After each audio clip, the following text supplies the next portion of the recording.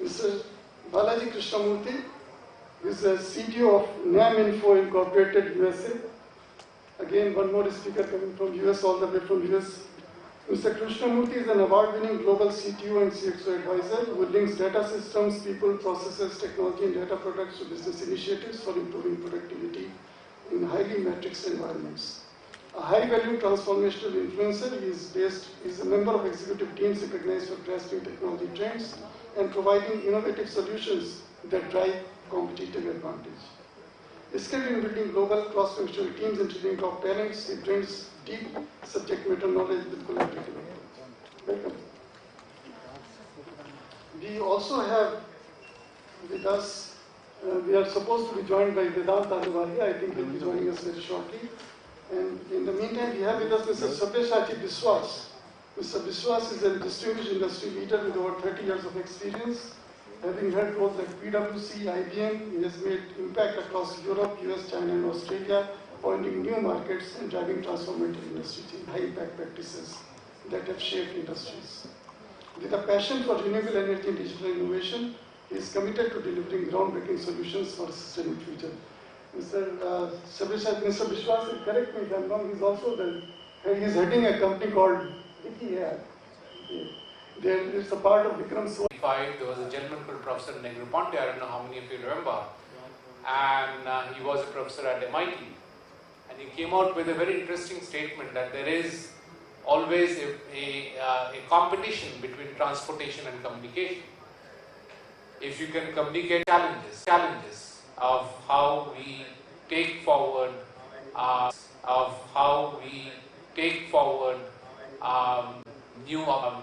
new operational models, so therefore new regulatory models are needed. So with that complexity in mind, let me start from you, Mr. Biswas, on what do you think are the boosters for AI, and I'll have similar questions for the rest of the panelists. To make it work. Now it's working. Boosters is the definition of what is normal. What was a wow a few years back is a normal today. From a user point of view, right? So what I mean is, when I open up something which I use, say I use a WhatsApp, I listen to or watch a YouTube, or I go to office and I ask for answers. Today, especially after November 22, when GenAI took off, I know the answers are at my fingertips. I'm not going to wait more than 30 seconds to get the answers. I expect that to come in WhatsApp, I expect that to come in my web, everything. So I think the biggest booster would be the expectation of people, and which is ever increasing, which is being driven by AI in day-to-day life, whether it's a working life or in personal life, right? That would be the biggest booster. And as I said, what used to wow me a few months back, I'm not quite wowed with that. So if someone else comes up with something better, I will go for it. It's the prevalence of data and the prevalence of compute. If you look at this room, if you switch on your Bluetooth, you will see probably 20 Bluetooths on, about 5-6 Wi-Fi's on. Everything is going back into some kind of a data center. So there is a deluge of data. Maybe some of it is usable, some of it is not. But more importantly, there is a massive amount of compute that has been unleashed, which then enables us to process it better and therefore generate the AI that we need to generate. And so, Balaji, over to you in terms of what you think is really driving AI, both in the world and in India. So, what I also think is actually AI is for all. It should not be limited to just data scientists. I think everybody should embrace AI, and it's a snowball effect, and use it as a camera. So there is no shortage of actually how innovative we can be with AI. Right? So the more innovative you get, the more you actually going to get answers. And these are some of the things that actually you see is enhancing your creativity with an AI. So lots of creativity to be done. Again, there's compute. Now we actually have the enablers of supercomputers, right? That allow us to process data faster, allow us to actually compute at a very fast pace than what we saw 20 years back. So there's a huge shift, and today AI is in our life, right? I think everybody in this room has used ChatGPT at least once or even more, right? We use this on our day-to-day lives, and there is going to be a scenario using this for our everyday life, right? Whether it's actually asking a question, writing a document, even doing a PowerPoint presentation, or even actually doing interviews, right? I think that's actually very common now. Interesting. So, quick question. How many of you have never used AI? Anyone? So that answers your question. Great. Moving to you, Naomi, since you work with the Defense Health Agency in the US, what is the application, or what's the drivers for AI from a healthcare perspective and from a defense perspective? Actually love that question because we've been looking at that a lot where I work, and I will say I use ChatGPT to break up with a guy. It was a great text, perfect text. So the way that we're approaching it is really looking at it from a civil rights, civil liberties perspective, because obviously the data that you put into AI is what you get out, right? And so creating an IPT or like an integrated project team to be able to include several entities within the structure. And what I mean by that is have an IT focus, have a cybersecurity focus, have again civil liberties, civil rights focus, have a privacy focus, and basically having a representative from there, and then identifying who's going to lead that group of people, that actual group of professionals, to be able to say, hey, yes, IT is important. We know that the privacy is incredibly important, particularly specifically working in the Department of Defense, but also the data and the legal aspects. But if you are not looking at it from a civil rights, a human perspective, you're going to miss a lot when it comes to technology. And when I was on the plane coming here, I saw this beautiful young lady. She probably could have been my grandmother, but she was definitely a young lady in my eyes. And I'm looking at her like we have to make sure that anything AI generated includes her. Right? It includes what she wants, what she goes through, how she would even approach some type of technology like that. And so I think if we look at it from the human aspect and include the IT part, include the data functions, then you're going to get a well-rounded perspective on the person. That's really from a healthcare perspective. Being able to look at the person, who they are, what they've gone through, their entire kind of ecosystem of their health. And then you drive the AI to match that.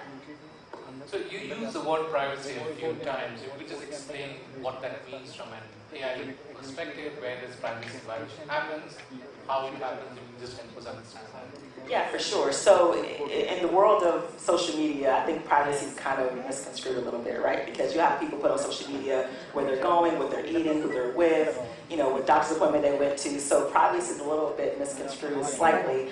But what I mean by that is not being able to hack into your iPhone or your Android, not being able to hack into your computer or even your health records. Because when you kind of cascade all of that data, then you can create a profile. We can even look at it from a generative AI perspective and kind of predict where maybe a outbreak's going to be, or perhaps maybe there's some history within your family of health challenges. And so the privacy is really so people are not able to take all your data and create a particular profile of you or weaponize it, right? I think it's important that we don't have avenues to do that, but I think we also have to look at it from a perspective of we as humans have to not allow for the privacy to spill out in social media.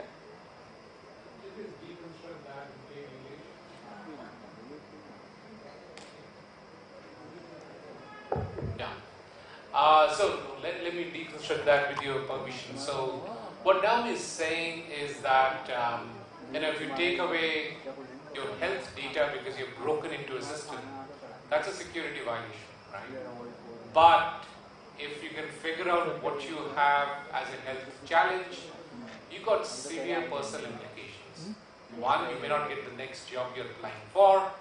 Second, your insurance bill will start going up.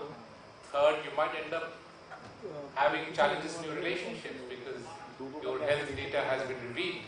And so that's the kind of challenge that Naomi is talking about. The second part she mentioned was triangulation and therefore finding personal information through triangulation. So you match somebody's eyes, you match where they stay in terms of GPS location, you match a few other things and you work backwards and you say, voila, this is Axel Angeli. And then you find out that all the data we're talking about, the fact that you can run a marathon in under 6 minutes, well, those are personally identified information that you then start figuring out. And that compromises people, and AI kind of accelerates that process, and therefore that's a challenge. And that brings me to you, Mr. Axel Angeli. Where do you think, what's boosting the adoption of AI in both the world, and since you come from Germany, what are the drivers in Germany? Interesting thing actually, the session is called Boosters and Careers. So when I talk about Germany, I would probably talk more about careers than about the boosters there. That's for entire Europe. A comment on the health privacy thing. Actually, there is another risk in the health privacy.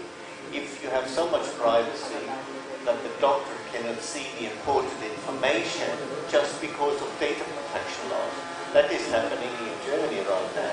So, if I did not tell that I give the permission and I'm in emergency, so I cannot give the permission, then the doctor cannot look into my electrical file. So that's all the things like this one. But when hello, that's the video. Wonderful. So okay. You can actually have some actually, because we're talking about what AI really is. And I'm very much into what we call cognitive industries. Cognitive, we use the word AI, that is Industries 4.0 in the way where we use what is nowadays called AI. I'm always very reluctant using the word artificial intelligence, because with artificial intelligence, as we have it nowadays, it is a lot artificial and very little intelligence. What AI nowadays does is it is fast. That was always the power of computer. When the computers became popular, the PCs, I all of a sudden could do a lot of computation that if I did it manually was not possible. Now with AI, I'm adding something. I add the ability to access data in real time across the world. That is why all these data lakes or data oceans are so important now. Example, if I search about what is in this cookie, I make some guess. I could, 20 years ago, I had to ask maybe my mother, my grandfather, and say, what do you think is there? Could I eat it? Could I not eat it? But now, you just make a photo of this one, send it to the Google, and you probably get already a lot of information about exactly these kind of cookies, where you get the ingredients and all this one. So that is the trick. That is the Jadus trick in terms of artificial intelligence. The magic trick. That artificial intelligence pretends to be intelligent, but it's only fast. And it gets information from everywhere. AI, because it crawls through the internet, it takes information real time from everywhere. It's different from our human intelligence. As I said, I could have asked my grandfather, but I cannot ask somebody in the US. I cannot ask Naomi, actually, what can you tell me 20 years ago? Okay, I could have written you a letter, and then 6 weeks later, maybe if I'm lucky, an answer came back. Now I send you a WhatsApp and you say, okay, look, I have something here, I sent you this photo. So this is a little bit the difference what we have there. And the AI, is it a buzzword? I wouldn't say it's a buzzword because it's already taking a big momentum. But you also need to understand that AI, as we use it today, goes back to the 1960s. There was several waves. 1960 was one, the 1980s, early 1980s, and now we're having the big the big wave. So you asked how it works. Let's give a very, very small example about machine learning. For those, when everybody talks about machine learning, very few other ones understand. Let's say I have an apple, I have an orange, I have a banana. What does the machine learning do? I make 1 million photos from the banana, from different bananas, 1 million different photos from the apple, 1 million different photos from my orange. And I store it in my database. The next thing is I put randomly apple, banana, orange on the table and let the camera guess what it is. That is what you do with children as well. The first thing is actually, okay, it says banana, but you say, no, it's an orange. It's fine. But after 10, 15 times teaching this one, the machine has already so many similarities because there is a big difference between a banana and an orange and an apple. So after 10, 15 teaching sessions, the machine is very, very clear in making the distinction. So that is all what machine learning is basically about. Of course, and I get more and more learning, and now we have machines who teach other machines. So there's a lot of things. ChatGPT, what is ChatGPT? ChatGPT is known as the big momentum in AI. Well, actually, ChatGPT is not artificial intelligence. The artificial intelligence lies behind, in the Google engine, for example, in the search engine. What does ChatGPT do? It sends out maybe a Google request, gets 1,000 results, and if you could done this manually, but if I have to scan 1,000 results, it takes me a full day, and then I have to write a summary. ChatGPT does the scanning in a couple of seconds, and after 1 minute it has written the summary. So the whole trick is, again, speed there. So, if you allow 1 minute for the barriers. I'm working also a lot with Africa, and I'm very much interested in the rural and remote areas in the world, also here in India. So we're talking not about Delhi, we are not talking about Hyderabad, Bangalore, all the Chennai, all these places where high-tech is very common. We talk about Manipur, we talk about Himachal, we talk about Darjeeling, all these places where you have a big barrier. You need internet, and in order to have internet, you need electricity. And in these places, and especially in Africa, it's even worse. Sometimes you only have electricity power for 6 or 8 hours in a day. So the rest of the day, you don't have power. Okay, I have a mobile phone, but the mobile phone will not work if my Wi-Fi router is not working, and the Wi-Fi router needs electricity. So that is a kind of the barrier, in addition to the bureaucracy that you find everywhere, making data protection, protecting things that the people sometimes do not even want to be protected. Okay, I stop for the moment. We talk more later.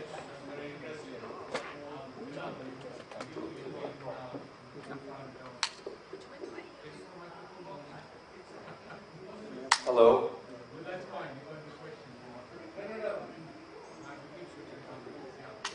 Doug, you have been working in the forefront of AI, and you've been contributing significantly to the developments within this country. Again, what's driving it? I'll come to the barriers later on, but what's driving the adoption of AI in this country and the rest of the world for that matter? So, like my colleague here mentioned, I think a lot of different factors are driving AI adoption. And I think one of the major factors is the need for a better, more efficient world, where there are a lot of problems that companies face in primitive methods, primitive ways that take very long to do, there are inaccuracies, wrong outcomes that come by, it becomes inefficient to do business. So what is very crucial and why the AI revolution is picking up and a lot of things are happening is because AI is now getting closer and closer to human-like intelligence, sentient intelligence, reasoning skills. A lot of things are coming by which were not there in the 1960s era and all that. Those were more logistic-based or function-based sort of approaches. So with that happening, AI has a method to learn on its own. Like he mentioned, that there are a lot of ways to learn, but how AI has started learning on its own is really changing the entire paradigm, because we have agents now, like self-driving car is an agent. that's able to drive on its own. That was impossible in primitive AI. So a lot of things are changing and reaching levels that it is mattering to people. They are able to see the difference, and of course ChatGPT led to an explosion. So ChatGPT, unlike Google search, if you just understand the difference in analogy, is an LLM. It's a model that has learned on the data, built some weights, so if you give a query, it gives you an answer. Google, you have to sit and use your mind and do all the search. So that transition, that transformation is something that's crucial. And just coming back to why AI is reaching all these places is because it started off as a challenge. Of course, one man led to the first AI model, Professor Andrew Ng from US. I was the first guy to make deep learning work. Before that, everyone said we'll make functions, we'll make ML, we'll make other things. But that never worked. Once these neural networks started working, that is what created a revolution. Now we can understand how planets work, how Mars actually changes over time, how the sun works, and a lot of areas which science had left us dark, we were able to now bring light to because of this very innovation and this very excellence that has come by into our lives. So it would be incorrect to think that AI will not really change the world. It has already changed so much. People that could never imagine a car going on its own can see that. People that could never imagine an AI to diagnose your diseases. And now with agents, AI can be a complete doctor, and especially for rural, the innovation is enormous.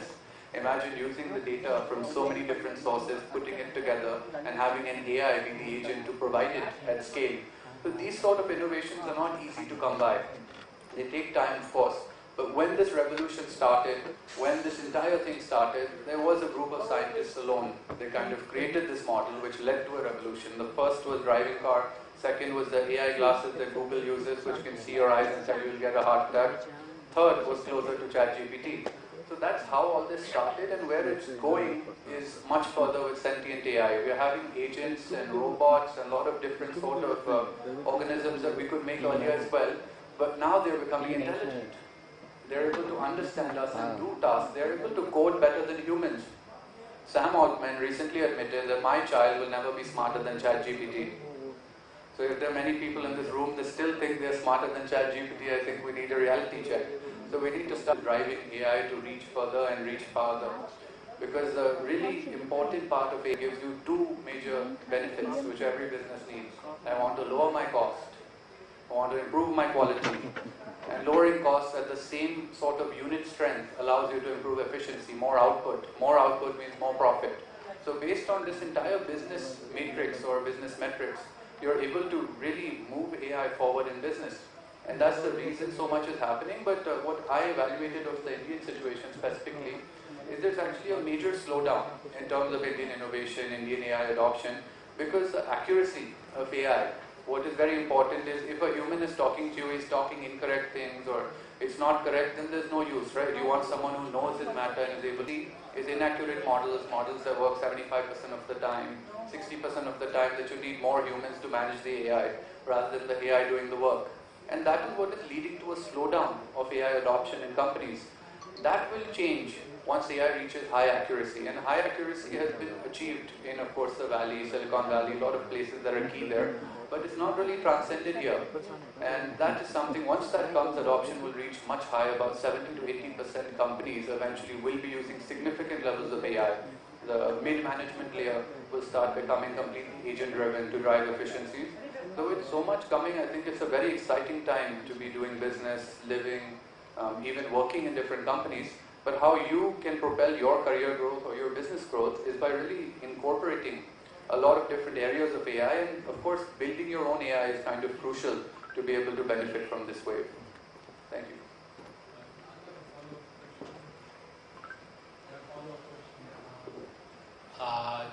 You talked about errors. Do you want to explain what is small language model versus large language model for people to understand that?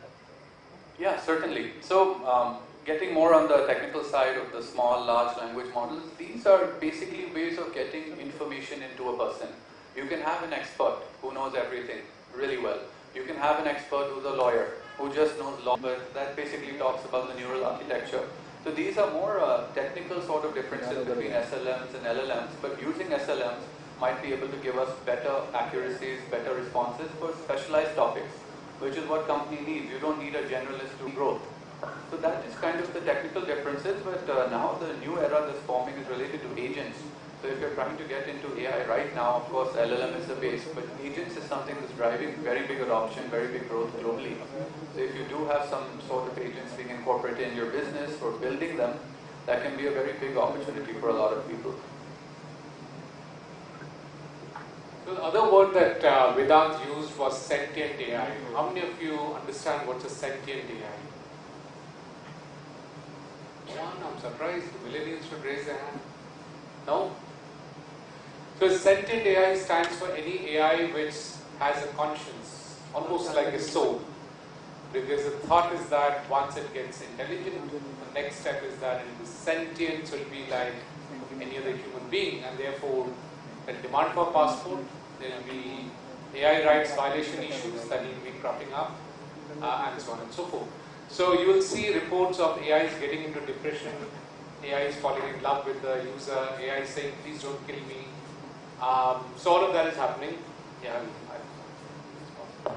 So those are other developments. Maybe in next year's conference we'll go deeper into that. By the time AI would have progressed much more. But let's move to the barriers part of car that again Vedant was talking about. How much of a car is a car and how much of it is a gadget? In terms of value add, about 60 to 70% of a new EV is more of a gadget than a vehicle per se. So tell me, should it be under Ministry of Road Transport and Highways or should it be under Ministry of Electronics and IT? Those are big policy issues, right? And there's a turf wars that go on.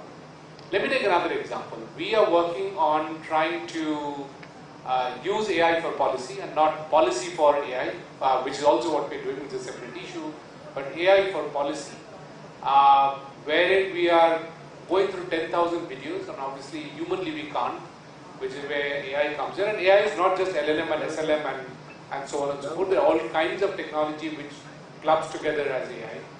And so we stitch them together, and we got one set of AI reading up or listening to 30 minutes of every video. We can't do more than 30 minutes because it takes up too much of compute. Challenges we face is YouTube thinks there is a denial of service attack and it keeps cutting off our API access. After that, what comes out,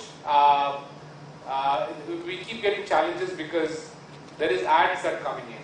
So we don't want to read that, we want to read everything else. And then when it comes out, then we transliterate it, turn it to text, and then do sentiment analysis to figure out which are the videos of interest, and so on. So every small little implementation takes a humongous amount of effort. So we haven't yet reached a place where it's easy to get data, where people say, oh, data exists, and we just plug it out and we start creating AI out of it and start using it. So, Sabyasachi, coming back to you, what are the challenges that you are seeing in AI? What are the barriers? It could be regulatory barrier, it could be people barrier, skills barrier. What are the set of barriers that you see? Yeah, so I'll start with what I'll call it, Vedant sort of answered that, which I think is a question. I'll put that, like the game of Jeopardy, he gave the answer, I'll give the question. See the accuracy, whether it's my personal use or my industry use, it's always the accuracy which is on the question, right? And more I use, more I'm concerned. I moved into solar industry 18 months back, and there is a tremendous amount of hunger, curiosity in this industry, not just in my company, to digitally transform themselves, and they want to really take the high-speed elevator because they are way behind as compared to many other industries. So obviously AI comes. And then there are very set questions. What is the price of solar cell? How is it fluctuating? Because, at least as an Indian, I can tell you 95% of the raw materials come from China. So there is a huge amount of uncertainty, unpredictability. I'm talking about the industry scenario I come from. So what do you do, or rather what do our executives do? They think that your AI can't answer. Give me this answer. They can't predict what's going to be the solar cell price. So they start asking questions to all the co-pilots and the ChatGPTs of the world and the metas of the world. They get different answers. So what do is they say that make one for me, which gives me the accurate answers. So I go and explain them what happens. These guys are large language models. They bring in trillion parameters, so on and so forth, and accuracy. So I work on a narrow set of data, which I know are accurate, I can trust on, put a boundary. It's an art terminology for solar, for example. Correct? So I think coming back to the barriers of it is, I would say the belief that I'm getting the right answers can actually stop people from using it or reduce the folks who are in AI like us need to address verticals, and it could be vertical for a day-to-day use in an industry or my personal use, right? So are they called small language models? I don't know if they were called. I call them vertical LLMs. Right, vertical language models. So that is the challenge. Think about that and make it specific for a use. Bring the belief back. Second is, of course, bureaucracy, right? Which I think, coming from Europe, he was the first person to talk about it, right? There's definitely data privacy, security should be respected above everything else, but to what extent? How much can you stop from hearing? You said, Naomi, that you as an individual, you are exposing yourselves to the rest of the world through your social media, which I think need to be addressed. Third, if I may take 30 seconds, please. Very interesting point you made, Rajit, that will it be in this ministry or that ministry or that ministry? I would say think of technology and AI as a horizontal cutting across all ministries, right? Think of a matrix organization structure like a company like IBM does. Right? Rejig the ministry structure. Bring AI everywhere. Right? The Ministry of AI and Technology should be a horizontal enabling everyone. Right? And which each of these ministries as verticals who are accountable for. These are some of the points I wanted to mention. Thanks.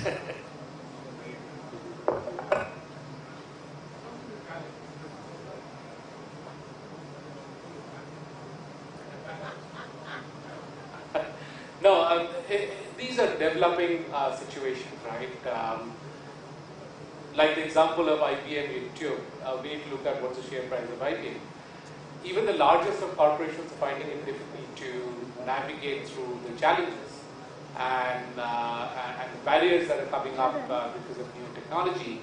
So I'll move to Balaji. What are your experiences in terms of the barriers to adoption? So the first thing is, our technology is moving so fast.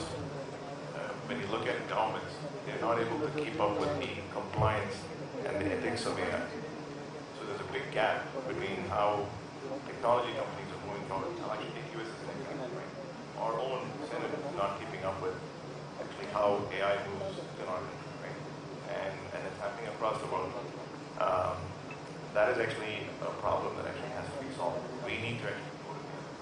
Because if you start using AI and it actually gets in the wrong way, you actually have a lot of issues that we have to solve. Right? That is a fundamental problem that we face today. And it's causing a lot of churn, within companies, within organizations. That's one. The second thing is, only 5% of the organizations in the world are data savvy. Not everybody is data savvy.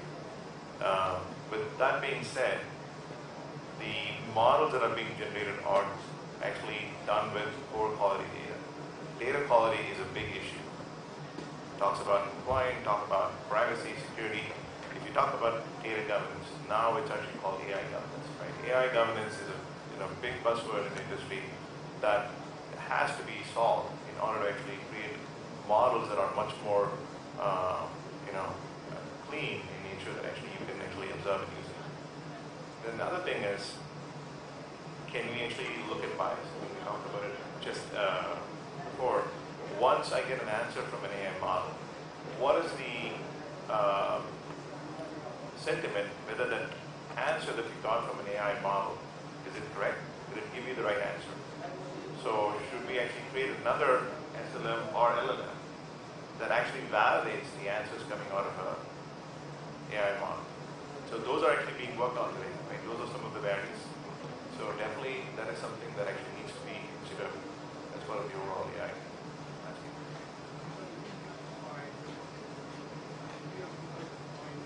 That you mentioned about bias.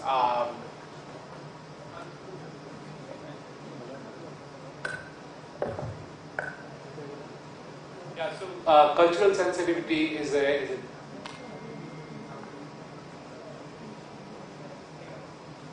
thank you. So take an example. Search for Durga Puja Saras on Shaptami, and you'll find a figure of the Durga Devi in a form that's not acceptable to most of us. And that's because of the bias that you mentioned. And that's because of cultural insensitivities coming in, because the data is not being picked up from India. The data is being picked up from elsewhere. And similarly, there are biases around, let's say, healthcare, because one of the big things about AI regulations and policies is that there should not be any bias. So let me take an example. I will take my own personal example. I used to end up twisting my foot. I used to live in Finland, and I would play squash, and I would end up twisting my ankle, and there would be internal bleeding and turn blue and so on. And the doctor would say, take some painkillers and be fine. Then I moved to Indonesia, same story. Moved to Hong Kong, same story. And I was told I have to get it operated. So I came back home and tell my mom that, I think I need to get my foot operated because I keep twisting it. He says, why don't you go to the local doctor? So I called him up and he says, before you come, just get your uric acid tested. And it was 5 times a normal. And when I walked into his office and he checked and he said, yeah, that's the problem, but also get your brother's uric acid checked. And both of them had high uric acid. That is the outcome of bias, because this gene pool has this issue, which is what a local doctor here knew. So it's a challenge, it's a fight between what bias we're talking about and what, at the end of the day, all of these learning algorithms are essentially clustering. They may be clustering in 1 trillion clusters, but it's still clustering. And therefore, even the policies are getting challenged. Is a bias-free AI is really what we're looking for? And whose bias we're talking about, from which lens we're talking about? Cultures which are not able to put enough of the data out there, they're going to get eliminated. How do the Javas live? How do the Southalis live? We will be mainstreaming so much that we'll lose out the smaller cultures out there, and AI is going to simply fast forward that. And that brings me to you now, because health is very critical, and as Vedanta also mentioned, there will be a large play that AI will have in healthcare. What do you think are the concerns? So, I as an IT PM, former IT PM, I think you can solve anything with IT, right? I really think that I'm a blue sky thinker.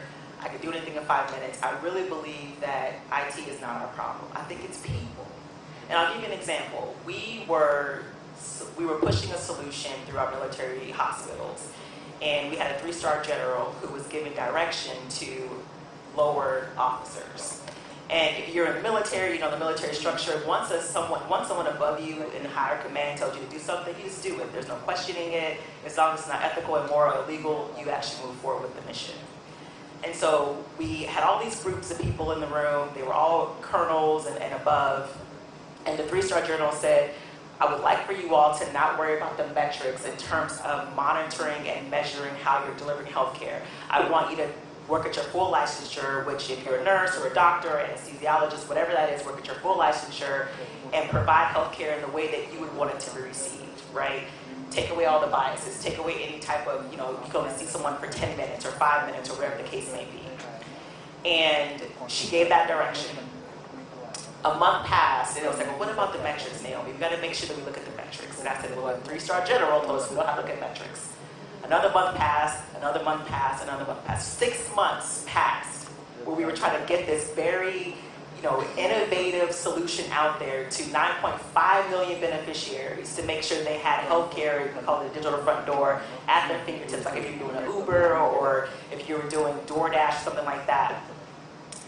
And for 6 months, we went around this loop-de-loop of, well, we need a memo. We need something, you talked about bureaucracy. We need something that says that I'm allowed to do this. It was a people problem. When a 3-star general came down and said, you should do this. You're going to do this. I'm directing you to do this. And it was, we couldn't get out of our own way. And we look at a policy from the tip of the triangle, which is really what policy is. And then we get to the bottom of the triangle, it's what we perceive policy to be, what we think things should be, or how we've always done things. And that's where we hinder ourselves, right? So from a healthcare perspective, it is more of the doctors and the clinicians and other people in administrative functions limiting the IT from moving forward because we're so used to things being a certain way, or we have to look at it in a particular section, like you talked about, the biases, right? If we look at every single person as they're the ones that matter the most when you're looking directly at them, then the bias doesn't apply, right? Because you're looking at that person. But we have to be the ones to change that. And I think that's one of the biggest barriers that we saw even within the structure of the military, as I mentioned, and also with just people not wanting to stop doing something that they've always done. We can change, right? We're such a bright species. You know, we went from, we built cars and, you know, we are out here, you know, planting all these different species of trees, and we're so much more intelligent than we allow ourselves to be because we're scared to move forward. And I think that's what's going to really hinder us. And if you don't have the right leader that has a growth mentality to be able to tell you, hey, the sky's your oyster, the world's your oyster, right? The sky's the limit. Do whatever you feel is going to be the most important thing to do as long as you're not harming people, doing anything illegal, doing anything immoral. Just figure out what it is, right? We can actually run AI in my mind. I think we can make it be the best thing the best technology that we've ever had. I think those last words of yours are the most scary because AI is mimicking us. And are we the smartest? I don't know. We did World War I, we didn't stop, we did World War II, we didn't stop, we did the Russia-Ukraine war. And we are not ethical, we are not legal. So I don't know what kind of some of us are, but some of us aren't. And I don't know where AI is picking up its moving strong. But no, I completely agree. I agree in principle, but you know, it just what you said highlights the need for guardrails and the regulations, and to make sure that we develop the right kind of solution, and the right kind has got multiple dimensions. For example, if you are creating AI which is massively power guzzling, it's going to have a deep impact on the environment. Let me give a little example. Google's new AI data center consumes a gigawatt of energy. How much is 1 gigawatt? Delhi consumes 7 gigawatt of energy. So it's 1/7 the power consumption of the entire city of Delhi, which is 25 million people, is consumed by one data center of Google, one new data center. Any idea of how much power does the human brain consume? Any guesses? Sorry? 20 watts? Roughly, so about 50 watts. Unless you're sleeping, it's 20 watts. But if you're thinking, it's about 50 watts. You're absolutely right. So 50 watts versus 1 gigawatt for doing something perhaps assumed to be similar. So that which brings me to you, Anjali, that Europe seems to be the first of the block in terms of putting regulations and making sure that hindrances are taken out, but regulations themselves are also hindrances. So how are you coping with it, and what's the learning from those experiences? That's a couple of very tough questions, actually. Okay, in terms of hindrances, especially brought in by laws, by legislation, but Naomi, so you're in a similar situation already when it comes to regulation there. But first of all, my personal opinion is that these kind of laws are made by the big majority of people who do not understand the technology. So we're back in this old fear of technology that we had 150 years ago when the first railway was put on the rails, that people said actually, oh, that will damage your body if you can drive faster than 30 kilometers, although they're probably sitting on a horse going 100 before. So the logic is not there, but it's the question is that you have to get the understanding, and I would have wished that the people who make the laws, the regulations, are done primarily by people who understand what is really the impact of what is in there. And now we have a lot of regulation that is stopping and blocking it. On the other side, Europe, of course, we are, when you look at it in terms of the Roman Empire, it's going to be in a certain kind of a decadency, so we want to have everything done and safe, and we do not want to take any risk. Everything has to be taken care of. Young children, when I was young, we went to school by foot, and what did we do? What they do now, they come with an SUV, and the mummies bring the children directly to the school. And I think more accidents are happened by kids being hit by some SUV from a mummy than the kid would have ever had harm there. So that is one thing.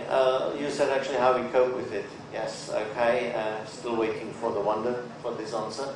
Because coping with this one, it is very, very difficult. Because bringing it into the mindset, stopping politicians, say, hey, we need to look in the future and then permanently put our own barriers in there.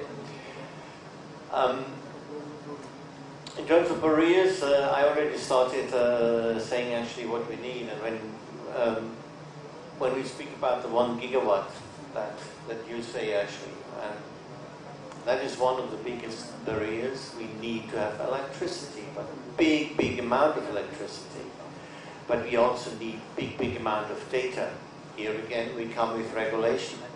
Other than the US, who has the Freedom of Information Act, and at least until recently, that you can access every data from government and use it. That is, nobody knows. Google Maps. Google did not invest trillions of dollars in making maps. It just stole the data from the CIA, because the data from the CIA, their satellite recordings, they are public. And Google put simply a simple user interface on top of it. But the data comes from public sources. In Europe, it's much more difficult. Europe, everything is somehow private. Getting good data access is really a challenge. But it's not only about the publicly available data. Also the companies. Companies are very, very, very restrictive when it's say, oh, should I really give you my data? I said, yeah, I will learn from it. Oh no, but it's private data. Say, well, even if it's private data, the AI is not interested in the data of one company. They are interested in data 1,000, 10,000 companies what I like. And that is how they can make the patterns, the inference of the data. But again, we need data. We need to encourage governments to get us more freedom of information.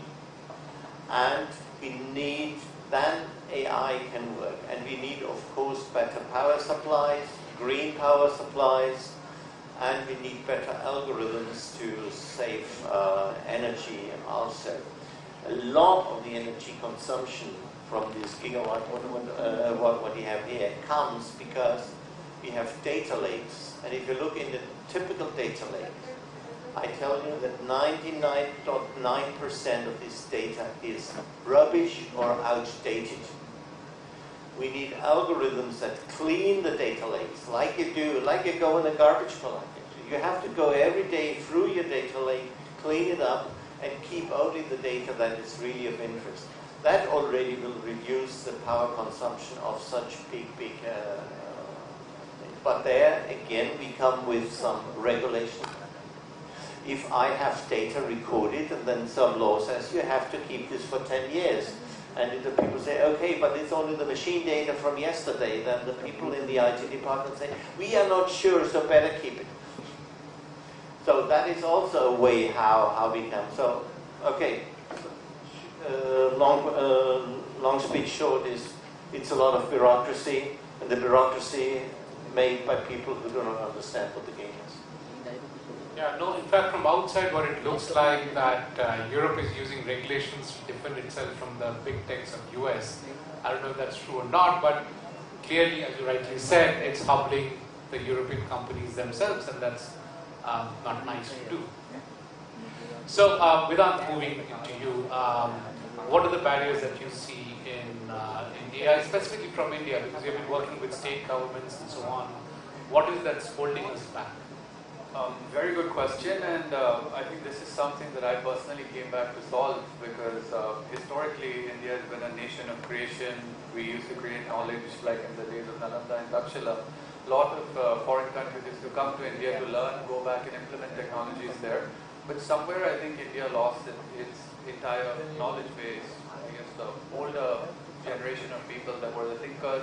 And now it has a whole different sort of facet and environment here. So after we studied the environment deeply, I think a couple of problems that I found very unique, different from what everyone else mentioned, is I think knowledge is a fundamental problem.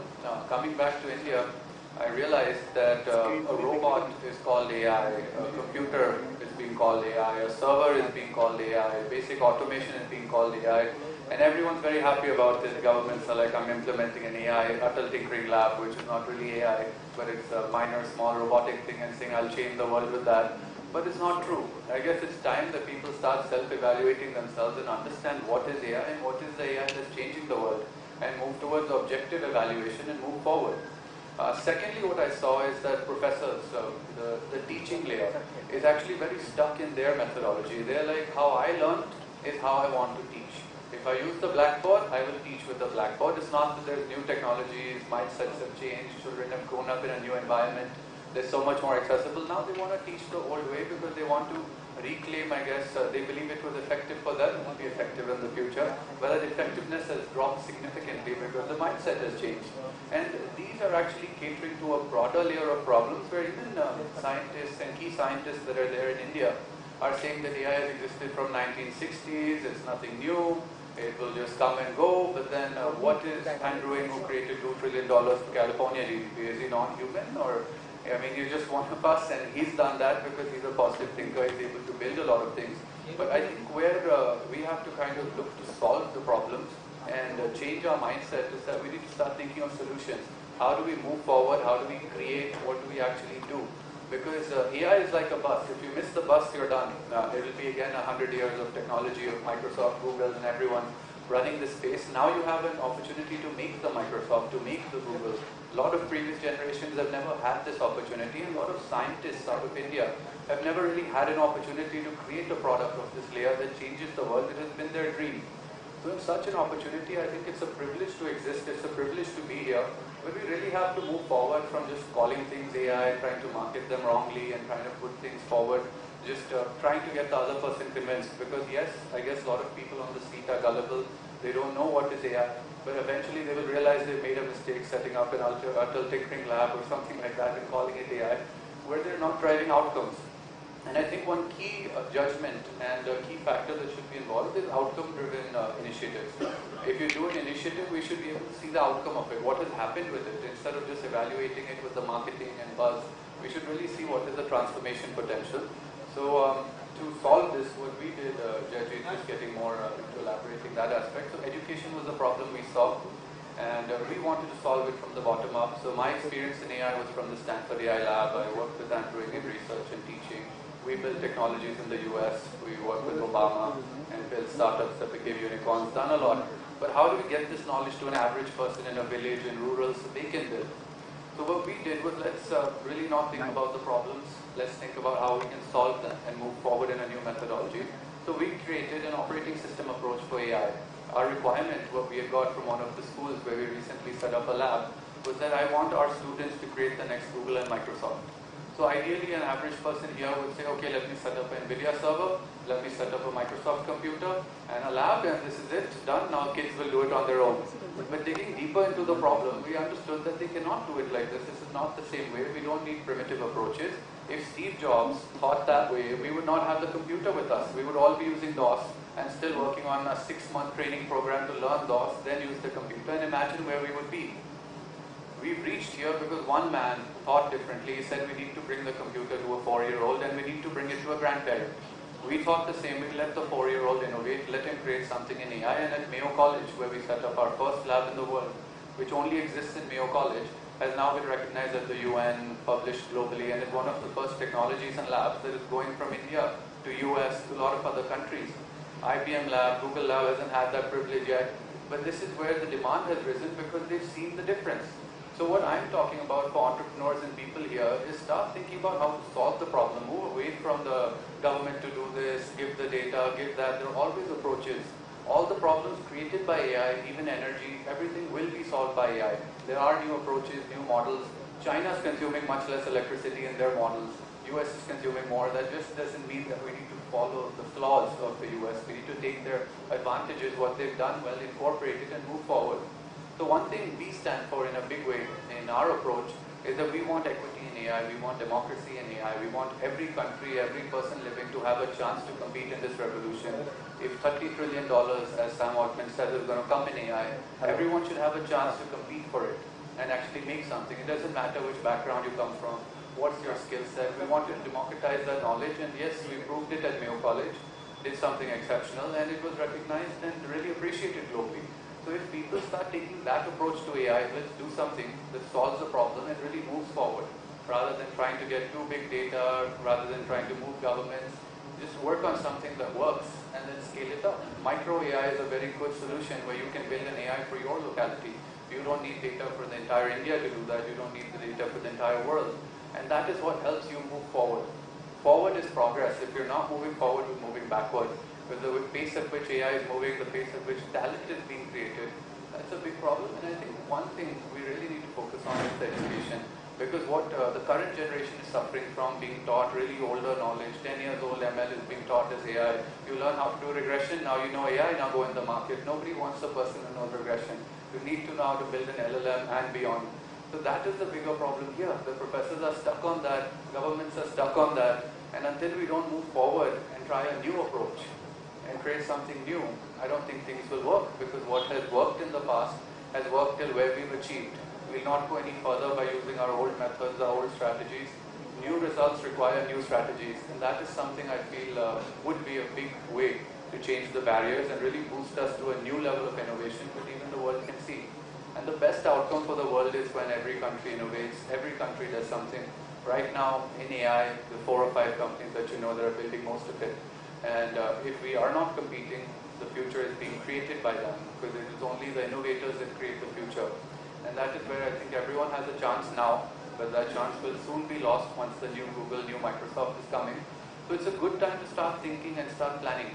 How do you really participate in this? Because without AI, there's no future. AI will be a cheaper, better quality product in your business. And once it's there in your business, you won't really be able to compete. And a lot of places, even in Jamaica where we had gone to meet the Prime Minister's office, we were able to discuss with him and explain him that if you try to make sales assistance as your entire country's business, it will not work. The customer service business is going to end with AI, and it has almost reached its end, where customer service agent calls in AI are happening so seamlessly. So your planning has to be AI related as a business, as a country, and really move forward in a direction where you can champion the change. Thank you. I hope that. No, I think wonderful, Vedant. I think a lot of takeaways from what you said, and let me pick up some of them and amplify. On the power issue, the Americans came out with the car, but the Japanese made it far more fuel efficient, right? And that continues. AI is work in progress, and yes, we have the hallucination problem, and we've got all of the problems in terms of inaccuracies, but people are using it massively already, so we don't need to wait for it to become the best solution possible. I mean, my company, the work that analysts used to do for creating the first cut of a report, we get that done in the first day itself because ChatGPT generates that. And then people step in to start working on it. So 50-60% of the effort, which is just to start up, goes off, and that's humongous. There are many such changes and modifications that are happening, and again, borrowing from Vedant, we don't need to wait for the absolute best to happen. There is many dimensions to it, and you cannot have one single solution solving. You'll have to stitch multiple solutions together. I used to be a puritanical in academics, where I would say AI is only what comes from the neural network algorithm. In those days there was no LLM. But the academic world is already reconciled to saying, well, everything, including expert systems, which is a bunch of if-then rules, is also AI. be reconciled with that, and it doesn't really matter. The fact that there is a large set of new sets of technologies coming in, and it's about time to pull up our socks and start using it, rather than coming back and saying, oh, we lost the bus again, which has become a bad habit that we have here. So with that, I'll start again from you, Vedant, and then we'll go the other way around because we're running out of time. Is that what do you suggest for India to do in order to contribute significantly more to the development of AI? Very good question. I think from an India perspective, from a person perspective, government perspective, in all the layers, firstly, it is not, you're not going to be a leader if you follow. You've already lost the race if you follow. I know government strategy is to say, NVIDIA, come to India, set up your office here and set up your plant here, make us a better chip than you're making in US. No one will do that. That's not common sense, and businesses don't do that. You have to start to innovate. It is not that difficult to make a chip. You just have to say you can do it, and that is the day you start doing it. Maybe it's done in 6 months, maybe it's done in 1 year, but I firmly feel rather than just following protocols that have general acceptance, we should start challenging the status, challenging the companies and saying, why don't we build it? And of course we have Make in India, we have startups in India, but how many real startups in India can stand and say, I'm doing better than OpenAI, I'm doing better than SpaceX? And I think there will be a day when people start believing in themselves, the professor community and IITs and all, can start believing in themselves and start really competing on many fronts. I've gone to IIT, we've interacted with a lot of professors there. When I tell them, in your entire semiconductor mission, don't do anything, just make a chip better than NVIDIA, that will take us all as a country very far. They are not having that confidence. I think that confidence was lost at a certain stage. Of course, I had that confidence because I worked in the lab myself, did a lot of things, contributed. But I think what government should look to do is really start rewarding innovation and start ideating and taking people forward to create new technologies, not follow. And one example is of Obama. In 2012-14, we were working on nanotechnology. Now nanotechnology is coming. Google is saying we have nanobots that can create immortality. The chips are getting smaller with nanotech.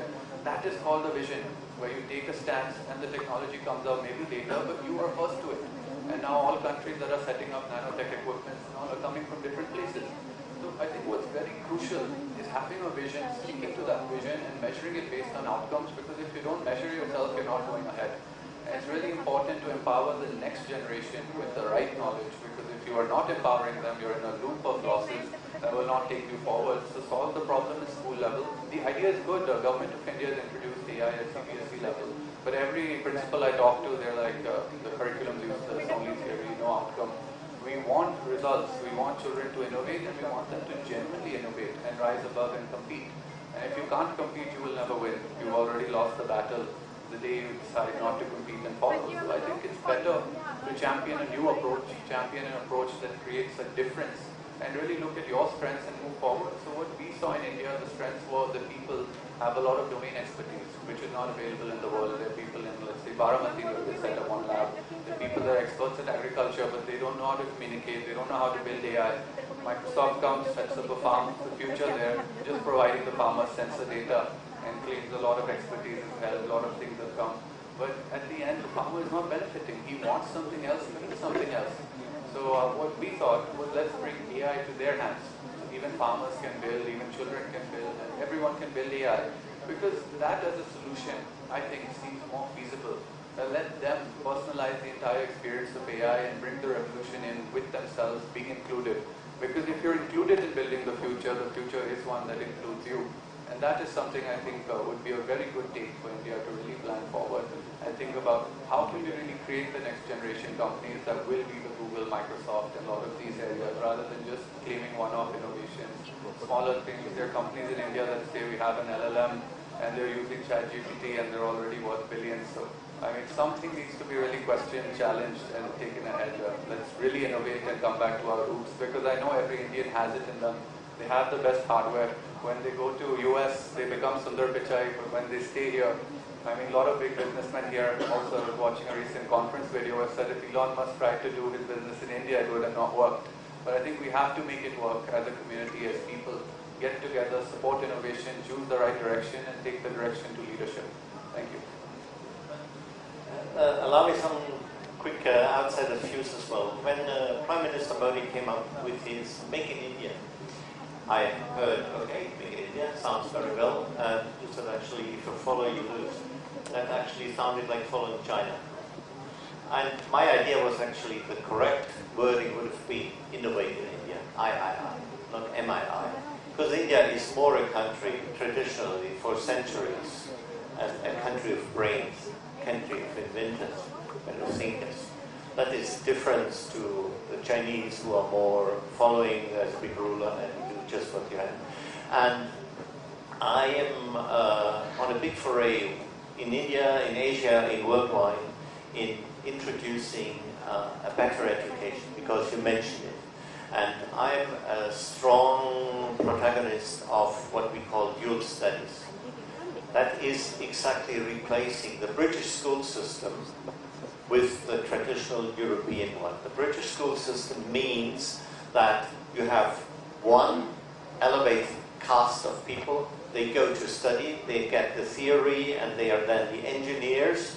And when it comes to work, especially on the farm, then they say, okay, now I need 3 or 4 people who do the real work. Now I need 3 or 4 people who do the real work.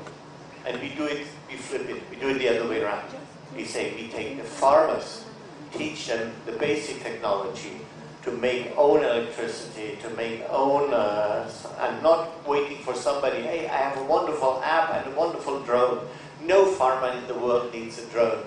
This is nonsense. You have to work on the ground. Not even a bird is eating when it's flying. It's sitting on its branch. So you need land-bound robots, all these kind of things. Just an example. I don't want to waste the time too much. No, I think that's very, very useful. So let me amplify what you said, Mr. Angeli, is that I'm on the board of a few companies and tech companies. And the question that always comes up, how do we implement AI and why should I implement AI?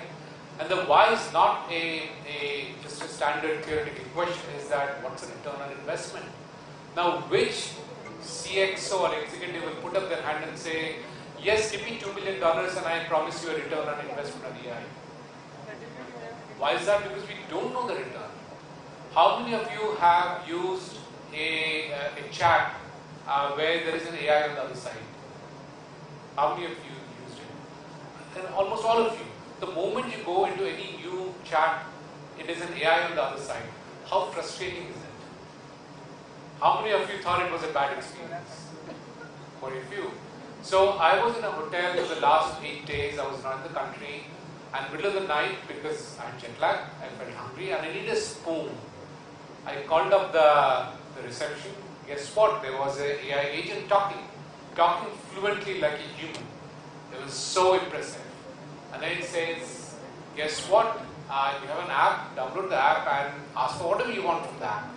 Great. So I went to the second step.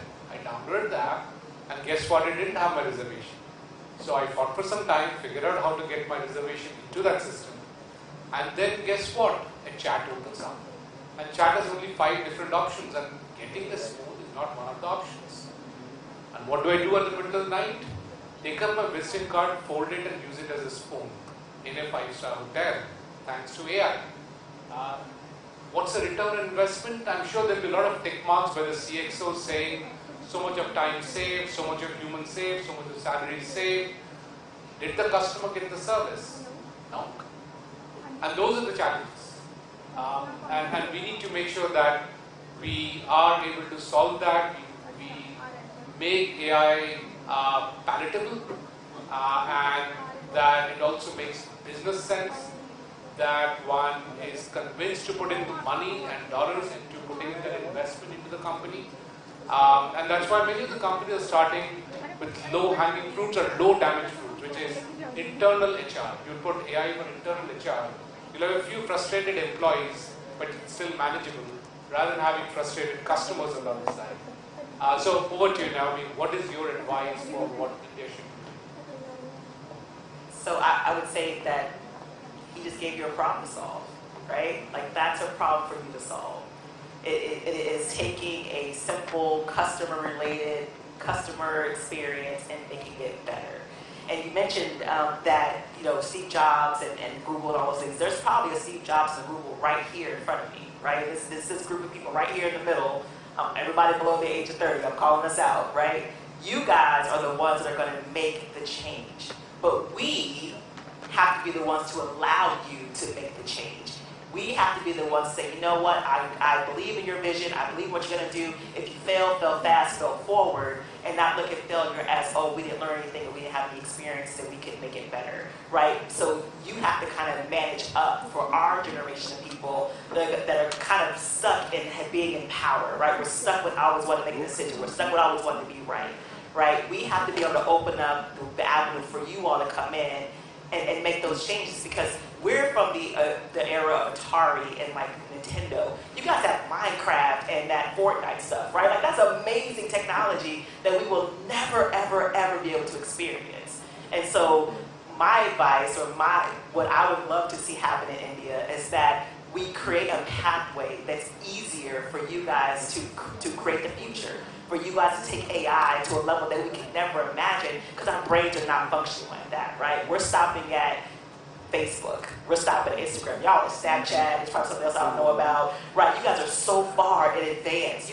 My niece, when she calls me, she just say, hey, Mom, can I call Auntie Nene? She doesn't do this. She says, hey, Mom, can I call Auntie Nene? Because all she knows is FaceTime. That's it. She's 5. So her brain is already far more advanced than mine will ever be.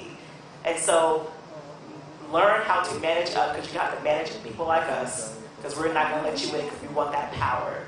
But keep pushing and keep being persistent, because the solution, the innovation that the world needs is right here in this room.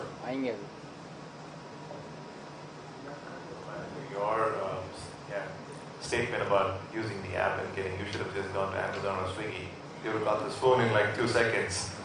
You would have got this phone in no time, right?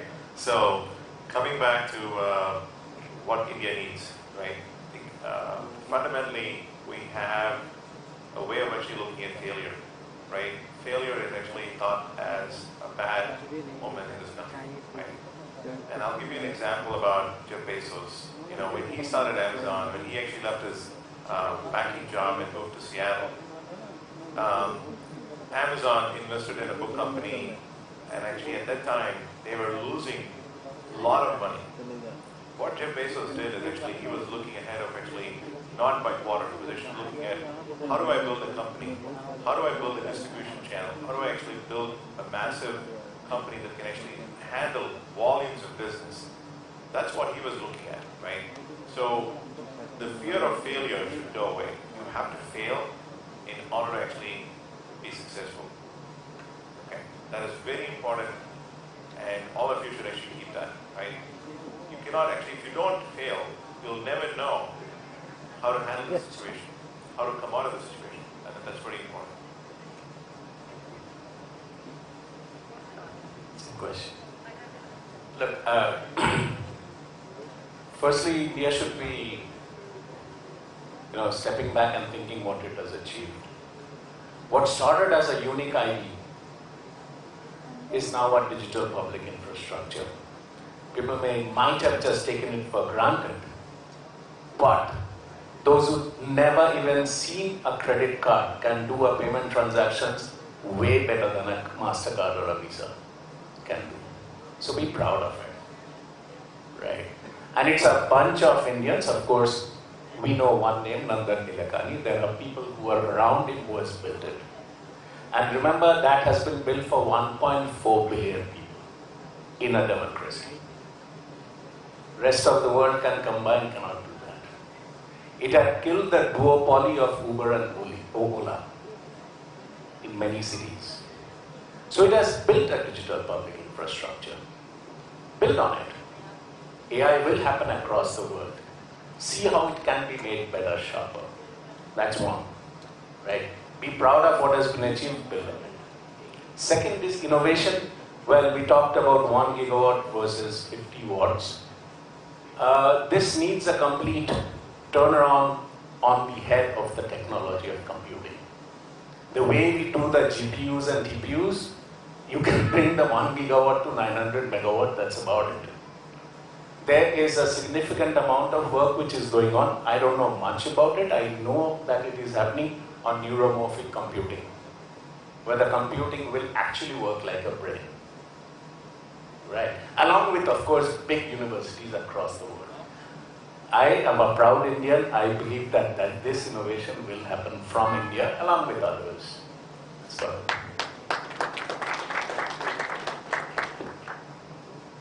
Thank you so much.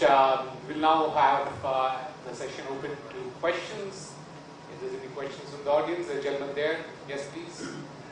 Can somebody give him a microphone? Well, yes, but I think they might be recording it. Maybe you can take one of these microphones and give it to him.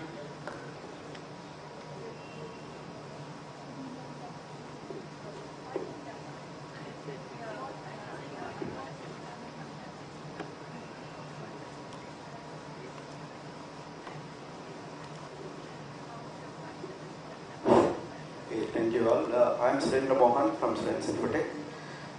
We are having some problem when we are going to the industries and apply automation or AI for maybe for SAP automations or industrial automations. The question always we used to get is how much accuracy are we going to get, and how do we accept that the results are accurate? So testing the results and percentage of automation. So we are giving some vague numbers, 80%, 85%, 70, 90. So we don't have any base and we are not able to judge. When I heard of your situation for Spoon, I don't know, maybe it was a mistake from the developers or they could not think of that scenario. Okay, and so they may not be able to serve, or how AI can understand that. Okay, coming back to my question. Based on your experience, how you are giving a percentage, how much accuracy we are getting. And the second one is, I think Balaji might have, I think you were saying about testing LLMs. Yeah. So one small example was when we were testing one translation, one AI solution gave us, it was supposed to be a bread bakery, but it has given us bread bag. Another one we have tried, it said bread is bag. Both are incorrect. Okay. So what is your experience of testing AI? Thank you. Okay, I will answer your first question actually about the accuracy and this one. Give me one, AI, when it became popular, we had different worlds of the two worlds of informatics. The one was that we called deterministic computing. That is when you do accounting, you have 100,000 numbers and you build the sum of the total of it. That is deterministic. AI, another word for that, was called fuzzy computing. That means exactly that you always have an uncertainty with everything what you do. But what your problem is, if I understand it right, is you get machine data and you cannot rely and trust the machine data because there could be some uncertainty in there. And here is where mathematics helps. Bernoulli's law of great numbers says you just have to make enough samples of the same kind, then the median and the average that you build is very, very deterministic. So here I would say, just if you have this problem, speak to a statistical expert, to people from a mathematician who is a statistical expert. He will give you an individual solution exactly for the problem that you do. Mathematics is helping you to get at least feelingly deterministic answer. And it tells you also what parameters you have to adjust to not going into an uncertainty.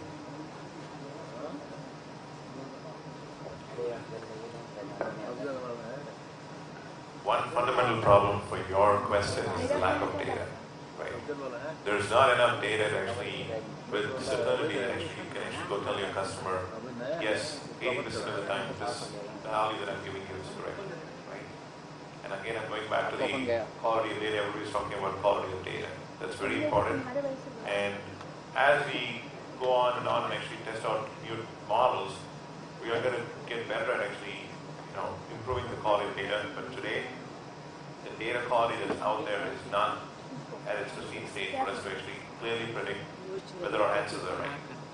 We are making guesses, and actually that's the reality.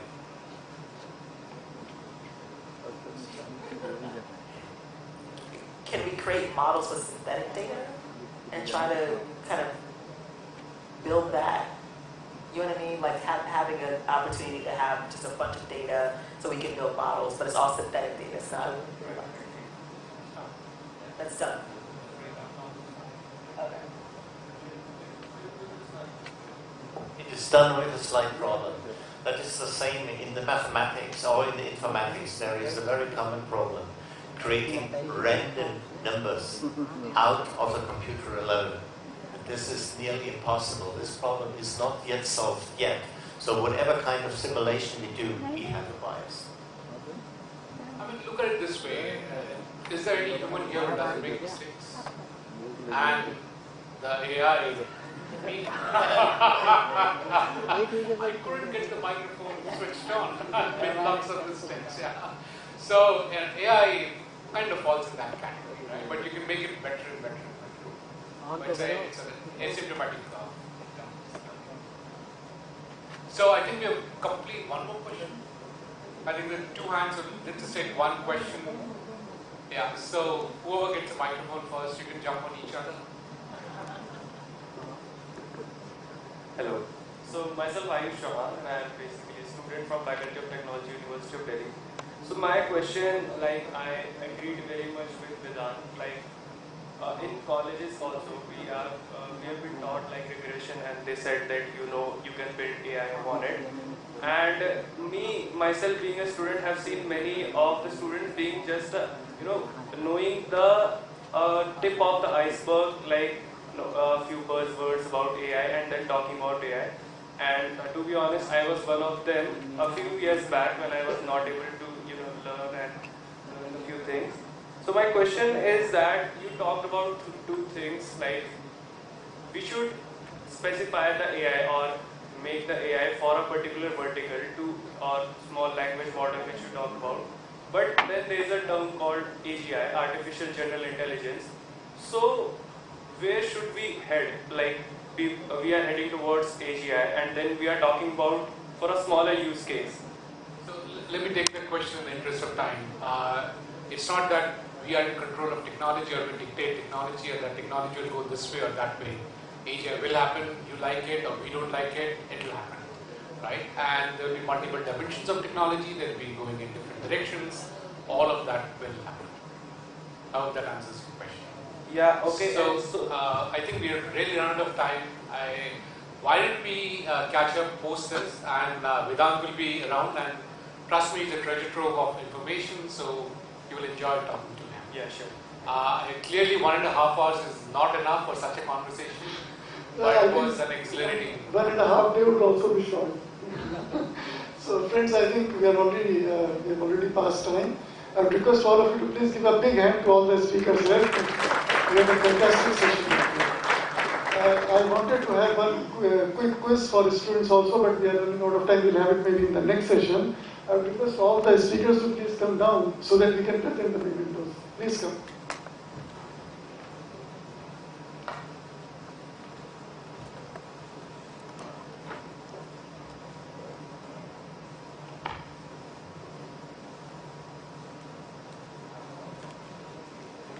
Alright, so the first memento is being presented to Dr. Jayajit Bhattacharya, President, Center for Digital Economy Policy Research.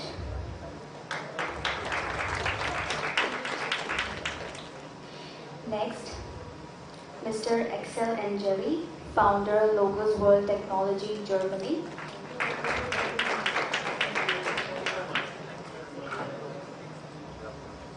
Next, we have Mr. Vedant Ahluwalia, Chief Executive Officer, DataWeave Technologies.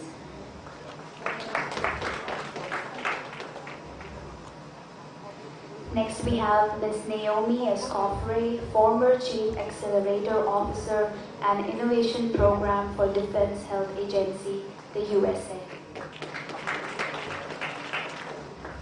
Next, we have Mr. Sabyasachi Biswas, CEO, Wiki.ai.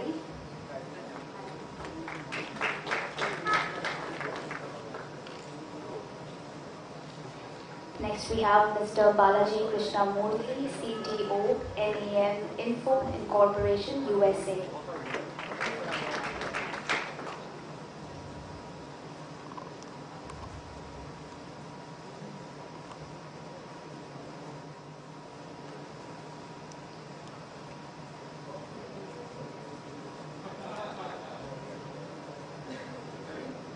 We'll break for a quick lunch and we'll get back by 1:45. All of you, please.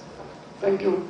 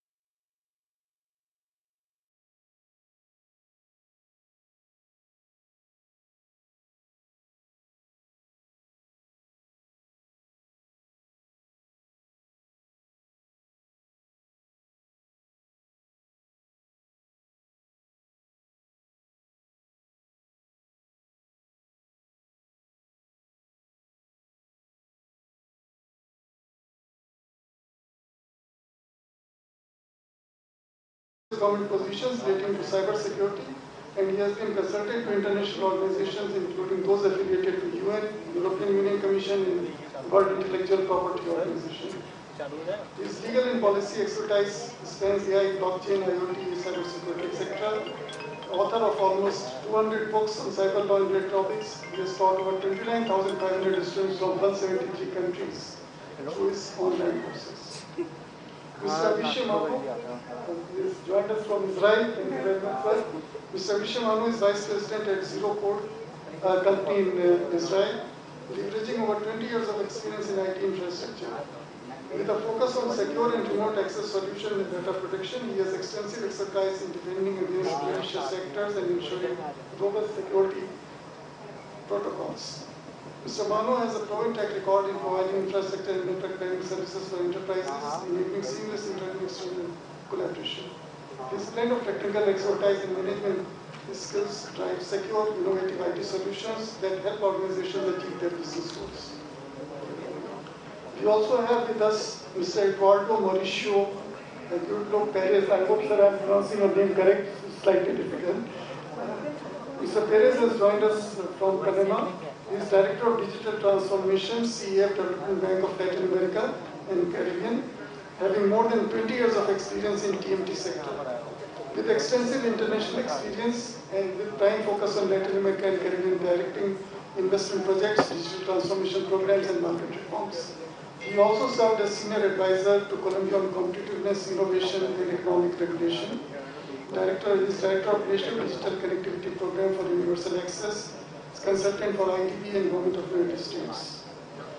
Colonel Surinder Rohila, sir, thank you very much for joining.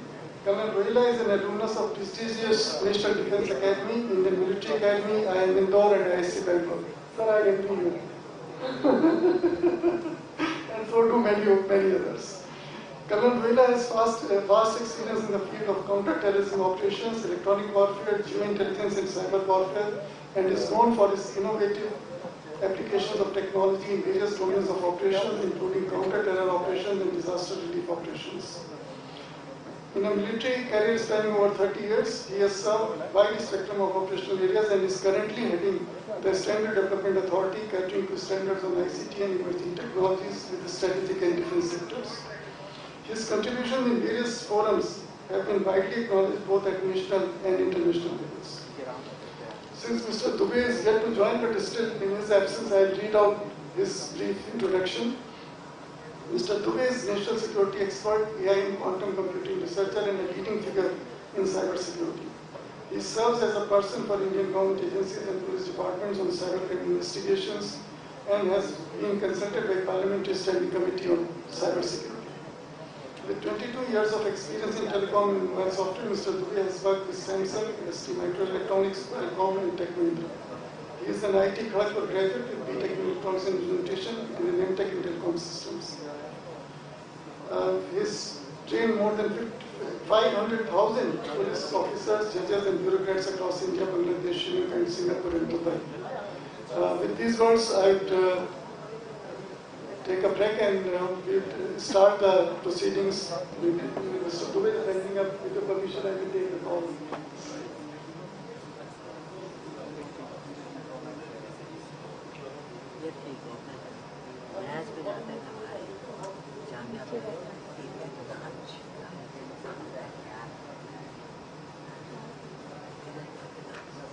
Mr. Dubey is just right at the ground floor. We will wait 1 more minute for him. In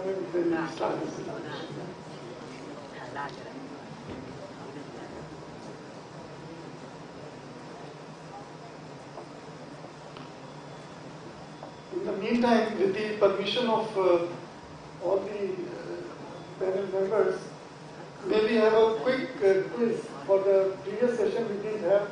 Since we have time, we'll have just one quick question. And this one is largely for students. Others may also join, but this is mainly directed at students. And there is a prize for it, whosoever gets the correct answer.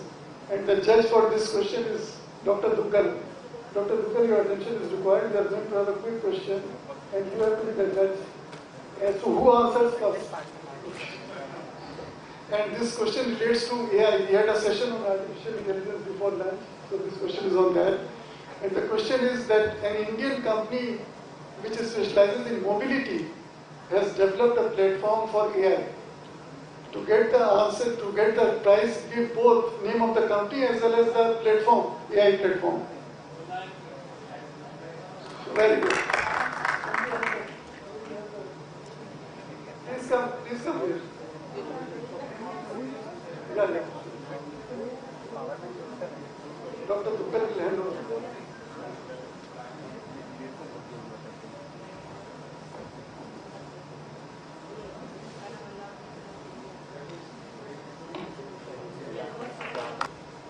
Okay.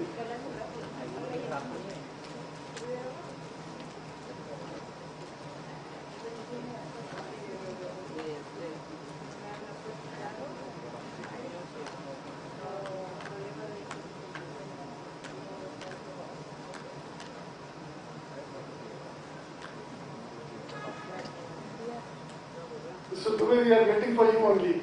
The stage is set.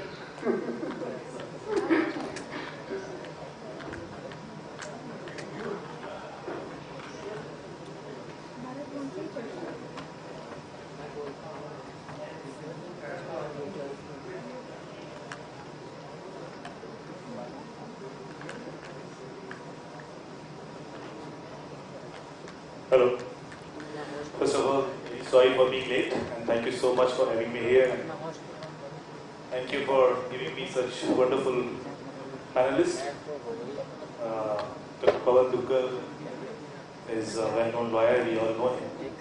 He has been contributing to cybersecurity since many, many years, and he is our inspiration.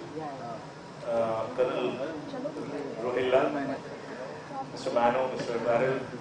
See of last 20 years in history, when ChatGPT was released, 1 week before that we had Fraud GPT in dark web and Bomb GPT after 1 week.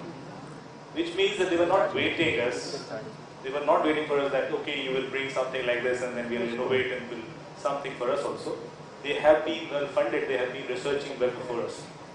Similarly for quantum, when we talk about quantum threats, I know that the first user of any such quantum computer would be some criminal, some adversary who will make an attack and then only will become conscious enough about quantum computers.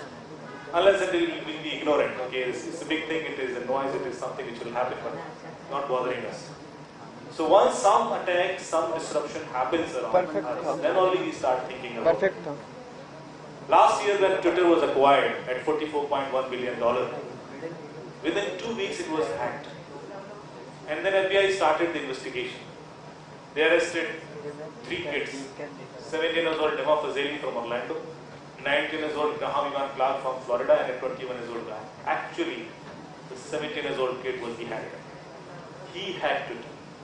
Now we can't assume that Twitter was not using antivirus, that's why they were hacking it. Or firewalls, or routers, or gateways, or intrusion prevention system, or intrusion detection system, or endpoint protection system, data leak prevention system, security operations center, AI-based provisions. They had everything. And it was protected by best brains in the industry from Stanford, MITs, and IITs. Despite of that, they were hacked. And they were hacked by a 17-year-old kid who was not even going to college. And this was not the first time. If you do a little Google search, you will find top 10 hackers in the world from Kevin Pattik to Jonathan. Guys who have hacked lots of banks and research agencies around. When they did so, they were 15, 16 or 17 years of age. That shows that we have mistaken security. We have not understood security well. Today, if I ask you to make something secure, you always refer books, references, tables, and then you start implementing it. But criminals, they don't refer any such things. If I can tell you there are 12 methods to steal OTPs, I have not learned any one method from any book or from any paper. I got all these learning from kids, from schools, colleges. So today when I go and speak in schools, and these are those schools where kids will not have any laptop or any such high-end gadget. They might be having just mobile phone, that too, of their parents. When I ask them, did you hack something in India? 30 to 40% kids, they raise their hands that yes, we have hacked. Okay, what did you hack? Wi-Fi. How did you hack?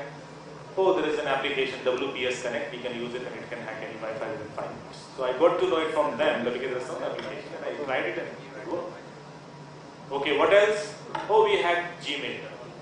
Okay, how did you hack it? Oh, we stole OTPs. We can steal OTPs easily because there is call merging technique and call forwarding techniques. All these techniques we got to know from them. So today, with my co-panelist, I am going to deep dive in this area to understand the threats, the kind of innovations with AI and quantum and all these new technologies, and the opportunities for all of us. Because whenever there is a threat, there is an opportunity. I start my question from Dr. Pawan Duggal because he knows all these legalities around us. And though we have some DPDP in place, but it's not executed, implemented yet. So how do you think that what kind of new age threat we can expect in the next 5 years with AI inclusion or quantum? Thanks, Amit. I believe we have to be prepared for a new mind game change. Traditional security is dead and gone. Perimeter security is rolling itself in the grave. With quantum computing coming in, and the combination of quantum and AI coming in, we have a bigger problem than we have ever anticipated. AI is good to play as a tool, but when it gets harnessed in the destructive manner by cyber criminals, AI is the best guide to give them new innovative ways of how to breach technology. So, for example, for your use Ghost GPT, you realize that you are now have the ability to go ahead and publish or author any kind of disruptive or malicious programming at the drop of a command. Now these malicious programs are either those which are known to humanity or even those which are not yet known to humanity. And with cyber criminals, more and more, shall I say, experimenting with these newly emerging kind of paradigms. It's a different ballgame altogether. And while everybody is engulfed into this AI wave and the frenzy, people have forgotten about cybersecurity, including the fact that AI itself becomes a subject of a cybersecurity breach. Today, breaching an AI is also child's play. Powering AI to breach another AI system is also something that's very much on the horizon. But when I'm going to combine the power of artificial intelligence with quantum computing, I'm opening up endless possibilities, new threats, new programs, new kind of challenges that we have not yet been braced up to. For example, today the 50-qubit quantum computer is already on. If I was to power the 50-qubit quantum computing with the latest advancements of AI, I'm sure we would come up with far more new trends and threats that have not yet been envisaged yet. Hence, I think the clock has to start from zero. We have to unlearn what we have learned. We have to relearn because we have to come up with new strategies on how to protect cybersecurity. And there will be two kinds of strategies. One, a technical strategy. Yes, technology, cyber criminals are riding the same herd of lions which are running, except they are riding the lion which is ahead of the herd. But we are on the last line. So already there's a gap between the cyber criminals and us as of now. But then the first line in the herd is running at a far bigger speed than the last line. Therefore, not only do we have to cover the differential, we also have to anticipate how these calibration strategies will be taken care of by cyber criminals who are riding the first wave.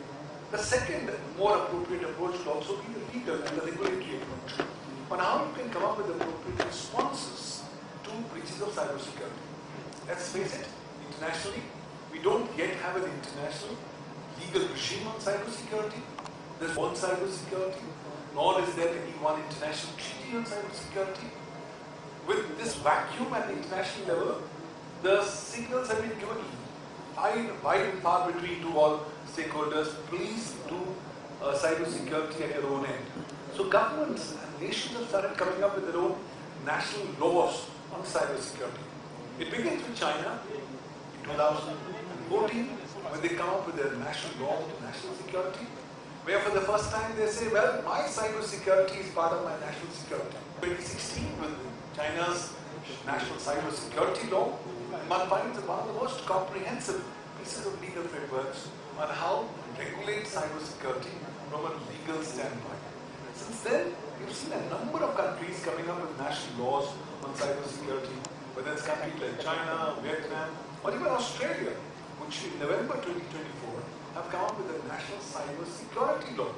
And mind you, while all this is happening, the breach notification, the focus is now shifted to notification for breach notification. The focus is now shifted to notification for ransomware payments. Right now, look at the latest cyber security law in Australia. It says, I'm not making it mandatory that you must report every cyber security breach that you come to know about. I'm now making it mandatory that you must report every payment that you made for a ransomware attack. Because that's going to help me understand where is the loopholes and how can we actually bridge those particular loopholes. Because there are stringent pieces of data breach notification laws. For example, we have Information Technology Directions 2022, which say once you come to know of a cyber security breach, you must mandatorily report it within 6 hours of coming to know about it. Reporting of cyber security breaches levels. So in a scenario like this, I think we need to have new legal approaches to deal with cyber security. Ransomware attacks are left, right and center. It's now cyber security breaches powered by AI and quantum, which is now the new trend on the horizon. And I think technical, legal, policy, and administrative approaches will have to go ahead and deal with this scenario. More so with coming of AI, you have a bigger problem. More so with coming of AI, you have a bigger problem. Incidentally, I met the other day somebody who said, I'm running a small enterprise. And I said, where are you from? And he said, I'm from a small place called Noon, which is about 90 kilometers from there. Incidentally, Noon has now become the cyber capital in the country. And I said, okay, what kind of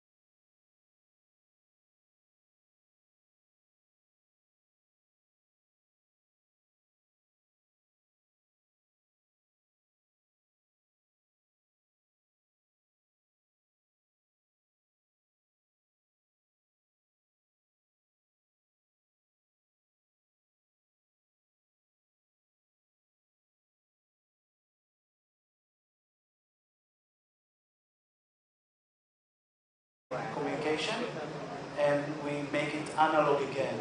So by breaking the digital chain into analog chain and then encapsulating it with digital communication, we enable the pass-through of the human interface from wherever you go without the need for that chain to be encrypted or that chain to be it's not digital, so you can't read it. So just to make everybody simple, that you can decrypt digital information, but you can't decrypt analog information. So that's something they are taking advantage of. Exactly, and we can do that. And while we do that, we also monitor before we break down the digital to analog. We also monitor the activity, so we can identify malicious interactions and break that down. We can raise alerts, of course, and get it on screen in real time. So you can see whatever the user is doing in real time. If you what the user is doing in real time, if you require. And that's what you are taking advantage of, because if you could do the things in analog domain, probably that would be much more safer and secure. And with that, I also see one more threat that usually people come to me that somebody has stolen my information. Some ex-employee has joined my computer company and they have taken my information. And we are not using any DLP solution, so we don't have any logs also that what he has access probably. In that situation, how do you suggest we can help these organizations with zero code, especially the insider threat? I'm just referring to insider threats when people are changing jobs and they are stealing information and helping computers. Well, I think there are many threats, and the inside threat is one of the toughest one, yes, to address, because that's human, and actually it's a privileged human probably. What Zero Port allows you, because of the way our solution works, is that there's no data at the edge. Okay. Because you are able to connect to the core, to your on-prem environment, data is left in the premise. So once the user logs out, he has zero availability of data, and you are 100% sure that there's no data residue even, because we also have an edge solution. What if he captures an image from another mobile phone or records a video of that information at that time? So can we stop that? Actually, yes. We're actually working on development.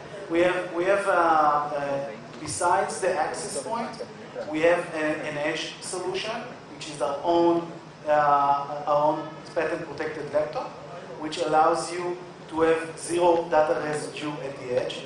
There's no CPU, nothing made in China, everything is made in Israel, and no hard drive, so no residue chances. And we're also working on solutions. It's an integration, I must admit, but there is a company that is working on ability to capture the screen, because what they do, they change the hertz levels, if I understand the patent correctly, but they change the hertz level in the image projection on the screen, so no camera can actually capture the screen itself. So by ensuring the edge is uncompromised, zero compromises, because no CPU, no hard drive, no ability to multi-factor authentication, so no ability to for identity theft. And in our case, we also lock a user to a specific hardware. So even if the identity is being stolen, there's no way for the identity to be used on unauthorized hardware. So eventually you have full coverage for core and edge without digital transfer. And that's the important part. There's no data transfer between the core and the edge. Wonderful, wonderful. I think these are the innovations that we require to counter the futuristic cyber threats. Thank you so much, Mr. Mano, and I'll move to Mr. Paris. Mr. Paresh, you represent a bank, and I think banks are most vulnerable because of any such upcoming threat with quantum or AI. How are you preparing yourself against such kind of futuristic threat, especially through quantum computers or AI-driven? Thank you for the question. Let me clarify that I represent a development bank, not a commercial or private one.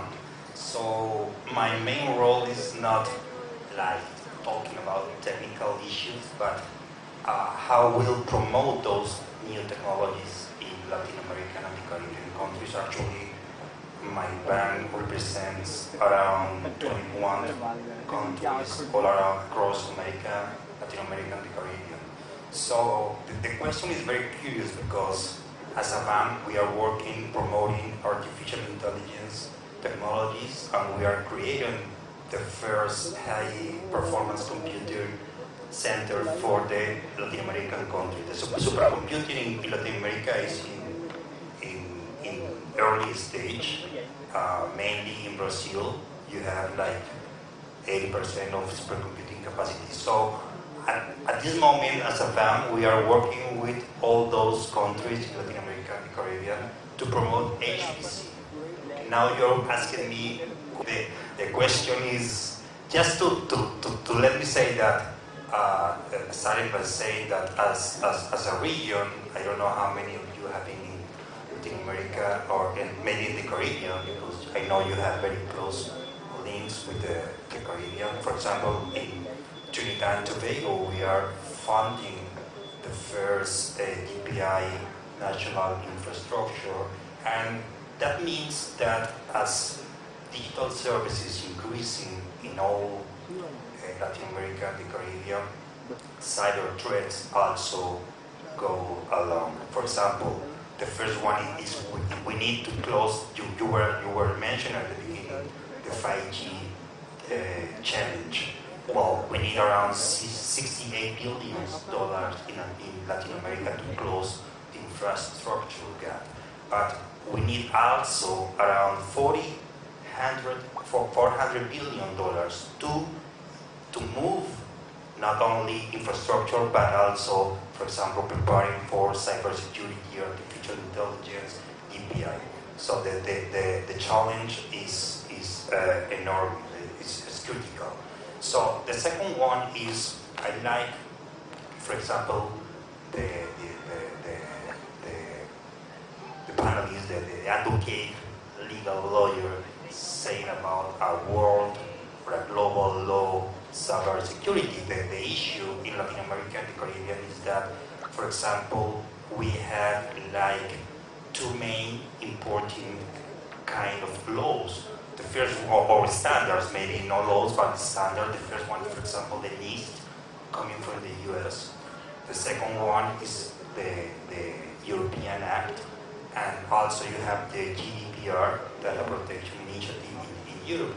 And you have around 25 countries dealing with several different approaches, standards, protocols, and now there is this quantum algorithm emerging.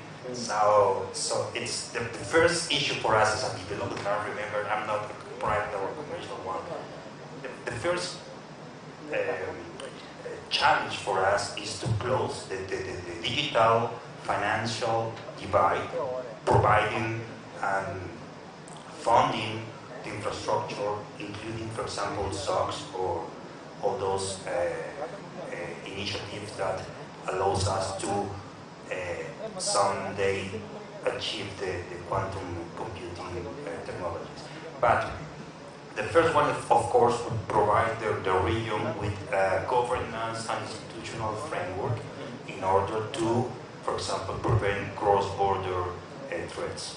Right. It's a very big issue. So last year when this Mr. Britain, I think he signed a Quantum Security Preparedness Act in US. Is it impacting you as well? Is it impacting Latin America, or is it only for the other part of it? Is it forcing banks to become quantum safe within a stipulated time, something like that? No, we are not working with that. But what we are doing is the promoting. For example, we are a bank. We are in our DNA is funding. Classical infrastructure, like for example, energy, gas, transportation, logistics. So for us, cybersecurity is as a critical infrastructure protection. The main one is energy, the financial sector, health, care, and the second one is maybe ports, logistics, and the third one maybe education. So we want to promote funding to the countries, to all those countries, to protect infrastructures. And then, of course, to provide innovations. The third one is to link this cybersecurity technology with artificial intelligence in order to make autonomous detection, all those, for example, multi-factor authentication you were saying, and also provide technical assistance and technical capabilities, for example, digital talent skills in order to boost those quantum technologies. That's our main role: technical assistance, knowledge management, and third, and last one is the financial funding of those initiatives. And I like this title here, expanding horizons and business opportunities, because my main role here is to maybe think of in some kind of South-South global alliance between India and Latin American countries, and to expand our horizons and create new innovation and business opportunities. Definitely, and I think that's what we are aiming here. I can assure you a few things from Indian perspective, that Indian minds are different in the sense they can find gaps in If there is an asset, there is a value to it, that's why it is an asset.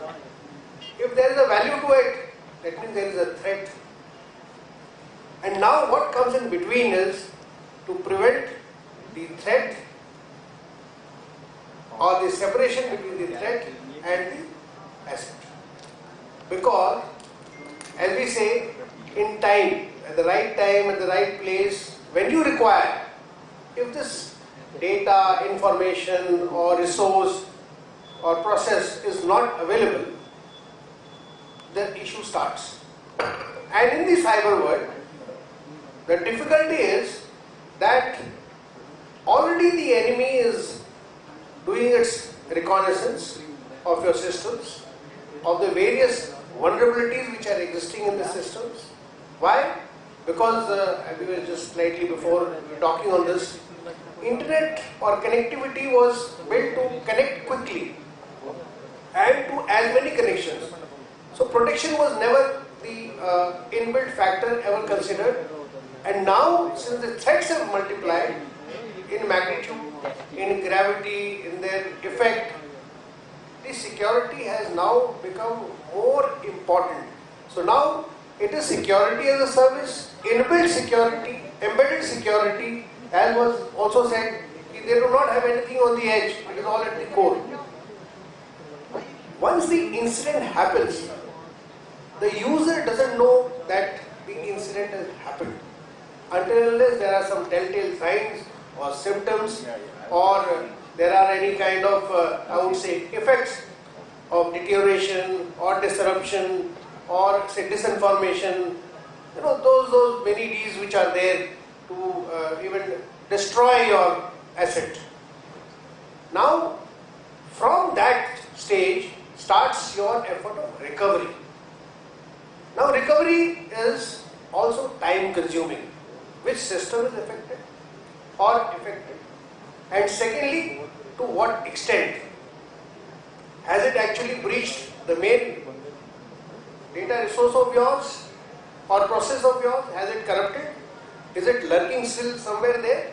And nobody can say our system is now foolproof once an attack has happened, unless you change the whole setup itself.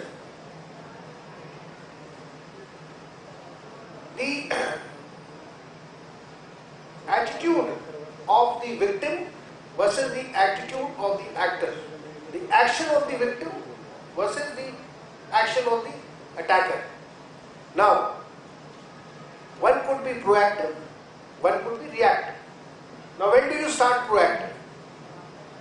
And when do you start becoming reactive? When you have been hit and then you try to recover is when you are reactive. Proactive, you stop the attacker from even hitting you or disrupting your business. Now, this is where the business opportunity lies. Much has been said about, using very innovative means. Innovative means in terms of going from digital to analogous. But is it actually possible in our context? Once we are going from one system to the other, please tell me, we all have graduated from the Pentium chip to i7 to what not is going to be coming in here. The sizes have become much more smaller. Maybe the phone is better than the NASA computer which launched the first moon mission. This kind of power, this kind of connectivity. Please tell me how many of us would even wait for a second for that round thing to be going around in a YouTube video. So we want to be connected immediately and as quickly as possible. But that has its own vulnerabilities. How do I ensure that there are fail-proof connections? There lies the business opportunities. AI. If I have an intelligent system protecting the intelligent data over an intelligent machine, I am able to adapt my posturing. If there is an attack taking place, I am able to do the remedial measures or undertake the remedial measures automatically. That means you have an AI cyber shield which can be developed for the systems. And most of the systems, they are legacy systems. I'll give you a very small example. The mixture of legacy systems and the modern systems, then itself comes the vulnerability. You may have one of the best softwares playing on your system, but you may not know which bug will hit you when. Now if you do not know when that bug will become a pain, how do you rectify such a problem? That means if there is some analysis of a very common thing I'll tell you, we have the DNS, and if we go through the logs of DNS, we will be able to find the unusual activity.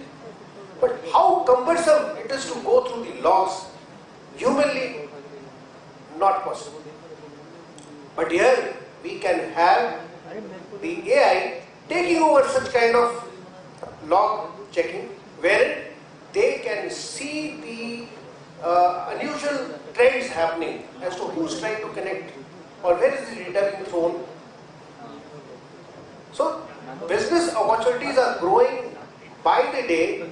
As much as the threat is growing, so are the business opportunities. And let me tell you, in defense, we are equally becoming, I would say, the word, if I may use, very, I would say, finicky about security. And that has a penalty on us. Why it has a penalty? Because if I want to connect quickly, if my tanks are moving and my aircraft is already seeing the enemy in front and they need to have the system in place of transferring that information, the faster I connect, that means there is something where I am also sacrificing, and that is where the security part comes. So the balance has to be maintained somewhere or the other. Can I request you, sir, to convert those opportunities into numbers? Okay. Because see, now, if I can share some numbers and then you can endorse. Sir. India has started national quantum mission with close to $1 billion. Absolutely, sir. Okay. How much you are going to put in AI or probably for other technologies? Anything? Sir, if I say on behalf of the government of India, most of the projects or most of these, I would say, missions, a majority of them are having a whole budget for these issues. So, just if I put in the numbers, sir, 14 trillion is a loss because of the cyber security. If I may. But that's a global loss. That's a global loss. What is India's loss? And what is the India's loss? If a normal businessman can lose 2 crores over a digital arrest, Right? So just see if it is the way we are developing, we are one of the fastest growing economies. You see the loss, what kind of compounding effect it can have in setting us back. So I may not have figures exactly to say this is the portion which will maybe allocated, but I can very well say that if I am executing a project, I have security being taken care of in the start itself. I do not do it at the end. So by design. By design, by design. Thank you so much. I think you have really very well elaborated the priorities of the government. And India is, I think, 5th largest investor in quantum research after China. China is $15 billion. We are $1 billion, and there are 4 or 5 countries between us. But then still it is too less as compared to $15 billion. I think second largest itself is $2 billion or something from Japan or Canada. I'm not sure. But China is heavily investing in these kind of upcoming technologies, and I think that may give them an edge over others eventually. With less investment, I'm just moving again to Mr. Perez because he is deciding all these priorities for critical infrastructures. And one of my personal experience, and as you said rightly, said that AI can make things faster, or AI can make good things fast, but it can also make bad things faster. So the challenge is either side. And I was doing a security assessment of a bank in US, and the CISO told me that, Amir, we are 75 years old, we never had any incident. You may not find anything, so you are wasting your time. And I said, give me 2 days, let me just do a simple scan. If I won't find anything, I'll give you a certificate that you are the best. He liked my confidence. He said, okay, for 2 days you can do something. For next 2 days, I didn't do any scanning of their asset, nothing. I just did simple Google search. That if there is any second or third party vendor which this bank has engaged recently, and I got the news that this bank has recently engaged a law firm for the legal services. Now my focus was that law firm. And when I scanned that law firm's email server, I found it is not DMARC compliant. So I can spoof their email. I sent a spoofed email from the law firm's email ID to the bank's CFO with a request to share some sensitive documents. And he shared. And next day I showed him, see, your securities are not limited to your parameter, to your boundaries. And every day we are dealing with lots of vendors, from AC maintenance to the logistics to taxi drivers. And they have been sending us bills, they've been sending link or probably emails, and we don't know whether we can trust or not. So I think the landscape is quite wide, especially for the critical infrastructures. How do you think? But that is not the way. Well, that's the $1 million question for us, but let me start by saying that I think we are addressing to restriction, so we need to prioritize the sectors we are working with, and that's why I like the approach of the approach of India to moving from a reactive approach to a risk management approach, because that's a very cost-effective point of view. For example, as in a probability study, you will find that the main the critical sector or critical infrastructure sector, what's for example energy, you have all the network integrated, so you are more the risk to be attacked. The attacks are more probable. So, for example, SCADA systems is an issue. Second one is for financial. Although financial in Latin America they have a very good performance, but for example, health sector is a critical problem for us. Costa Rica in 2022 they have several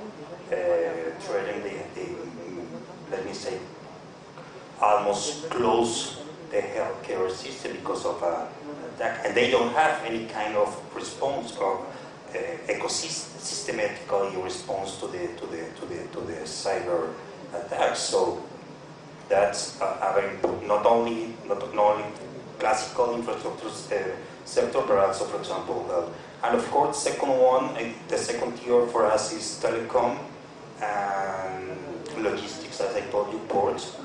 It's also one of the approach also. So how can we do that? By promoting operative planning, investment planning to operate with these critical sectors, critical infrastructure, taking into account that we need to act in an integrated approach. Governance, regulation, protection, and coordinating, elaborating responses. Thank you so much, sir. And because we are short of time, I'll open the floor to the audience questions. If anybody has any question, please raise your hand. I'll request the volunteers to bring the mic to you. Anybody? Yes, please. Can you come forward and speak louder, please? You have so many questions? Okay, please.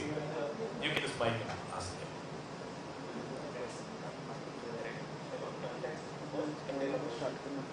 But please be brief because we have to wrap up. Huh? So, AI models could predict weak private keys based on leaked data from dark web and deep web already. Correct. Potentially compromising wallets. Right. Blockchain technology, by what I am talking about. Quantum computers using Shor's algorithm could crack ECDSA and RSA encryption that we talked about. Correct. And threatening to blockchain security. Absolutely. In blockchain, we are talking about bitcoins, Ethereum, etc., etc.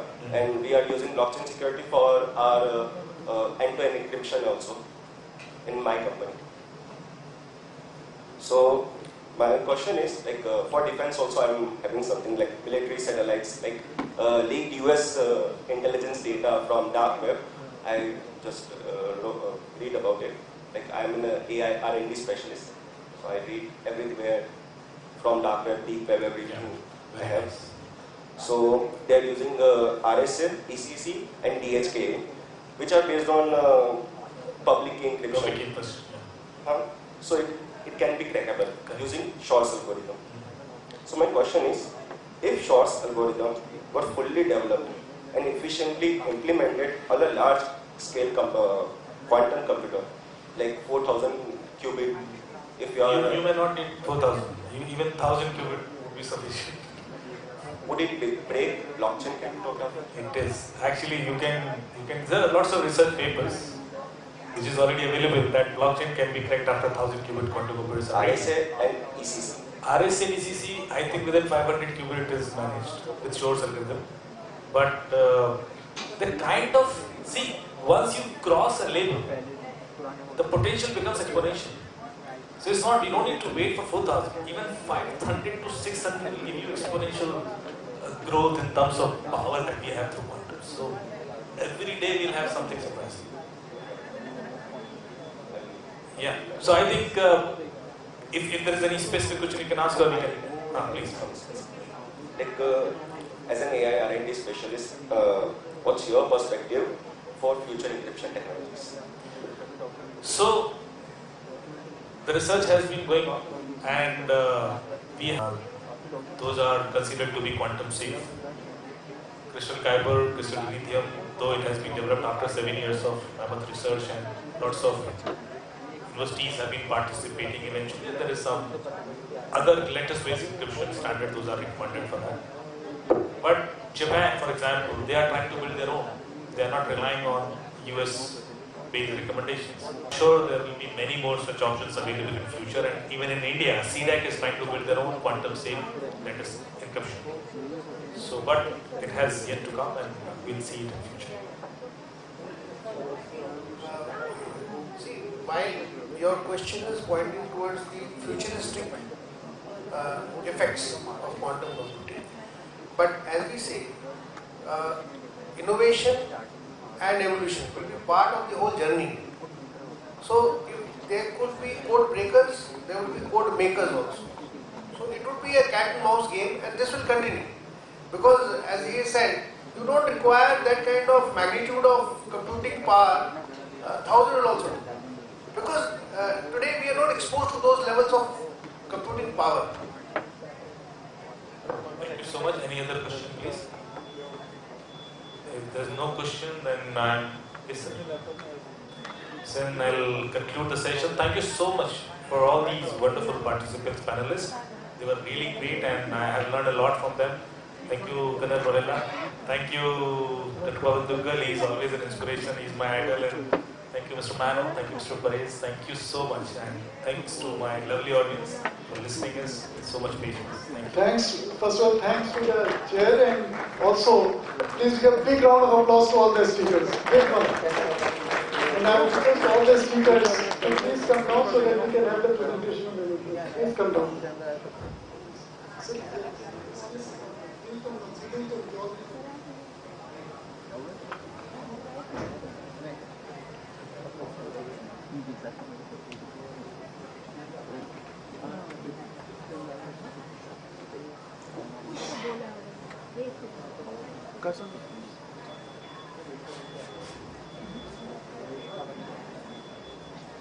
First to Mr. Amit Dubey.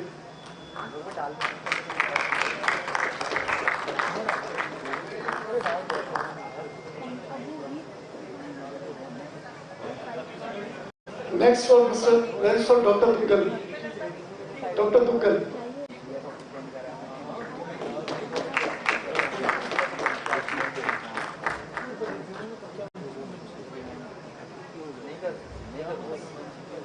Next for Mr. Perez.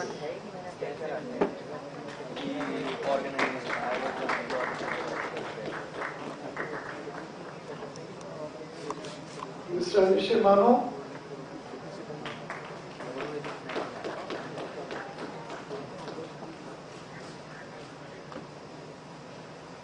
And finally for Colonel Rohila.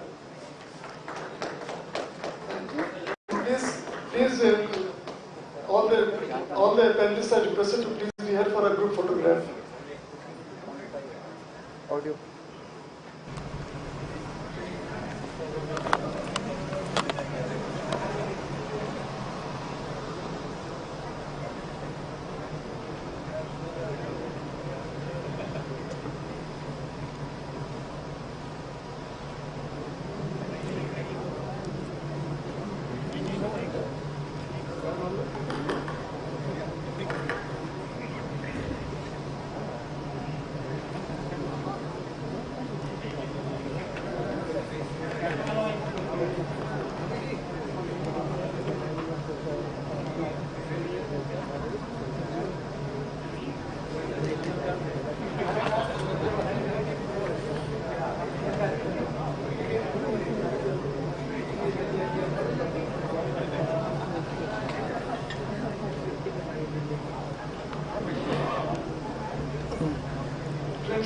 We will not break this session. We will be accepted for the next session. We will have another 2 weeks to start our next session.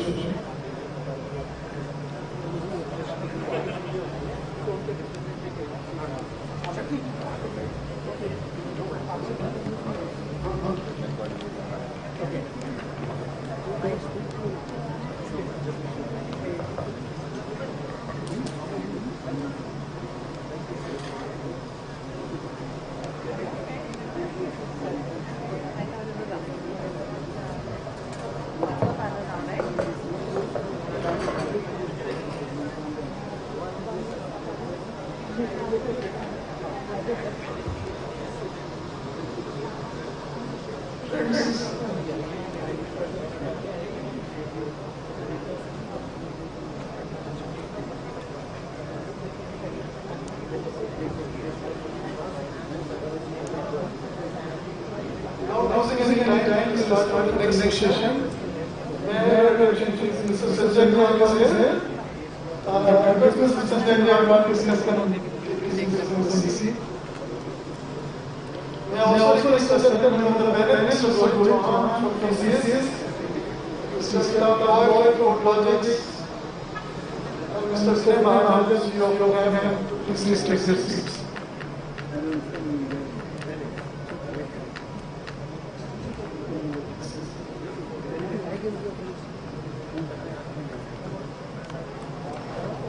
Mr. Mahajan will say something. Yes, sure.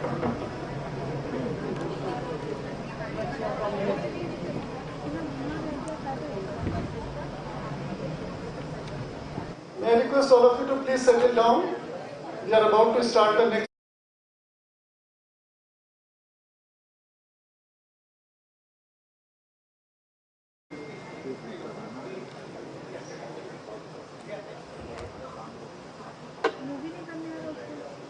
Friends, we are about to start our next session. I would request all of you to please settle down.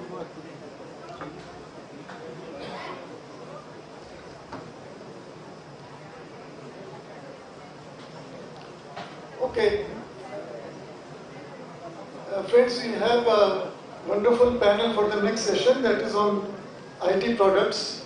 And the way we have captioned it, we call it enhancing share of IT products in Indian tech industry. In fact, for a long time, Indian IT industry has been accused of being only concerned about services and less about the products. And this session is about which will address this particular issue. And we have some distinguished speakers here with us. The moderator of this session is Mr. Agarwal, founder and executive assistant of Software Solutions. More than 40 years of experience, more than 25 years in tech entrepreneur. He is renowned for his market development and extensive distribution. His company was one of the first champions of the products that recognize Africa's potential for Indian software businesses. Mr. Agarwal remains at the forefront of technology, focusing on AI, business intelligence, and robotic process automation to benefit growing businesses. His extensive experience working across diverse cultures has enabled these Eastern software solutions to create a strong partnership.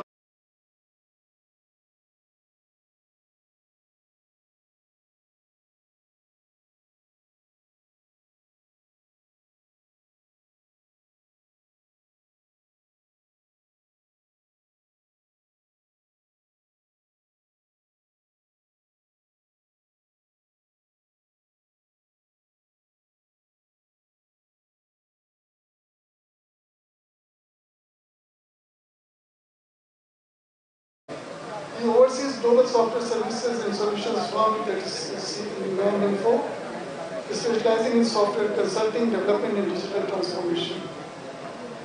A strong advocate for IT and business community, Mr. Mahajan is the governing board member of IT Serve Alliance, the largest association of IT services firms in the US.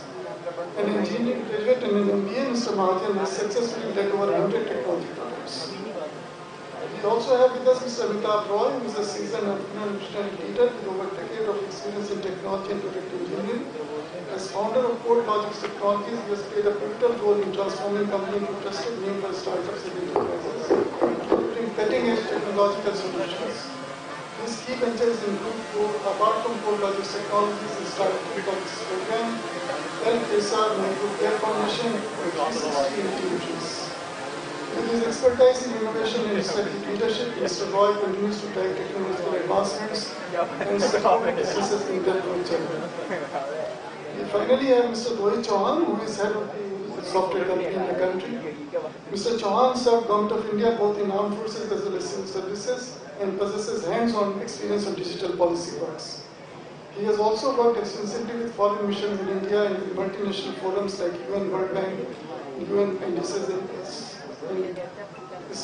SDG programs. Mr. Chauhan has, as part of Government of India and later of private sector, contributed to various government committees and represented business interests at various industry forums and conferences, including G20. With these words, I would like to hand over to Mr. Agarwal. Sir, session is on yours.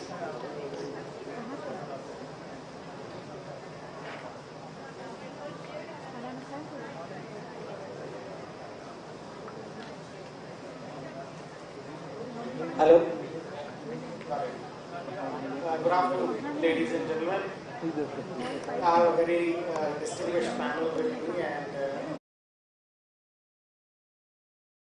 Mr. Vasi, thank you very much. Also thanks to the Software Export Promotion Council to talk to you about the incredible topic about how we can make Indian products more visible in the world. So with that, we will get the ball rolling. So the format that we propose to follow is that I have some generic thoughts on which I will request all the panel members to share their own views. Based on their responses as well as the individual backgrounds, we'll have some question answers with the panel members, and I'll also try to add my 2 cents wherever possible. And after that, we'll have a round of question answers with the audience, depending on how many people have some questions to ask. So with that context, we are all aware that the Indian IT behemoth continues to roll on and on and on. And this year, we are expecting about $282 billion worth of business to be done by the Indian industry, of which the software exports are going to be over $230 billion. That's a huge number. But we all know that while the software exports are largely services based, the share of products continues to be very small. Although I read various reports of the industry that the software product share is growing, but as compared to the services growth, the percentage remains very, very small. And we also know that one of the biggest challenges of the Indian software industry is to somehow decouple the number of staff, the number of people that is required to bring in additional revenues, and that continues to be a challenge. So a product orientation perhaps would ease out the matters to a large extent. We are all aware also that there is good movement happening. There are some very big flag bearers of Indian products, TCS being one of them, is represented kindly here. We have also heard of spectacular advances made by organizations such as Zoho, who have crossed $1 billion in revenues. Similarly, Freshworks, led by Girish, has done over $500 million worth of business. And similar companies are expanding, and to my understanding, that is happening on the back of SaaS, since that provides access to the markets. So this is the context with which I would like to move forward. But before that, I have a small tidbit that I would like to share with all of you. I was doing some basic Googling. I don't dare to call it research. Now the average productivity in some of our top IT companies, which means the revenue per employee per year in India last year was at best around $60,000 per person per year. And of course, depending on the market and ups and downs and so on and so forth, this number keeps going up and down. But any guesses what is the revenue per employee per year for Meta? Any guesses? Indian industry is doing tops $60,000 per employee per year, and Meta number is 2 million. 2 million employee per year is what Meta does, and Google does about 1.5 million per employee per year. We all know that we may not see it as such, but these are pure product play companies. Pure product play companies. And we, in spite of our mammoth workforce and the amount of effort, we are much, by a large order of magnitude. So my question to my panel, and you can choose who wants to go first, is that why are we where we are? Why is it that in spite of all the opportunity, in spite of all the talent, the share of the products is yet to take off? And please feel free to take as long as you want, because I think that is the key question. Would you like to go? Yeah, sure. I want to add to some numbers what you are adding, right? If you compare top 3 markets, I'll say US, China and India. So if you look at the global ranking in innovation, US stands at number 3, still not number 1, right? The country number 1 is Switzerland, and second is Sweden. and US stands at 3, China stands at almost I think 12th or 13th number, and India stands at 39th. So that is the, from the angle of innovation or product development, that is where we stand. If you take another number in terms of, the R&D investments, US makes close to a investment in R&D, which is a very large number. It's 4% of GDP, and China makes around 3% of GDP, which is around $500 billion. India makes only some, maybe 0.7% of the GDP as an investment. So the focus on the product development is on the lower side. Same on the startup ecosystem. We have around, US is doing around $200 billion investments in the startup. India does only around 14 billion. China does around $35 billion. And one of the biggest factor of, the product development is the patents. In US is filing around 600,000 patents per year, while China has gone ahead rather. It is filing 1 million patents a year, and India is still standing at only 60,000. So these are some of the factors which are very startling and tells the, where we stand as far as the product development is concerned. We have done a great job in the service sector, but as far as the product sector is concerned, a lot of catch-up has to be done. And basically, since you asked for the reason, right? Okay, what is the reason for India not focusing on the products right now? I think it is the culture which we have to develop, and I call it the risk aversion culture. Right now, the young generation is taking risk. They are starting the startup, but typically culture in India has been, stable cash flow, quick returns, and basically take less risk, right? In the product, the returns are very high. That's why the Facebook productivity is so high, because for each person they get around $2 billion. That's what you said, right? Because the number of X's which are there on the product can be 20x, 30x, 40x also, right? And that is why, we have to have that risk culture. Then also, in terms of, our R&D investment is very low, as I already said, and then our education system. In the morning, there was an AI session where we were talking about all they are teaching in the colleges is a regression, right, for the AI, right? And probably, I think our education system has to really catch up, and the way to catch up is a kind of collaboration between industry and the education. In US happens in the, in the education institutes with the help of industry. In the education institutes with the help of industry. It's not that in India it is not. It's not that in India it is not has been done. Even in 1980, when I was in India, we did develop one product in collaboration with IT Delhi called Axle Counter. It was very successful. It was run by DCM, and Mr. V. Sagar was he was the chief executive at that time of DCM, and under his leadership, we were able to export even Axle Counters, to various African countries. So it does happen. It's not that it doesn't happen, and that is another area. And then I will say that our, basically the ecosystem of startup, it is catching up now. I think Indian government has started made in India. I think that is they started, that slogan is good, but somebody said in the morning, we should talk about innovate in India. That should be the slogan now, instead of make in India only, right? So, a lot of good factors are also there. We will come back to later. I've taken a lot of time, so let other people speak, right? Thank you.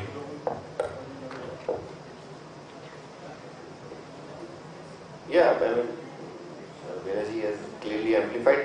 I think in my perspective, the reason is like, every country goes through a kind of a life cycle in terms of development, technology, economy, and innovation is no different. Firstly, our scale of problems in the country are at a very different level if we try to compare it with Switzerland or Sweden or like that. So there is no parity in the sense, but again there is another angle. I think our focus in the earlier government, we opened our economy in 90s, and then it has never been on creating IPs. So I think that time has come to change, and there is good work which has been done,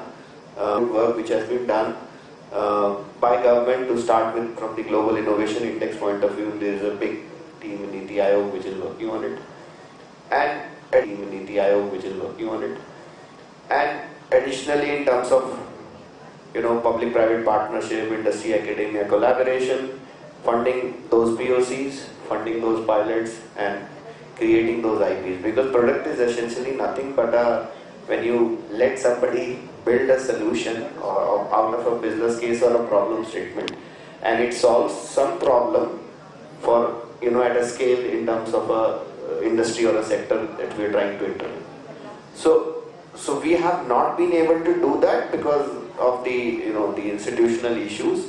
Our fundamental academia, fundamental mechanism of how we work has been job oriented, like he mentioned. So I think, but again, now is the time that we need to, because those problems of basic bread and butter has been largely solved in India now, and people are ready to take a call, take a plunge, and build a solution, sell it out, and see how it develops. So those kind of risk-taking capability and appetite is there, and most importantly, funding resources are now there. Now you can hear about angel investors, seed investors, and all those VCs. Think about the time 10-15 years ago. I think it would have been very, very tough to find anybody to fund even a great solution. So I think that's. Given the reasons why this has been the case, per employee, they just match the best international companies out there. As for the reasons that happened, like India started off with a great successful global delivery model, which has been emulated by a lot of our entrepreneurs who came in later, and this has been the wind is now blowing in the different directions and things are now changing. The wind is now blowing in the different directions and things are now changing. Thank you, Vidal.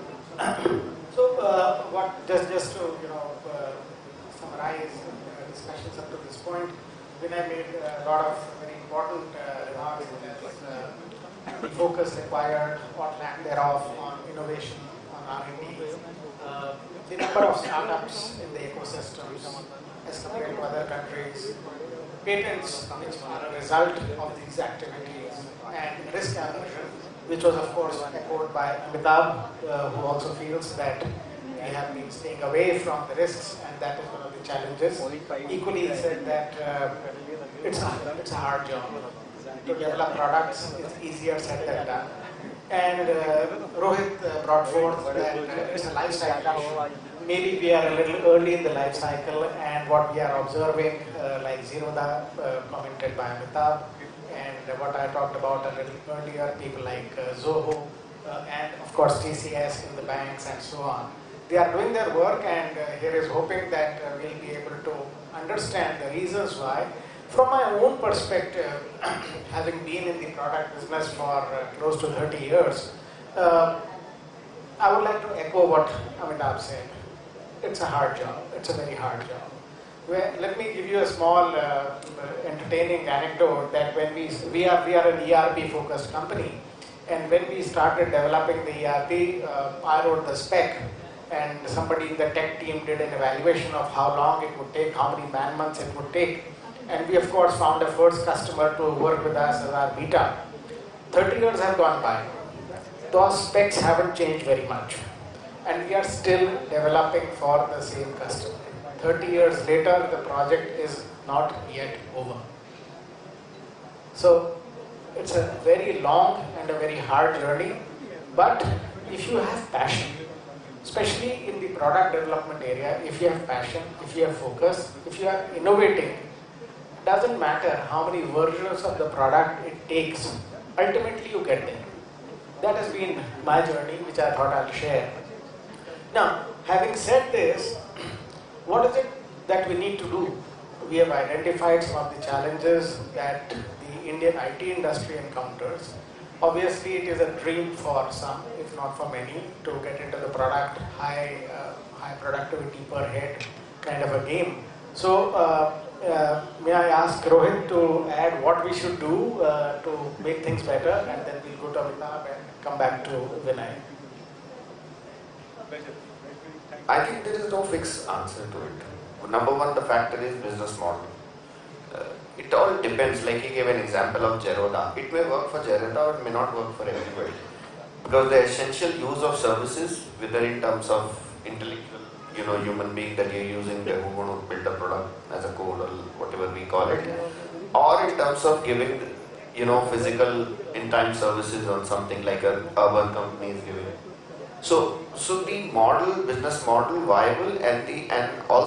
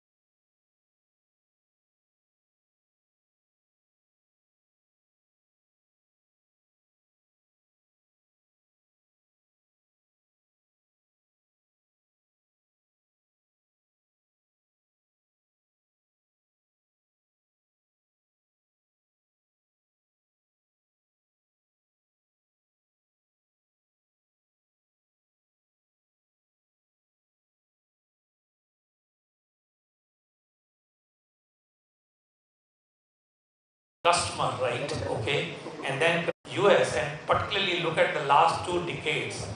The products were created, there was no need, but those products created the need, right? Like iPhone, right? At that time Nokia and all that, they were, they are super successful. But iPhone was created, and probably I don't know whether there was a need for iPhone at that time, right? But then it became a kind of a necessary item for everybody. So last 2 decades, iPhone, Facebook, and basically even the Instagram, only NVIDIA is there. So a lot of these companies came up with the innovations where will be used 20 years from now. I think that the Indian government at that time thought that if they can create that unique ID, they opened up some, so much of scope for innovation, and I think that UPI is that result of that, right? So they really created a product. Probably I don't think in 20 years back there was a need for a unique ID system, right? But yeah, they thought about it, right? So I think that is the kind of innovation I am looking forward from India.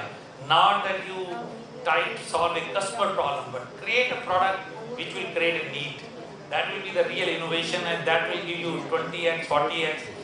See, we are a very small organization, but we still spent in the last 2-3 years close to around $2 million on R&D, and trying to create some products. We have been successful in now the last 2 months.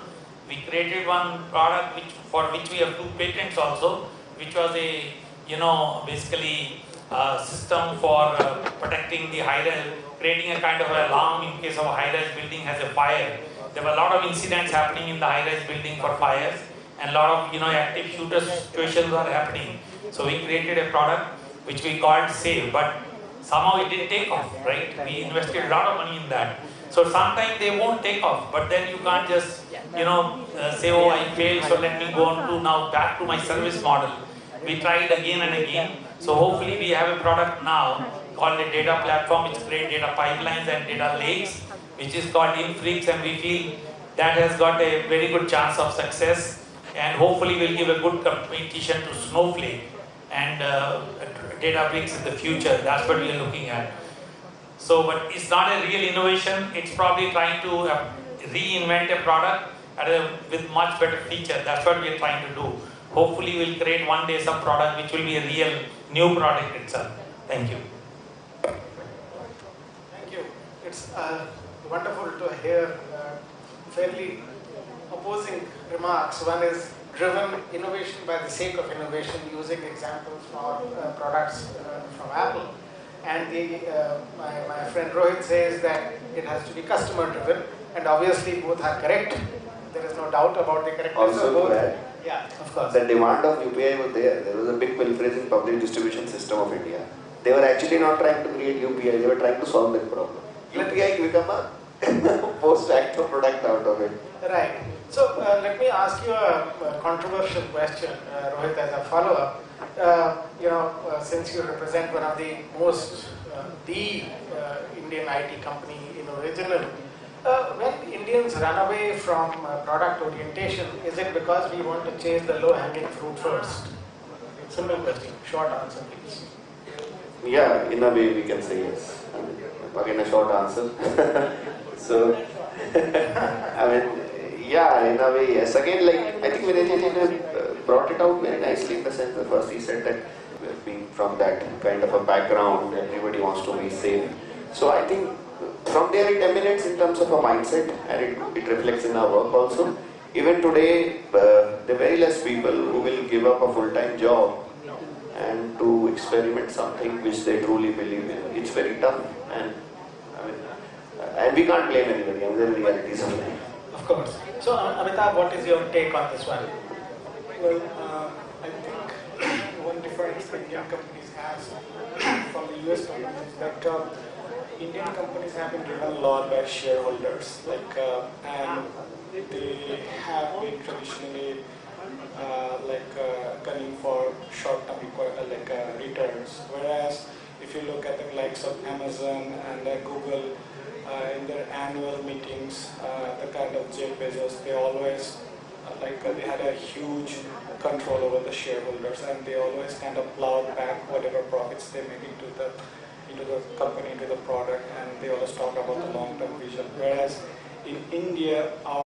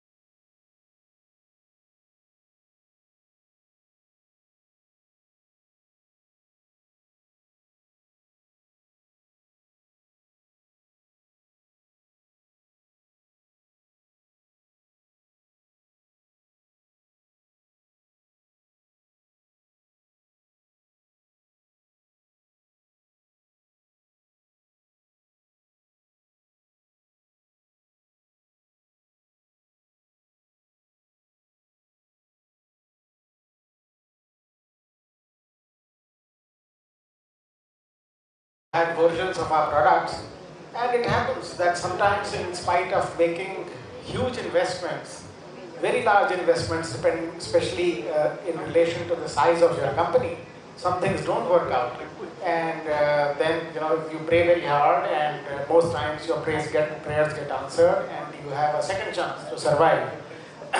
So, having moved on from that, your company Vinay is based in the US, and we are all talking about US as the great mecca from which these great products come out, and there's a lot of investment in R&D and a lot of patents, and the academia industry collaborations happen very successfully.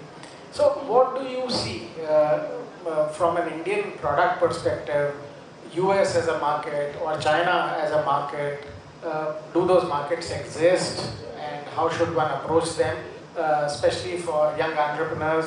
One of them is represented here in the shape of Amitabh Roy. So what lessons do you think we can learn from your perspectives on US and China and globally for the Indian product landscape? Yeah, that's a very good and difficult question to answer, of course. But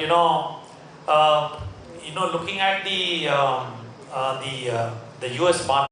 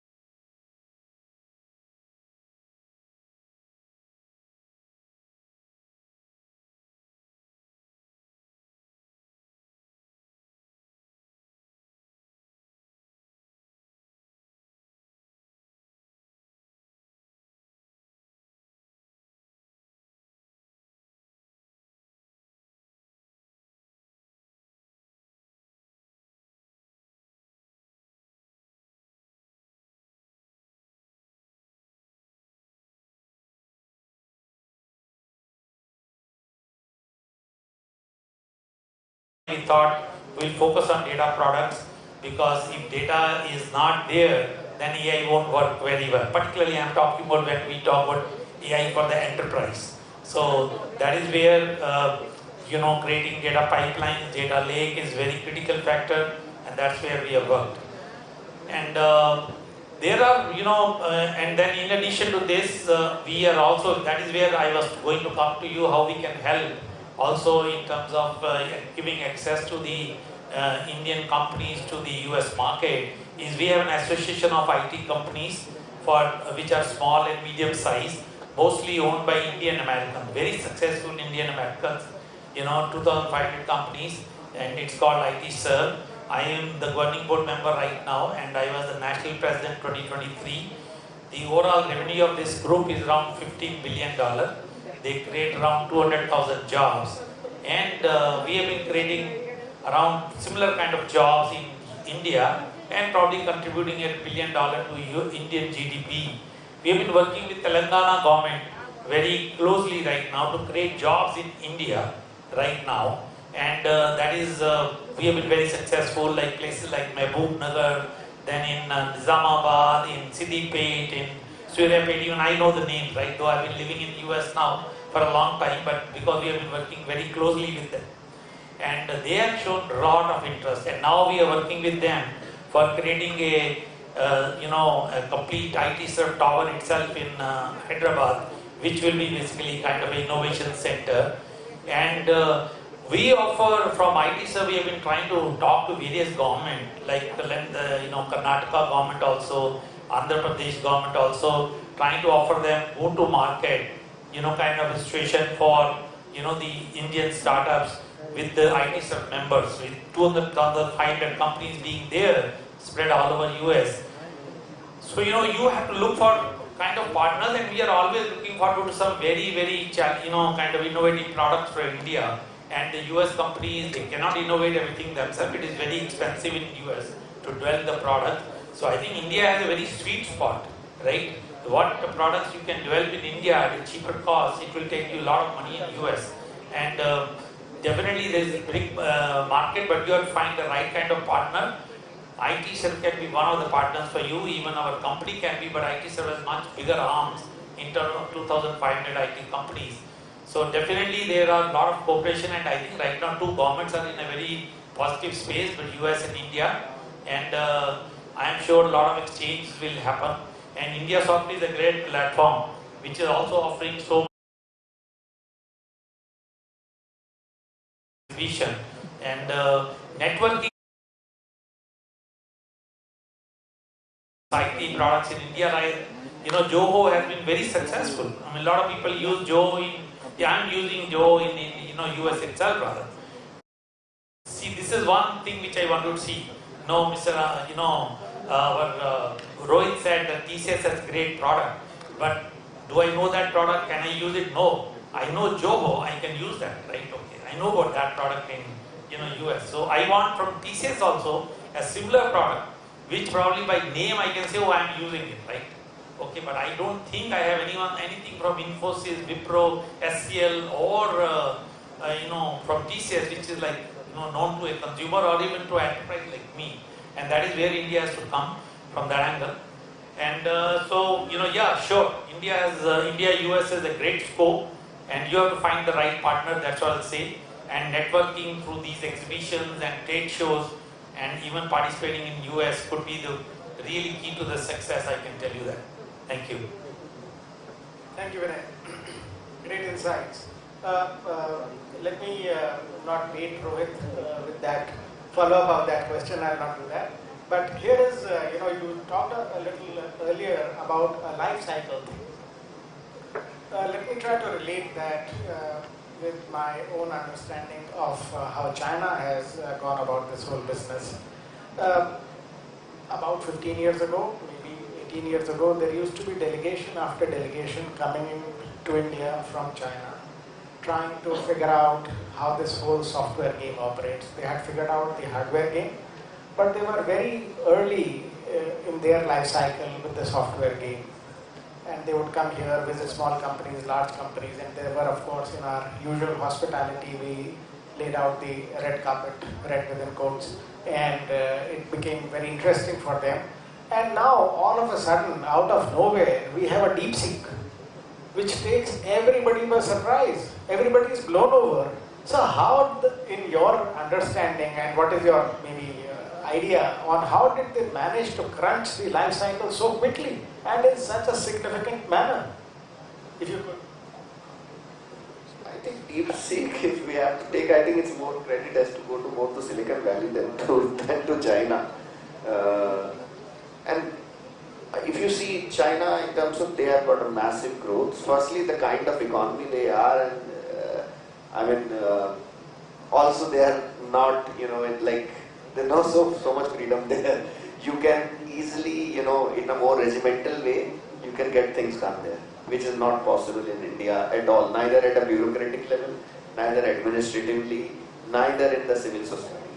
So I think this is my personal opinion that it's a false equivalence. We can't compare at all because they work at such a scale, and they're the word factory, but there are connotations and cons to it. Though the efficiency part is good, but yeah, the innovation part that you're trying to put it across comes from US, not from China, in the sense of funding also, support also. So they can take your aircraft, re-engineer it and model it and give it to you back and sell it to you. Now, whether the technology is originally, again, it's a case to ponder upon. Now, can I just add to your last sentence, can I add a phrase with your permission? They can re-engineer, can they do it better? In some cases, maybe yes. Not in all cases. It's contextual. It depends. You can take examples from their electronics industry. You can take example from their defense industry. What they're trying to do. A lot of re-engineering there. But again, everything is not great. Whether it's JF17 or any other platform they're building. But some are very great. Even iPhone is built there only. Great. I'll come back to you. Okay, Amitabh, when I was visiting your beautifully presented stall here in the day, and I also happened to spend some time on your website, and I speak to you as a fellow entrepreneur of similar challenges. I saw CodeLogix, which if I have understood right, is in the services plane, right? And you are offering services around a fairly large spectrum to your clients. Right. And then I noticed Team Trace, which is a SaaS-based product spectrum, a very focused product that you are offering. Now, in this discussion, as well as in my so many years of experience, these two things require different DNA. A services company thinks differently, operates differently. A product company has a different perspective in terms of bundling, packaging, offering, revenues. Services business is very transactional. I work today, pay me by the end of the day. Right. In product, you are continuing to invest. So how do you manage these two different DNAs and how do you do it so successfully? Yeah. So the interesting thing about Codelogix is even though we are a services company, the interesting thing is we have been into product engineering services. So basically we have been building products not for ourselves but for startups. So essentially we have been doing this same thing for others, but now we started doing it for ourselves. And then of course there the pure services play part. So what happened is like, yes, definitely you need to alter your mindset, you need to kind of accommodate the long-term goals for the products, and also you need to side by side ensure that your daily services businesses are running fine because they are generating the revenue. When you are starting off, when your product is not generating the revenue. So yes, there is a lot of context switching, there is a lot of you are putting your foot in two bowls and you have to manage them effectively. So yeah, I would say as a leader who is managing both product as well as services, being able to switch and being able to delegate some of the things effectively can go a long way to ensure that you are able to accomplish both of these things. And then the most important thing is you need to have a really strong team beneath you. So I have people who are with me for the last 5 years, 7 years. That is one of the contributing factors. It's wonderful to hear your acknowledgement that your team members know more than you do. It's a rare person who acknowledges that, and I think that's a great starting point for a lot of faithfulness and commitment and loyalty from your team members. But as a follow-up, let me ask you this, that since Team Trace is a pure SaaS-based product, do you think SaaS has been a game changer for companies such as yourselves to take the products out globally? Or it would not have mattered had it been a shrink-wrapped product, it would have followed a similar path? No, I think SaaS has been a real game changer. The kind of resources you need to take it to a global level as a SaaS product is way less than you would have had to commit, the amount of resources you had to commit when you needed to take some other products to the global marketplace. So taking a SaaS product to market, global market is much easier. You have your ICP, you have your regions, you define your GTM campaigns. So it's much well-defined playbook. The resource requirements are much lower in case of SaaS. So yeah, I would say SaaS is a great enabler to kind of take a product.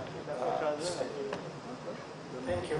Vinay, would you like to add from your perspective as to how these SaaS-based products can be offered as a channel or in any other manner that you think by the companies that are led by people of Indian origin with whom you have this association, who you think can go great guns for espousing the cause of Indian products?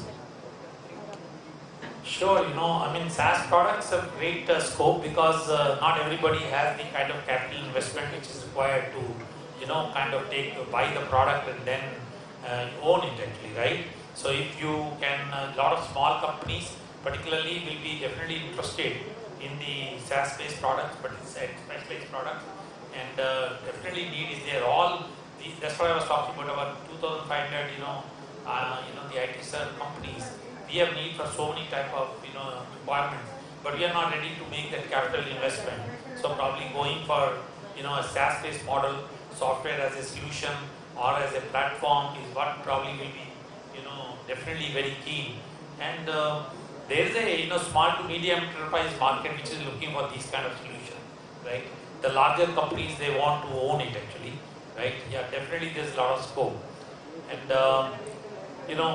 I just wanted to add a couple of things, because earlier discussion I missed that part. There are a lot of there are negative factors which we talk about in India regarding the product development, but look at the positive factors also. India has a great market, big market, where the product can be scaled up very well in case it is successful, right? The scalability is really infinite, right, in case you can be successful.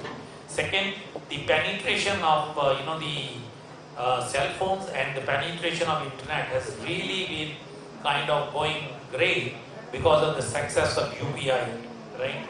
And also because of the advent of people are so the young crowd is so used to all the social media platforms, right? So I think these three key factors, and the government is also very conducive right now by offering Made in India and program, and also the startup ecosystem, right? Even Telangana government is doing it, Karnataka government is doing it, and even at the national level, the smart city programs and various IT hubs and all that, lot of things. But I think what lacks is there a lot of good intentions, but when it comes to implementation, that is a challenge in India. And that I will say is basically the incentive policies which are there in US, right, in case you want to do investments. They are very transparent and very easy to get it, right? Like New Jersey gives us an angel tax credit of 20%. So if I invest $1 million, I can get 200K back, right?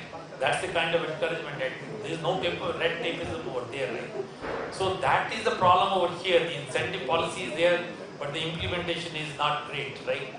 So seed funding, if you want to get, probably, I don't know, I have talked to a few people, it is not that easy to get it, particularly for the startups and all that, lot of, again, going through the process. I think that red tapeism has to be cut down, and otherwise, policies-wise, very good policies. But implementation, I don't think that is so great, and banks are really very slow over here. If you go to the banks and you want to raise some money, I think there's a big difference between what I have faced. I was in India also doing business, and I have seen challenges all over. I don't know whether things have changed, but US is so simple to get the working capital. They just believe you, they just trust you, and they give you the money, and these governments give you incentive very quickly. So a lot of positive factors. If we can just improve few other things, India, I'm sure, is going to be a great success story for the products in the near future. That's what I want to say. Thank you. That's you are right. I suffered. We wanted to get some funding for some of our products. We checked all the right boxes, but no funding. So, but we leave that alone, because I know a lot of funding is going out by the government. I'm sure there are reasons why people are able to get those funding. I'm sure there are straightforward reasons. Not trying to ask these questions here. But it is very clear what you say is that the environment for the proliferation of Indian products is very much there. We have all heard of the JAM Trinity, the Janadhan, Aadhaar and Mobile Trinity becoming a great enabler for billions of people to benefit from the government's funding schemes. That is very correct. And I am sure that as the ecology matures, more and more such products will come into fore.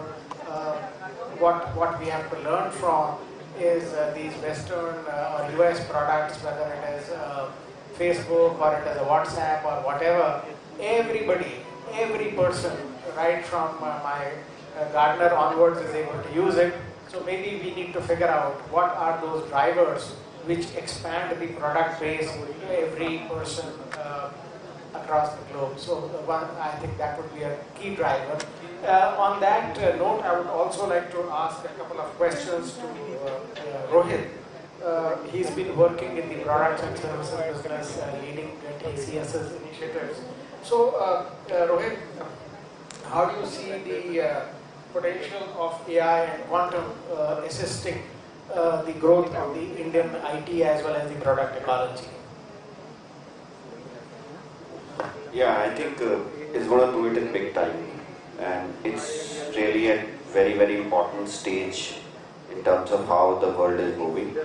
And Quantum, of course, the developments is still at POC level, I would say, and more in academic circles, but AI is there big time. Not only the big LLMs, but AI essentially we try to understand in terms of whether from services perspective or product perspective, it is going to be integrated in the existing product and existing technology stack. And it's kind of an augmentative what it is. So there is no full automation, like it's not a Tesla car in India which is on auto mode and driving, but we are more at an augmentative stage, wherein AI, whether through a chatbot or some other intervention, agentic intervention, will going to assist in whatever task we're trying to achieve.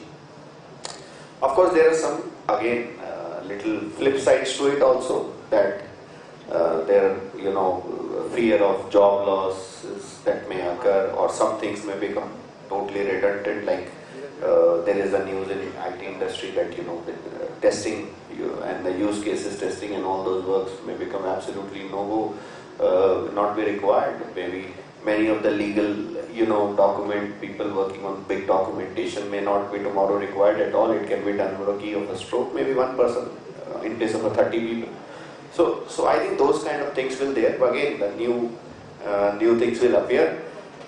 Lastly, I think in terms of development, the most important part which has been in the coding and the entire software thing has been developing a product. With AI and quantum, it will be deployment. It will not be development. AI will itself write code, and you give him the statement, he will be able to write code for whatever the requirement is. But the most important part will be the deployment of that particular technology. So I think that's how I see it going. Thank you. I want to ask you a follow-up question, and I will speak on Amitabh's behalf. I'll take that liberty, as well as my own behalf. That, I know you are familiar with that, so hence the question.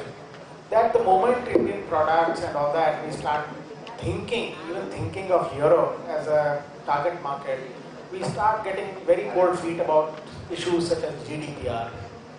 Any inputs on that? Yeah, I mean, EU region, see again, I'll use the life cycle analogy again, and you'll say, but so, for them privacy is an important thing for EU citizens. Let's start from that. Maybe not in India. We give mobile number to any sabji wala, more store, anywhere. We don't. For us, privacy is kind of not that. Sorry, you give your Aadhaar card. Sorry. Yeah. So we share everything. The Bharat works on trust. We share, and it's a public life, way of life. That's how we as a civilization. It's not the same in EU. So they are very sensitive also. So that is why you will see they are pioneers in regulating technology, not innovating but regulating technology. Whether it's about whatever new things which are coming up. So there are more guardrails, but of course, when you try to navigate as a market or as a product as you go, you need to, there's no choice. You need to imbibe, because the penalties there are also huge. So that's what I would say. That's how this market is, and every market is very different. Asia Pac has got its own risk. Like saying from the perspective, TCS has a presence in 56 countries of the world. So for us, the things that work in maybe in US or North America may not work in Europe. Middle East is absolutely different. So every market or a region has its own niche, I would say complexities or things. So you need to see those from the strategic perspective, and go about things in that manner. Thank you. Amitabh, since I asked the question on your behalf, let me give you the opportunity to say, given all these situations and what Vinay said about the huge markets outside, where do you think your company would be headed, and similar companies such as ours would be headed or should be headed in the next couple of years with the SaaS and such enablers? Well, I think AI will play a big role in SaaS. So for example, in Interest, we started as a workforce productivity group, and then we have been actively incorporating the LLMs and object recognitions into the Interest. So I think AI will play a big role in going down in the future. The second thing I think is like, yeah, in terms of markets, like as we were just talking about Europe. So one interesting thing about Europe is like we are dealing with multiple, even though it's a European region, we are dealing with essentially each country with a different language and different culture. And so that's a big thing. Whereas in case of US, it's a one big region. Whereas same in case of Middle East, even though they're different countries, it's a lot similar, same language kind of thing. So there's a kind of nuanced challenges in case of EU actually. Yeah, and coming back to the question, so as I said, like AI will play a big role, and marketers will have to be 10x more efficient than what they are now, and they will be 10x more efficient with the advent of a lot of automations in marketing and sales technology, a lot of automations involved. So we'll see less number of like people, less number of humans doing marketing and sales, but having much more wider outreach than today that we have now. Thank you. So we will also last word before we open questions from the audience. Yeah, I think great discussion today. We have seen the perspective from both sides. But I feel very positive for the Indian market future, in the product, you know, and Rohit did say rightly that it's a life cycle also. India has come out of those kind of problems of demand and supply and, you know, availability of capital, which is also very critical factor, right? And but the government is going to clean up a lot of things. India will have a great future, and there's no doubt about that. It's a big market. We have a big focus right now, though we are US based. But we feel that India has a great scope in the future, right? And so we are investing also from our angle in the Indian market right now. That's why we have rather now 3 offices. You know, of course, they are good development centers, but we are now going to invest into our marketing team also in India and just focus on India. And from India, we can access another big market, and that is which is very, very important for us. And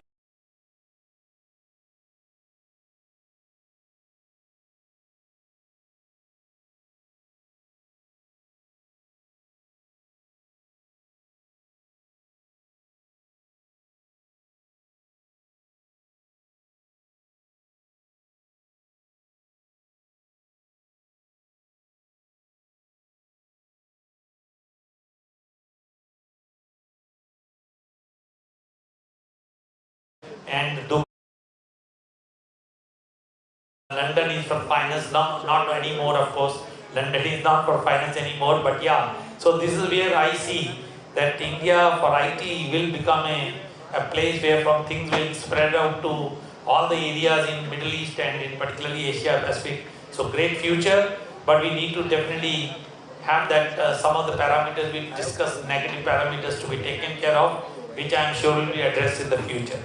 So good luck to all of you, and I am sure it's a great future over here. Thank you. Thank you. So any questions from this great audience? Yes? Can someone please give him a mic?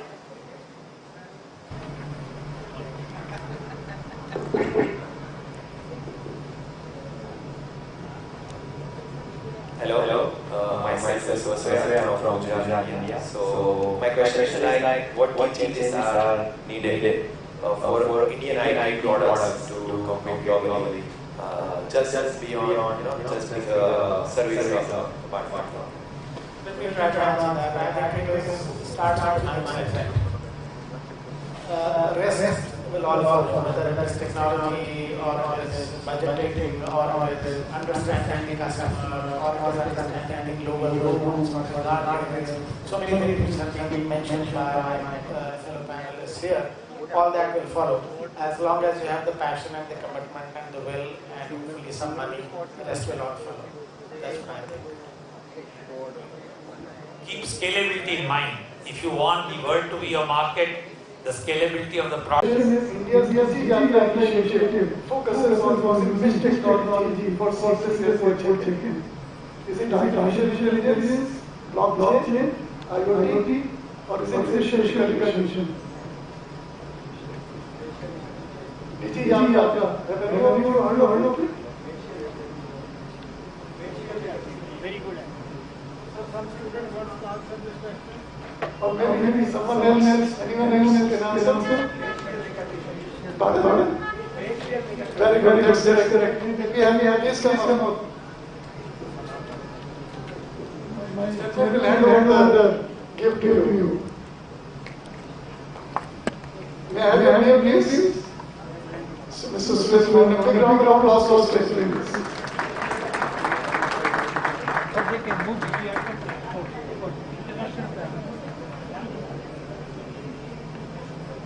With these ones, I once again all the benefits and request also when this comes down.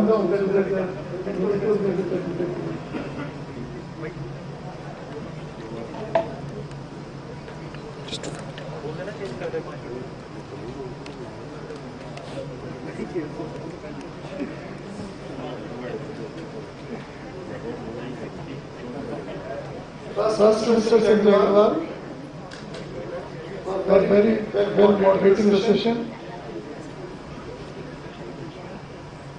Next, Mr. Mahajan. So nice to see somebody working with me, doing so well.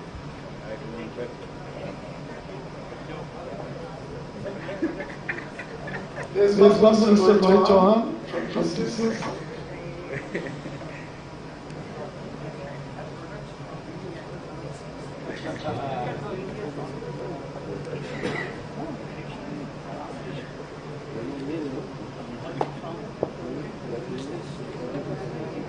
And finally for Mr. Roy also. Please.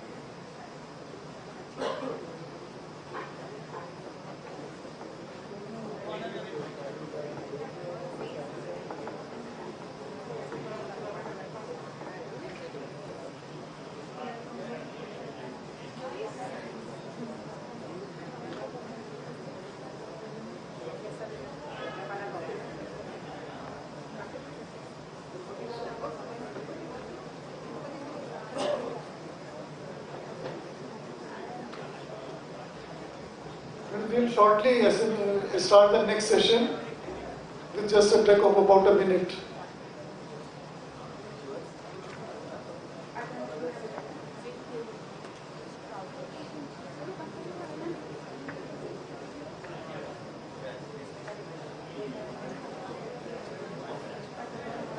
Just follow up. This session is on women in technology. Follow.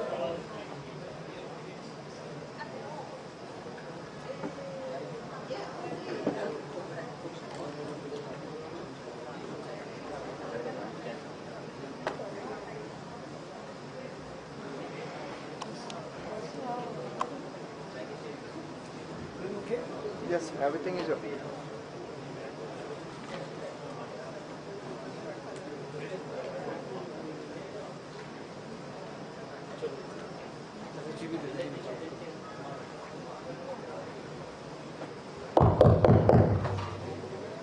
Hello. So friends, as I was saying, this session focuses on women in technology. And the way it has been structured, it says, women of future in tech, leading with impact, living with purpose. And I must tell you all that this session, the architect of this session is Ms. Paula Gonzalez Salas, coming from all the way from Chile. In fact, she is the one who has designed this whole session and she is the one who is the architect of it. Quickly get the session going. Just a second.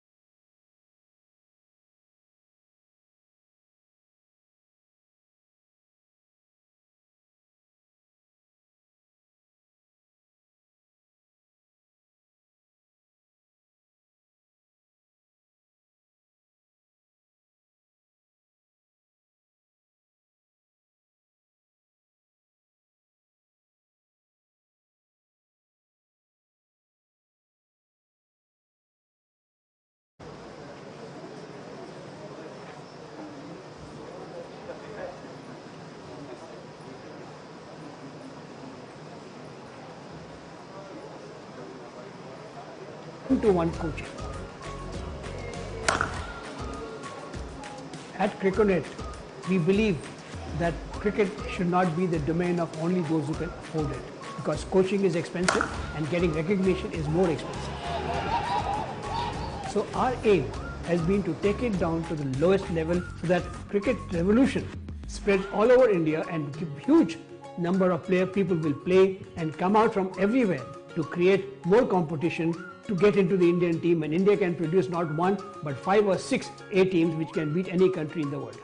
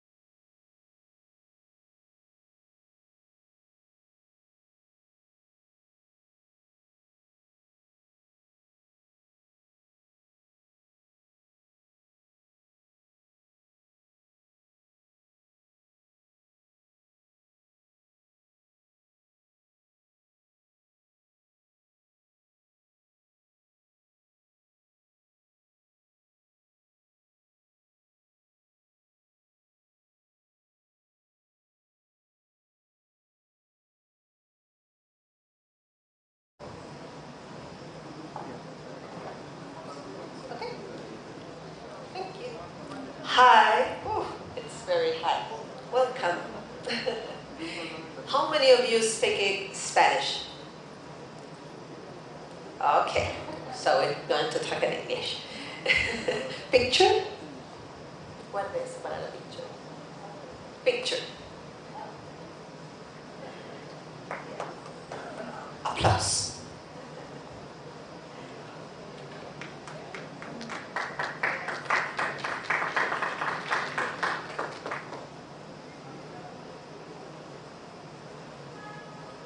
Thank you. Please, ladies. So, hi. Thank you all for being here. I'm very, very glad. We have traveled long distance. We almost, all ladies here come from Chile. We're from South America. Yeah!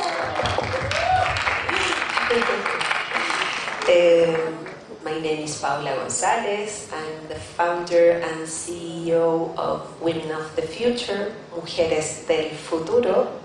You also have to learn some Spanish. So I'm delighted to be here at the 25th editions of INDIASOFT.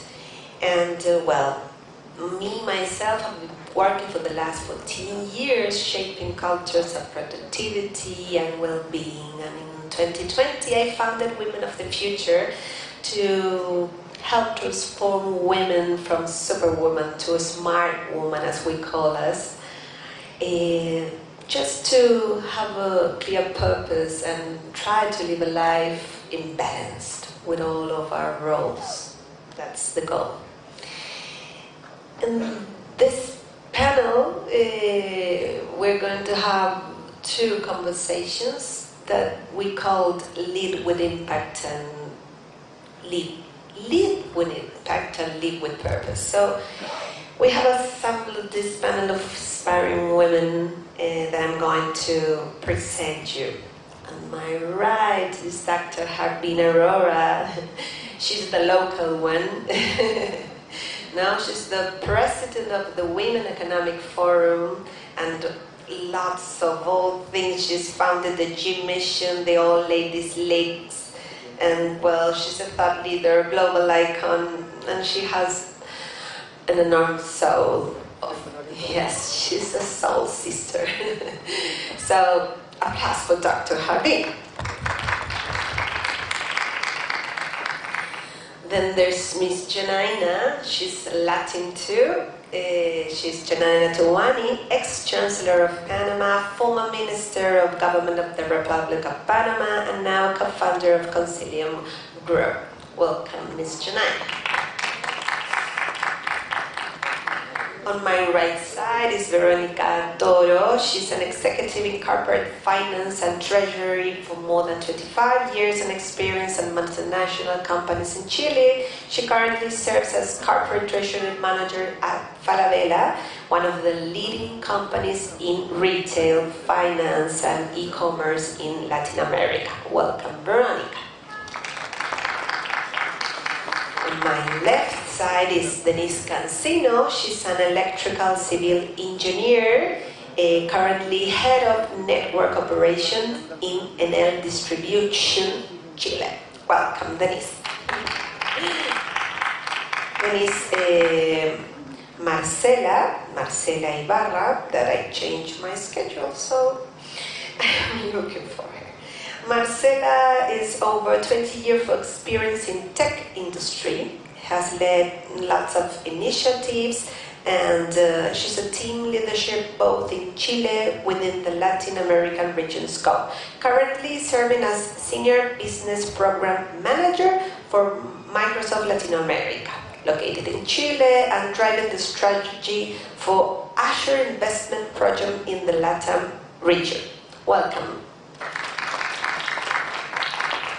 Loreto Sanchez is a senior data scientist at ThoughtWorks, a global technology consultancy that helps organizations drive innovation through software, data, and AI. With extensive experience in data science and analytics, and has worked in lots of impact projects. Welcome. And finally, but not least, Paula Barrera is a professional with more than 16 years of experience, and the last 2 years she has been IT manager in the Chilean company CMPC, industry of manufacturing of pulp and paper, which had allowed him to understand the fundamental commitment to strategy and business vision and to contribute to the success of it. Welcome, Paula. Well, let's start this conversation. Please, this is a conversation. You're all invited to participate. So I'm starting with you, Dr. Harbin. You are the founder of 5 platforms, G100, All Ladies League, Women Economic Forum, Chiconomic, Vichy. Is it called Vichy? Vichy. Yes. So as this first item we will talk about is leading with impact and living with purpose. What impact and purpose are those 5 platforms trying to achieve?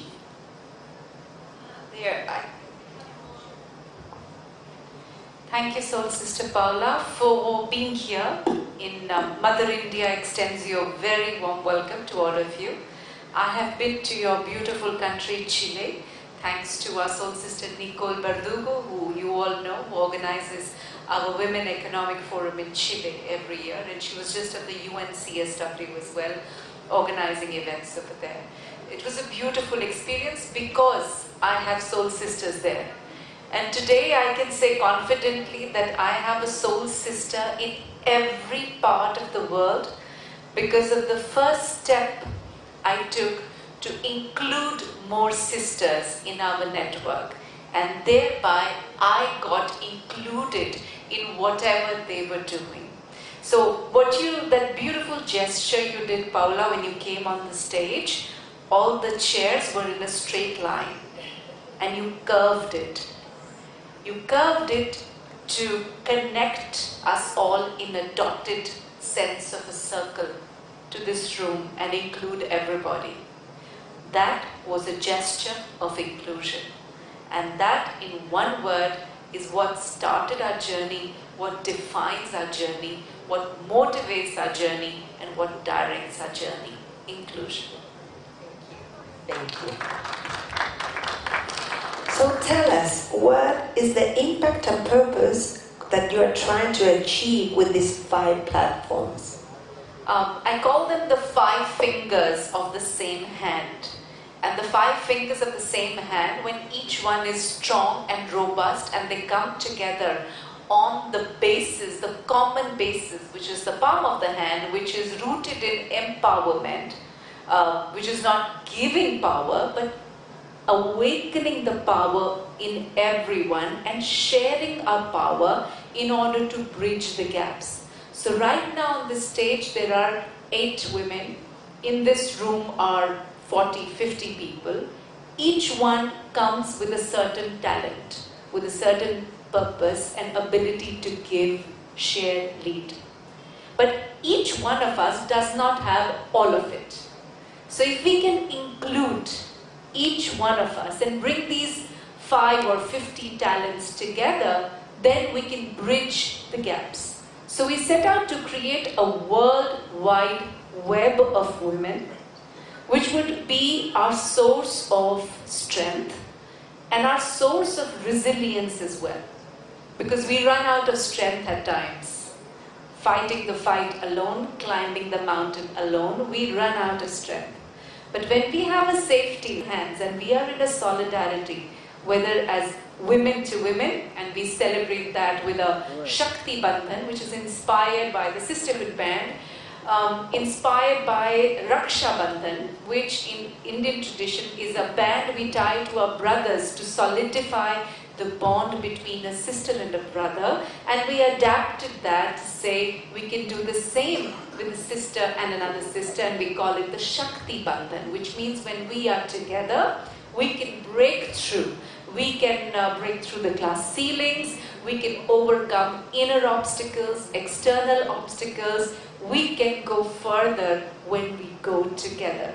So it's been a journey. It's a work in progress. I didn't start it. It was started generations ago. I'm not going to finish it because it's going to continue with sisters and men coming after us. We are at this very beautiful point in time where we have the opportunity to make a difference, and we are doing it one sister at a time, one woman at a time, and one brother at a time.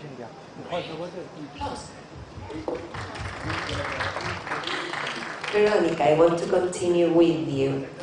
So, you come from the executive world, no? So, how do you see when you lead and you leave? How do you see that leading with impact and the barriers that you think they are in your daily life? How do you get with it? Yo voy a comunicarme con ustedes con ayuda, porque ya Naina me va a ayudar con el inglés. Mi lengua natal es el español y la personalidad me cambia cuando trato de hablar inglés. I'll do it now. Chileans speak really fast compared to other Latin Americans, so speak slow. She would speak in Spanish because she feels that the language reflects the personality. So her personality changes when she's speaking English. She wants to do it Spanish, and I will try my best to translate. A ver, yo me desenvuelvo en un área que está bien masculinizada, no solo en Chile, sino en el mundo, el área de la finanza. She works on an area that is quite masculine, and it's the area of finance, right? Y me ha tocado ver mucho esto de trabajar el empoderamiento femenino. So she had to work a lot on the woman empowerment. Una de las barreras más grandes es el tema de la seguridad. El ser minoría nos hace sentirnos y mostrarnos más inseguras. One of the largest barriers is the security aspect, because being a minority makes us sometimes insecure. Y bueno, y la barrera más grande es cultivar estos pilares que nosotros cultivamos en Mujeres del Futuro, que tienen que ver justamente con autoliderarnos, con trabajar emocionalmente. The largest barrier is to cultivate pilares. The largest barrier or challenge is to cultivate pillars based on self-leadership and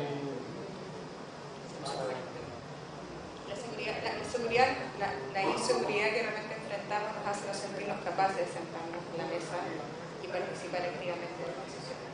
sometimes the insecurity we face is what is not allowing us to sit in the table and participate in decision making.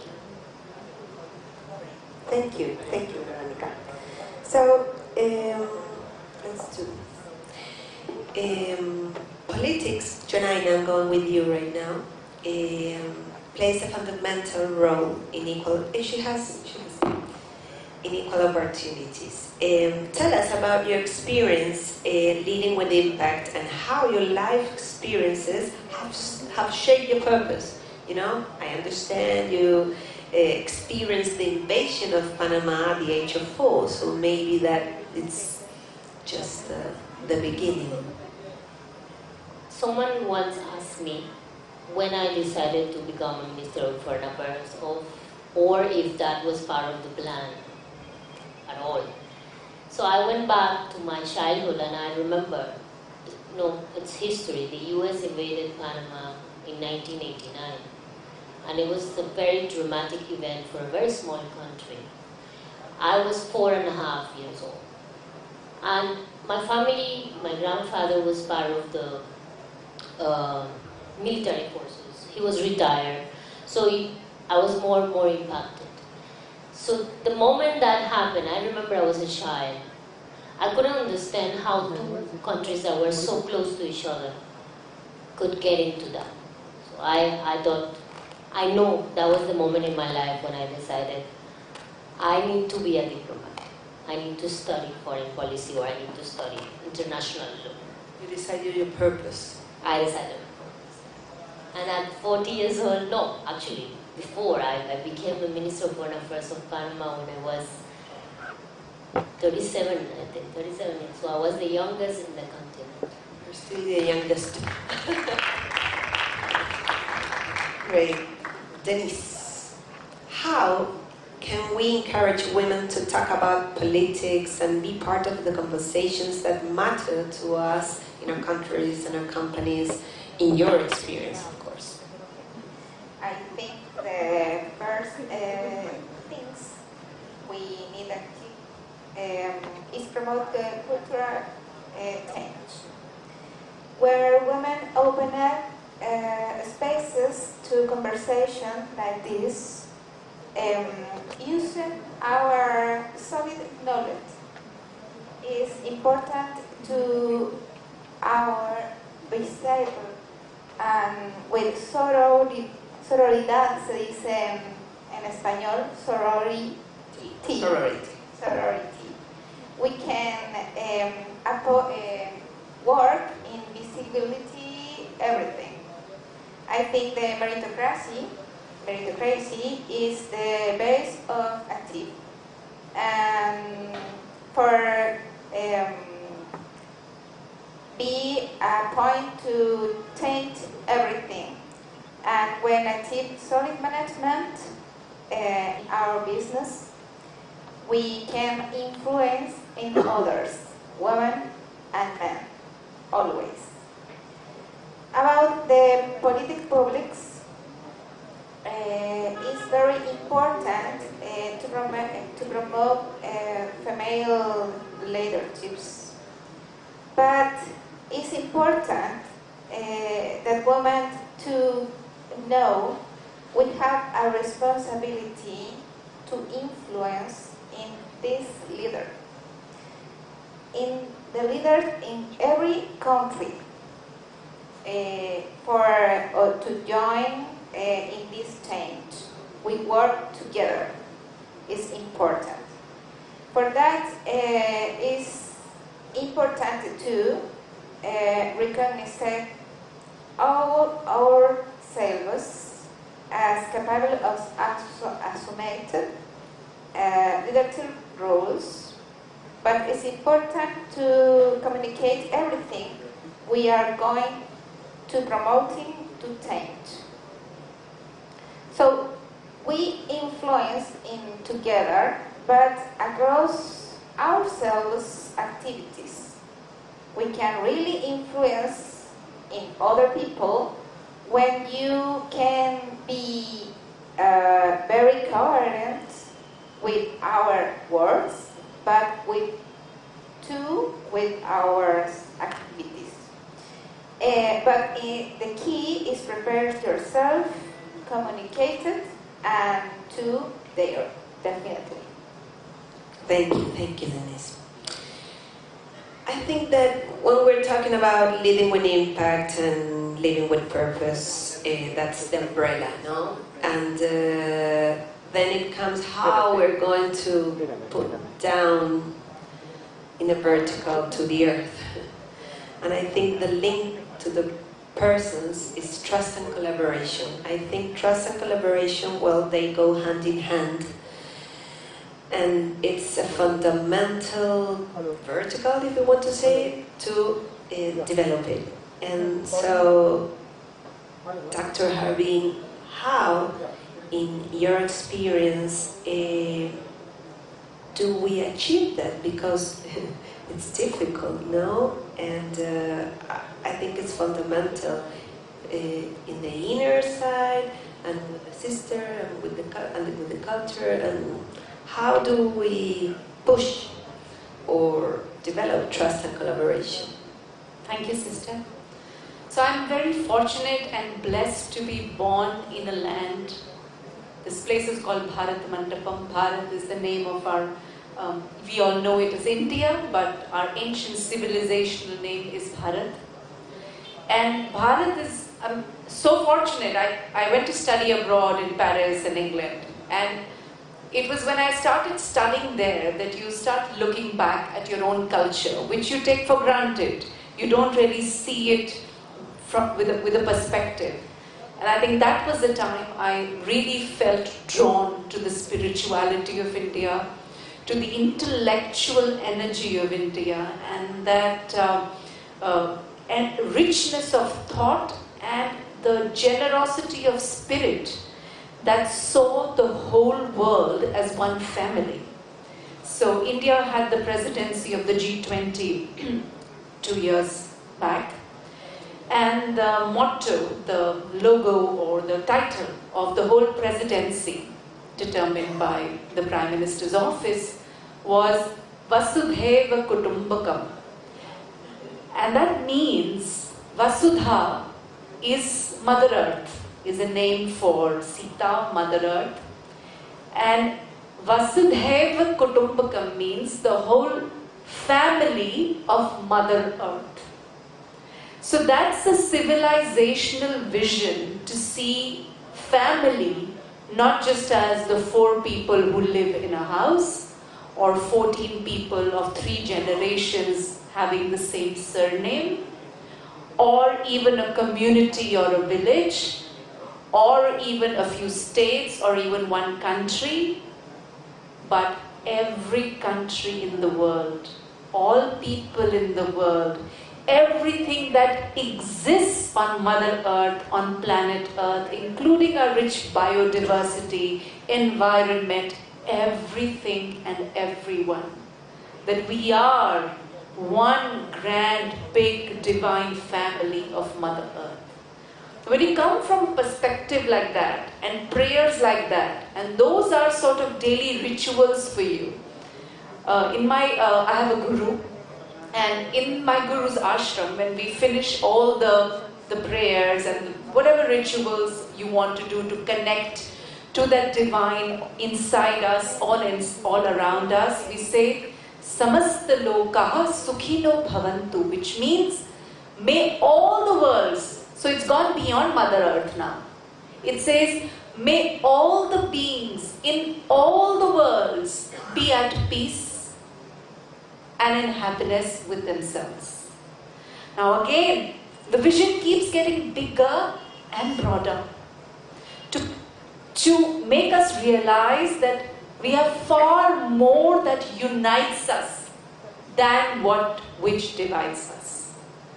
Prick me on my finger and you will see the same colored blood that is in you, my sisters in Chile, and that is in me, and that is in everyone over here. Ask a doctor, Can a doctor operate, a surgeon operate differently on a body from Chile or on a body from India? It's the same. So there is far more that unites us, that makes us exactly the same. Our human condition is the same. We are born, we spend some time on Mother Earth, and then we leave this body and we go away. Same condition.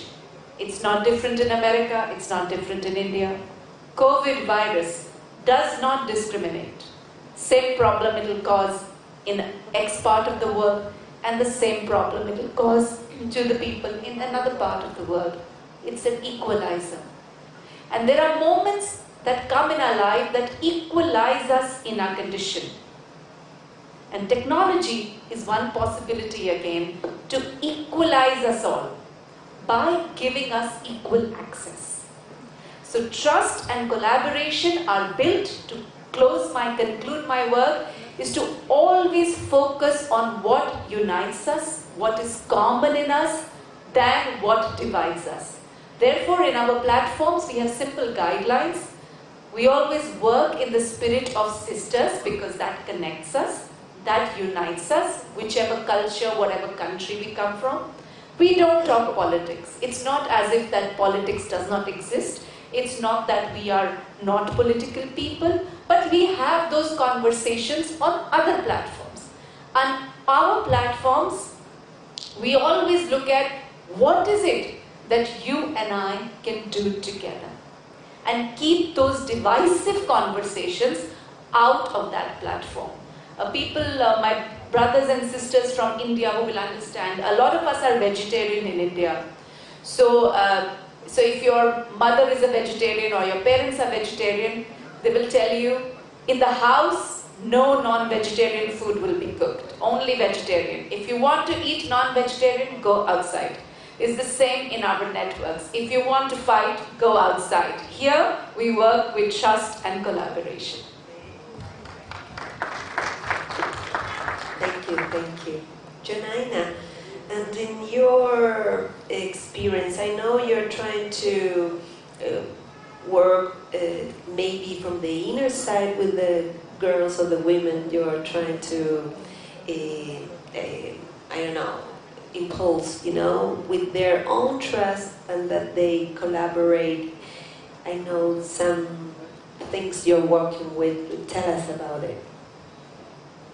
It's back to the times when I was Interior Minister in Panama. Before I was a Minister of Foreign Affairs, I was Interior Minister in Panama. So I used to collaborate a lot with indigenous communities. So Panama it's a country it's a wealthy country, but we suffer from a lot of inequality. So for me, inequality is lack of inclusion, right? And women in remote areas, like indigenous women, were always together trying to push the development of their small communities. Whether they were leaders or not, but they were always trying, because they saw the development of their community as completely linked with the development of their children. So women tend to see the future and the development linked to the child, right? Now, we had a situation, governance situation, and they were all male traditional authorities of the indigenous community. It's a comarca in Panama called Navajugle. It's the largest in Panama, indigenous population. And we couldn't solve the problem. I could not solve the problem. So they came to me. Women organized themselves, the indigenous women, and they came to me, they make an appointment, and they're like, we're going to help you solve this. I said, really? It has taken 1 year, I cannot solve it. It's really difficult for me. They say, like, we have a plan. They helped me solve a problem that was lasting like almost 2 years, and I was trying for a year to solve. They got together, they worked together, they trust each other, and they make me trust them. All my efforts were completely trusting what they were telling me to do. They told me do this, do that. I did that, and I got the successful result. So thank you. So yes. So yes, that's what we should do. know, and in your experience, pero trust and collaboration in the executive world, you know, what is the impact when you have been doing that? I think the trust and collaboration is very important. I try in English because I write it. Bravo! That is trust, you know? because when you have trust in the team, you can have low cost because you don't need a lot of control. Collaboration between people, between men and women is very important. Complementary is the key, I think. Yeah. Because we have different talents, different abilities, and then we need complementary to leadership, the change we need. To lead the change. Yes. Right. Love you. Thank you. And sorry. In your experience, Denise, you lead a team, you yourself, where trust and collaborations are fundamental. Tell the audience how you achieve this. Tell us about your work. Well, I work in NL distributor. In many years, our company put a man in this work.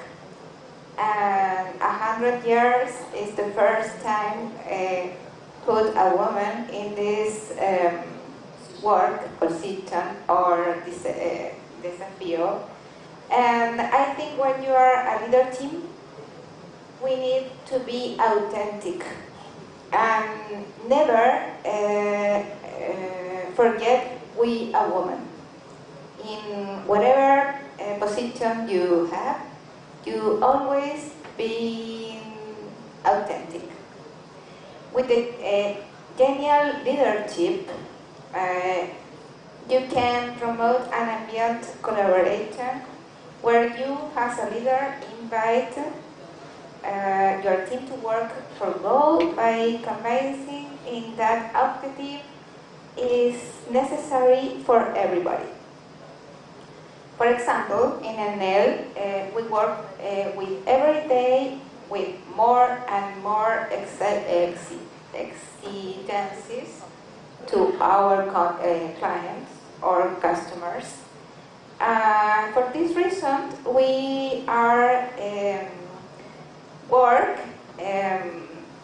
implement every year more and more technologies with innovation, with, for example, control remote in network electrical, with only focus to provide or build or blending better service qualities to our customers.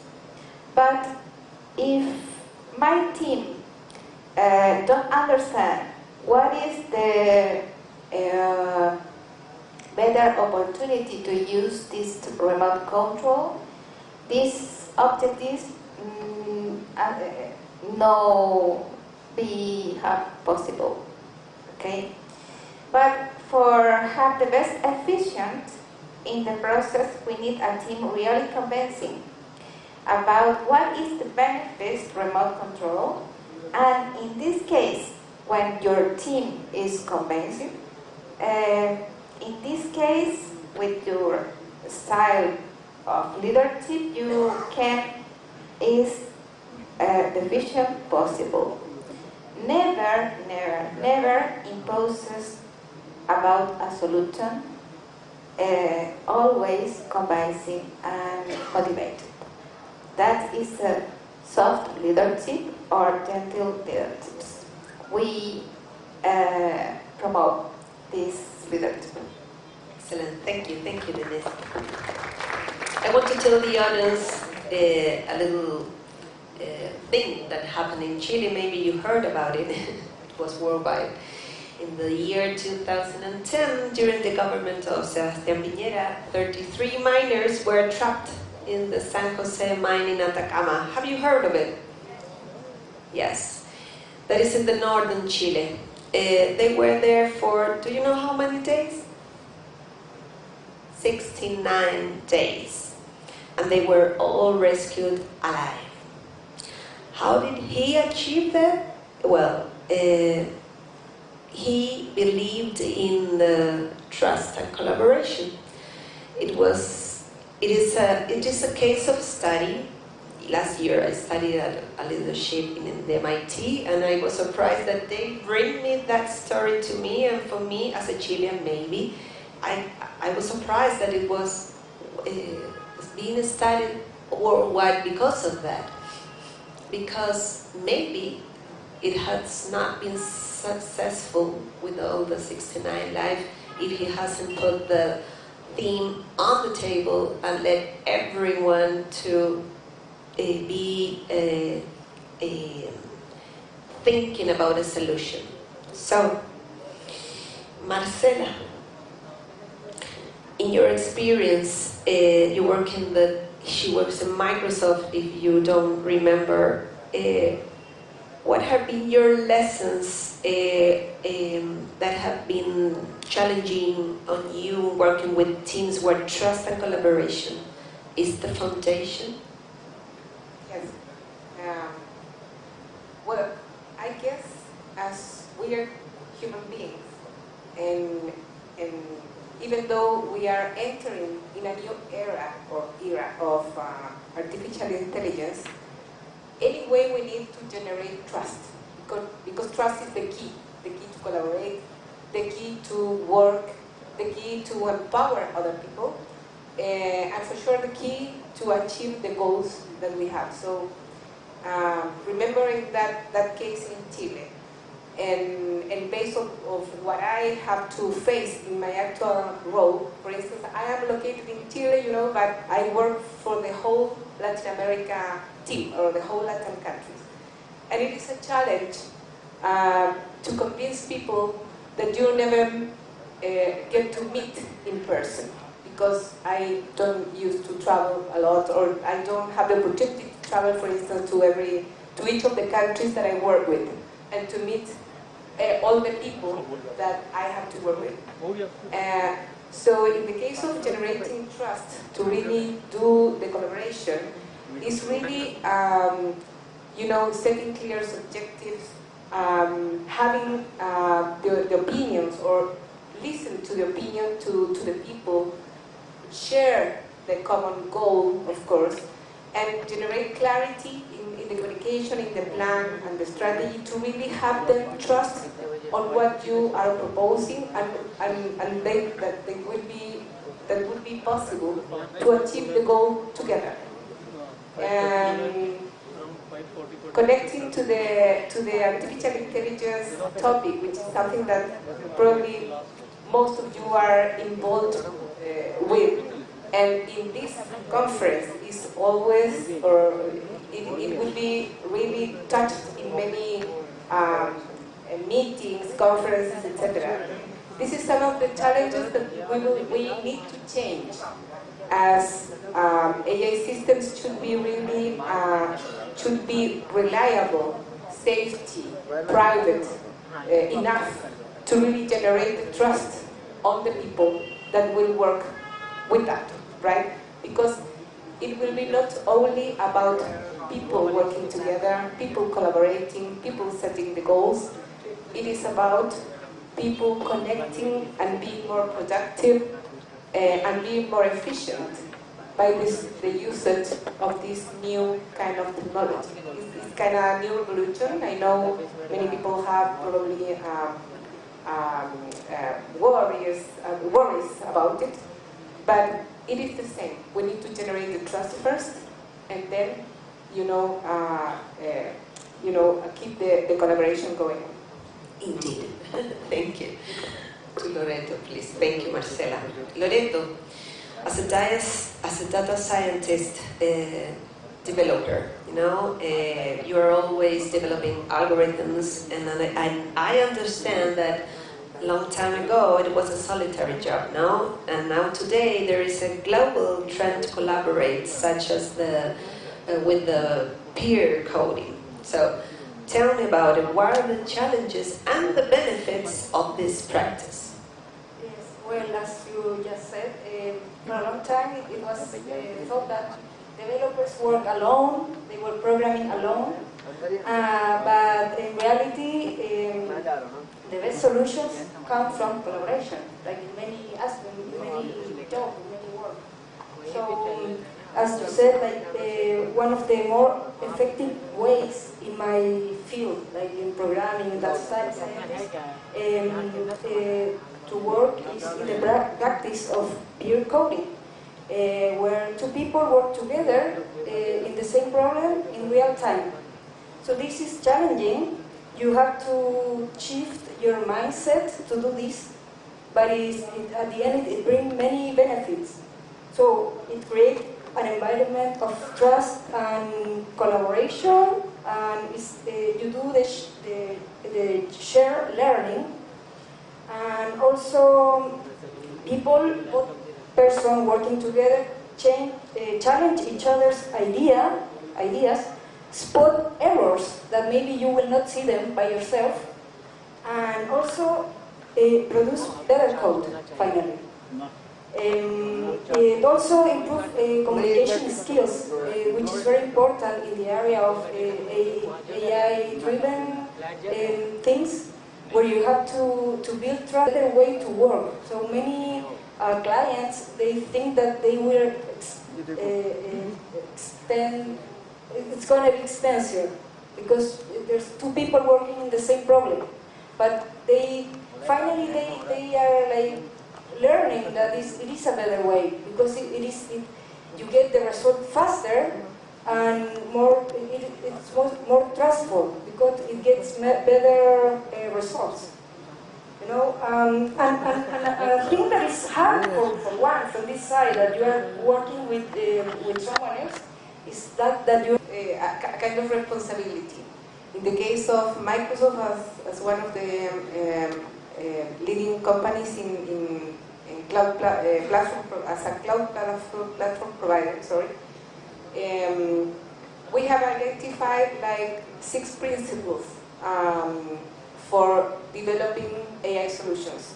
And I think this is important because, as you mentioned, Paula, the development and the innovation and the new technologies, services, and products must be for the good of the human being. I mean, must be for the good for the person, like empower every person, you know, which is, by the way, the purpose of Microsoft globally, but also to provide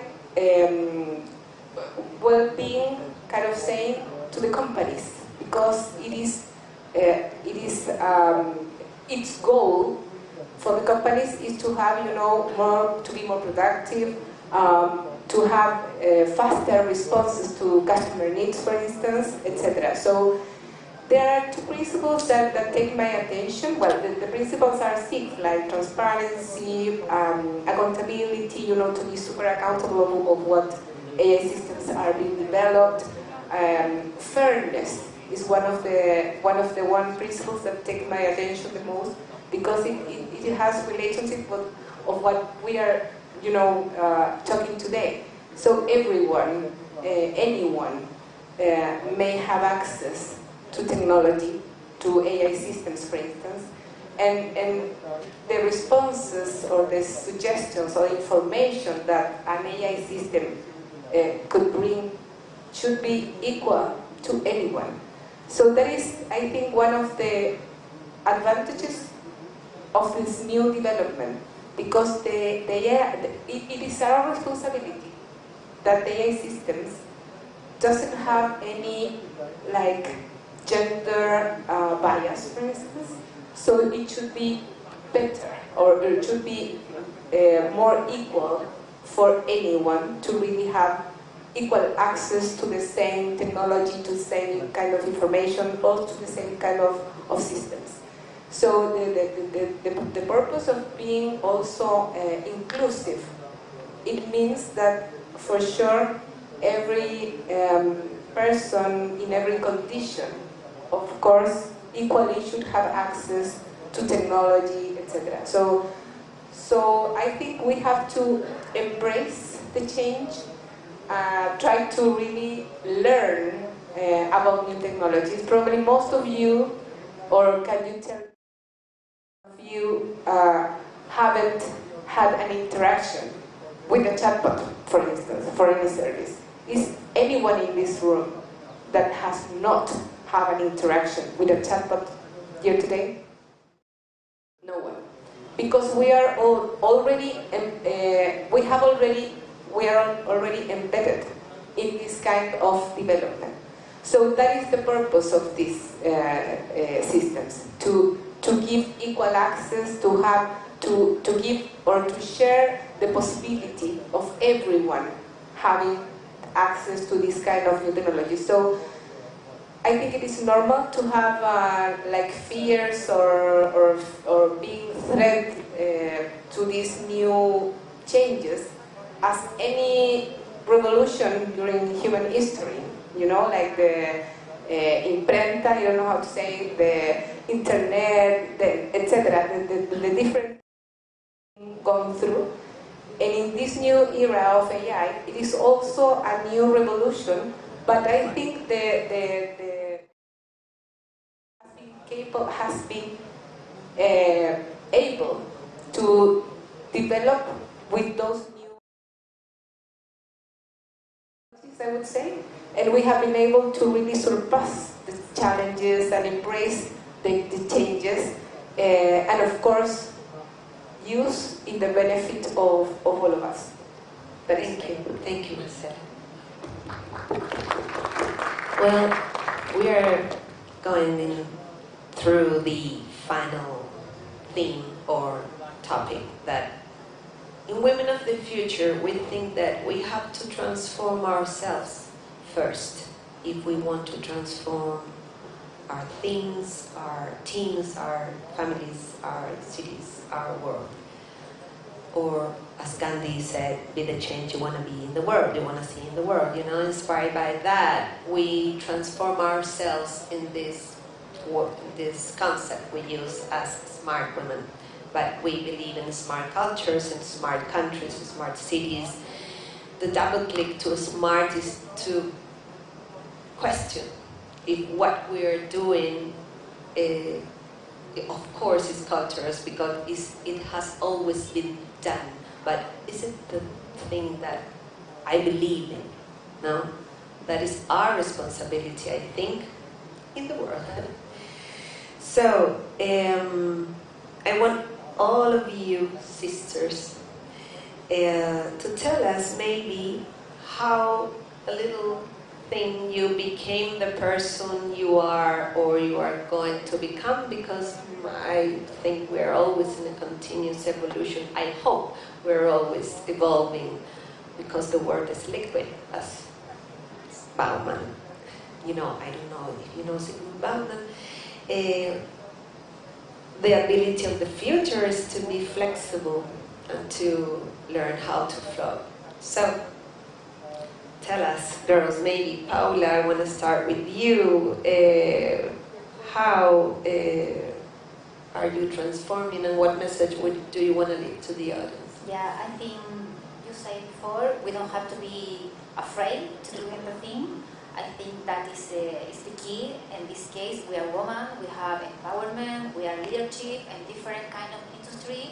I think we have to lead to show all the people, all the women, we can work together. If we don't work together, I think we can have a good, a real transformation, because all together we have a different view. We have to see everything of the beginning to the word, to the end, to the stream. I think that is the key. And I think for me, we have to lead with inspire to innovation. And if you have afraid, you have to do it. You have to go more far and more far. I think that I can say for the other people, work really, really together and show we have the capacity to have a strategy, vision in the same way for the company. Thank you, Paula. Good. Well, talking about a little about myself and how I evolved to what I'm doing now.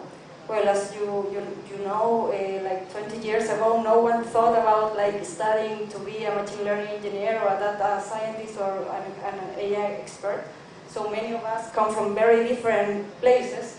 Myself, I wanted to be a musician.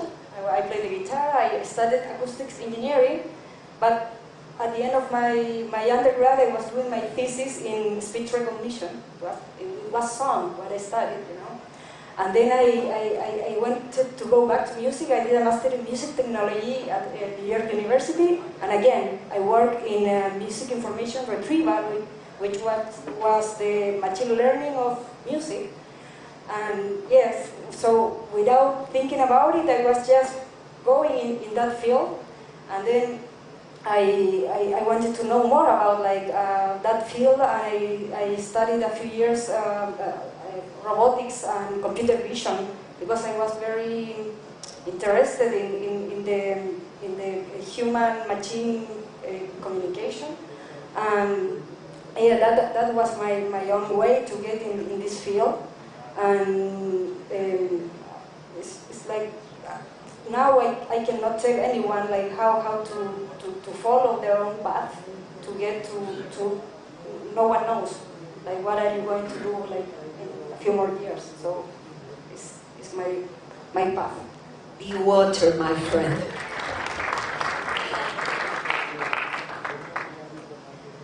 Well, as a final, thinking, I would say that all of us has a responsibility in developing a more inclusive and diverse world.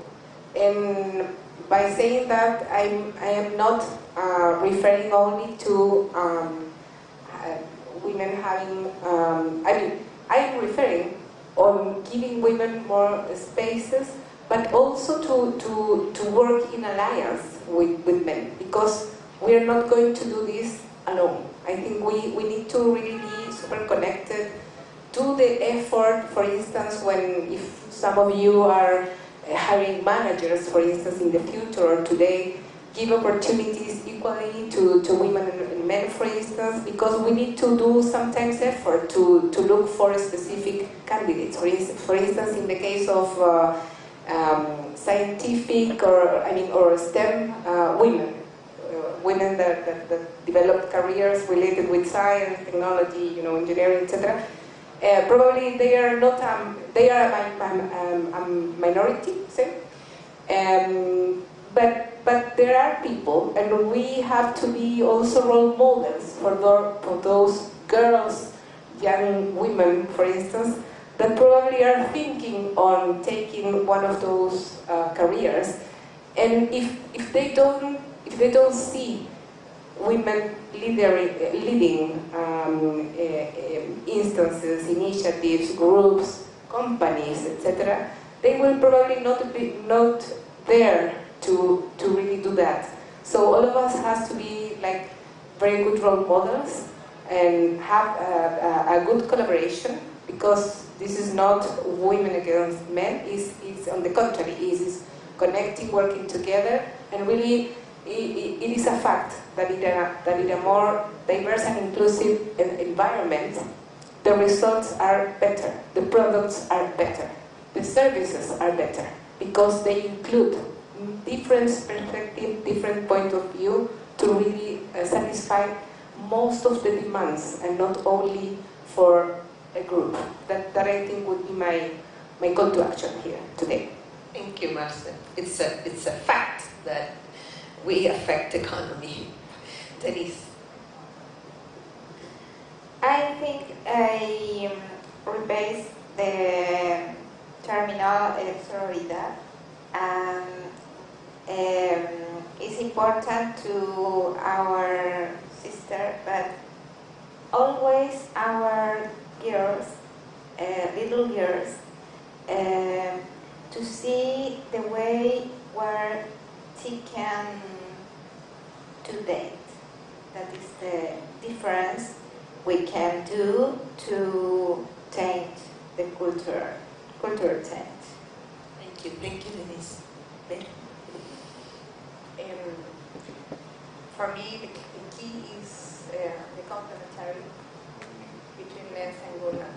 We need ambassador, men ambassador, who represent this. How can I say that?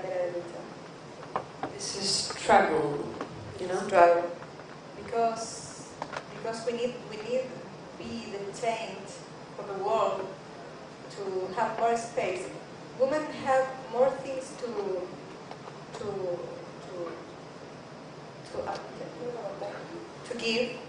give, and I think this is the moment. We need more economics growth. We need be more productive. We need be more efficient. And then we need all of the skill we have in the world. And this is the key. We need complementary men, women, fat, thin, short, all people in the world. Thank you very much. That's a very difficult question. But I think reflecting for me is about service. And it might be a coincidence of life, destiny, that that service was inspired to me by the face of those rural women in my country. So that's what connected, and that is exactly what created that desire to continue. So I decided that if I have dedicated all my life to achieve goals, there's going to be genuinely inspired by those women, and whatever they cause in me, the excitement, that energy, and serving them for me is now thanking God for everything. Thank you, Janina. Time to happy. All of you have shared so many important touch points of transformation of culture.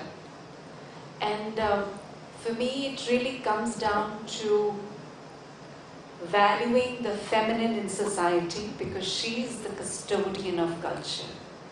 She is the one through whom the culture creates, procreates, and moves on generation after generation.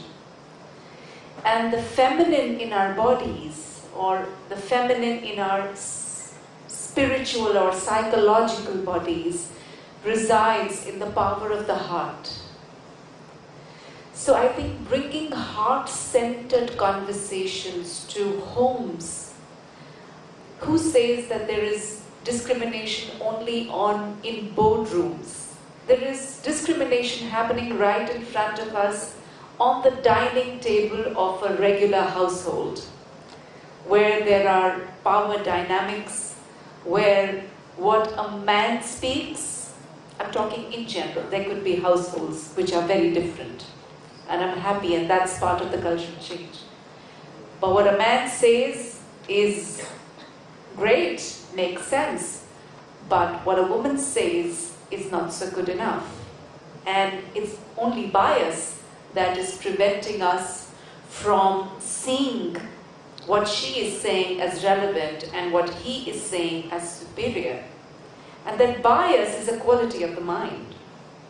The mind discriminates, the heart unites. The heart integrates. The heart tries to see, of course, but what is Paula saying? And what is Janina saying? And there's good in what she's saying, there's good in what and we can try to integrate, we can put it together. It's all coming from the truth of our heart.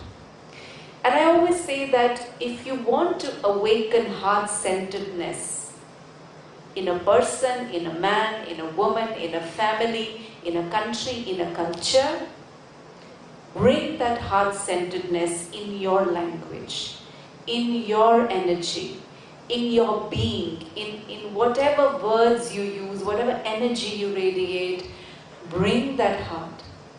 And when you do that, you will settle the energy of the room, wherever you are, to the heart-centeredness. And when we all start talking from our hearts, we will realize there is as much masculine in the feminine, there's as much feminine in the masculine, there's as much pain and tear and anger and hurt in a man who couldn't cry because there is bias that men don't cry, and as much ambition in a woman's heart which she couldn't express because she was told this is good enough.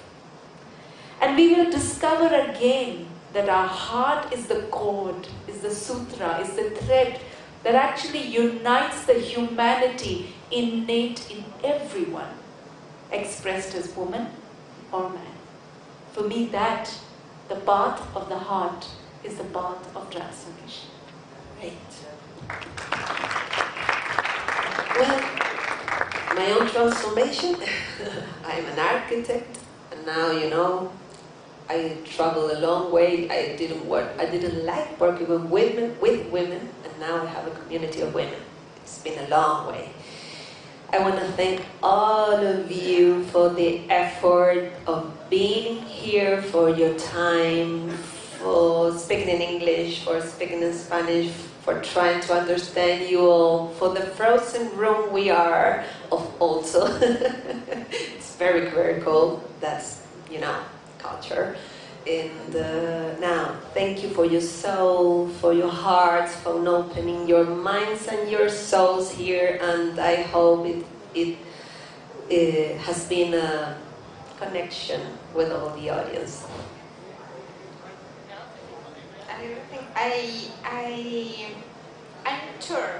I'm sure in technology have many female leadership, and I hope this next year more panels that consider more women in the intervention. It's an invitation, but it's necessary to be in the vanguardia. How do you say vanguardia in English, chicas? Be in the table. If we speak about technology, always at this word speak about transformation, innovation. But what happened with the woman in this building? I see 3 or 4 panels today. Only in this panel we have women. It's an invitation with many respect to all we, you, all of you. Thank you. Thank you, Denise. Well, let's stand up. I need to, okay. Yeah, questions, of course, please. Yes, or maybe I can, Patricio, he's our secretary, you know, and work for us, of course. So thank you so much. I really agree with all what you were saying, and we are aligned about the importance of women to be on stage, decision maker in the tech industry company as well. But I really love to hear what are you thinking about what's happened today in the US since Trump elected and signed all this executive order to cancel all the DEI departments, especially in the tech companies, how it's going to affect women today and also in the future. Who's going to answer that question? I'm the worst one, actually. Anybody coffee? I'm helping out my sister. We'll all warm up to the answer. So, you know, this pushback, if you see in our histories, you know, we have a mission million in our networks to connect 1 million women around the world, because you cannot ignore 1 million women, organized, collective, working together, collaborating, interest building together. And it was very interesting. I was reading about, you know, the witch hunts that took place 400, 500 years ago in Sweden, in in countries which are today highly developed and are role models in bridging the gender gaps. They are highly developed countries. They have bridged the gender gaps. They have sometimes all women cabinets. Look at Iceland or Sweden. And just a few hundred years ago, 400 years ago, we had the massive witch hunts in these countries, in other countries around the world.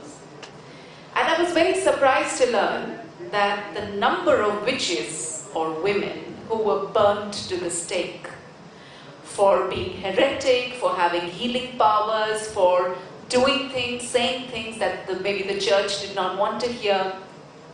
And that number was 1 million. And I was like, wow, look at that. 1 million women gone as witches. And we are in India, the land of reincarnation, the land where we all come back in one way or the other, in different forms, to set the balance right. And here I have a mission million, gathering the women of the world once again and rising again. We have a very beautiful concept in India which is called dharma. And dharma means a way of living that upholds us, that holds us all. The word for earth is dharti. Dharti because it holds, it upholds. It's not liquid because it doesn't let us slip, but I understand liquid in the sense of movement. And dharma is that whenever you do anything in life, and it's a cycle, in the dharma you have, like this, for example, this table. Dharma has 4 legs. It stands on 4 pillars which give it solidity to be able to stand in balance and stability. And we have cycles in our Indian philosophy where if you, in one era, 1 leg will go away, but 3 legs are there. And the next era, which means people are doing bad things and wars are happening and people start lying, individual integrity is lessening, and another leg goes. And then you're perfectly in balance, but the table is standing on 2 legs. And then the 3rd leg goes as well, and you come in the Kali Yuga, which is the Yuga or the era we are in, which means the forces of negativity or the forces that take us back are more than forces that keep us upright. And that is the nature of this cycle, and after that, transformation will happen and we will come back on 4 legs again.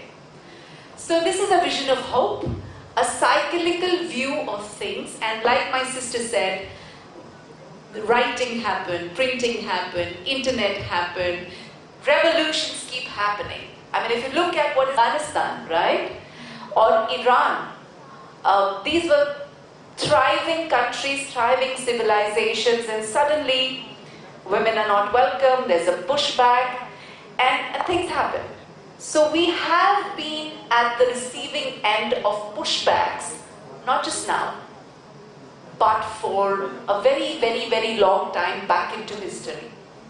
And each time, dharma, or the principle of balance of life, of Mother Nature, Mother Earth, is pushing back on the extra pushback. And that's how we in India, in a spiritual sense, see things, that everything is going to find its balance. So if anything is in excess, if you give more salt to your body, the body compensates by making your bones brittle. So don't have excess salt because your bones will start dissolving and dissipating. So it's a bit like that in life. Whenever someone is doing, and if you see what he is doing, I had a conversation in Boston with one of the college professors, and he said there's a big concern about the excess that the woke philosophy has gone into, to the extent that we don't have our bearings anymore as a society. It's no longer certain who I am, it's no longer certain who you are. So the trust is getting compromised and undermined. And his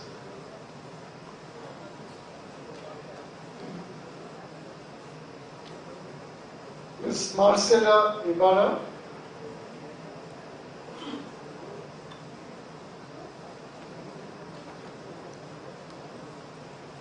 Paula Pereira.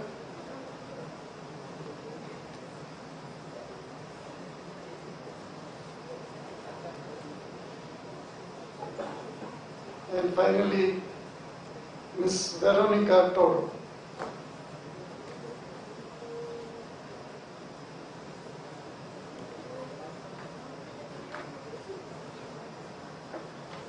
And can we have the group photograph with the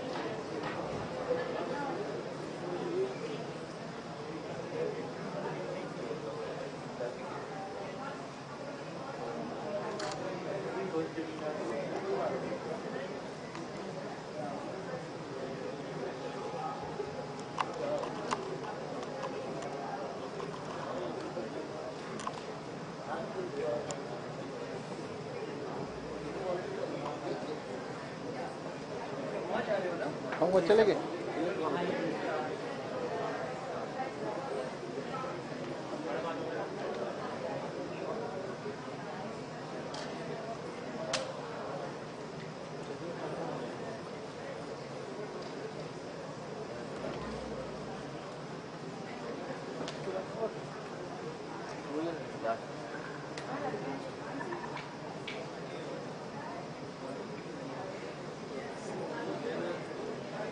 Gracias.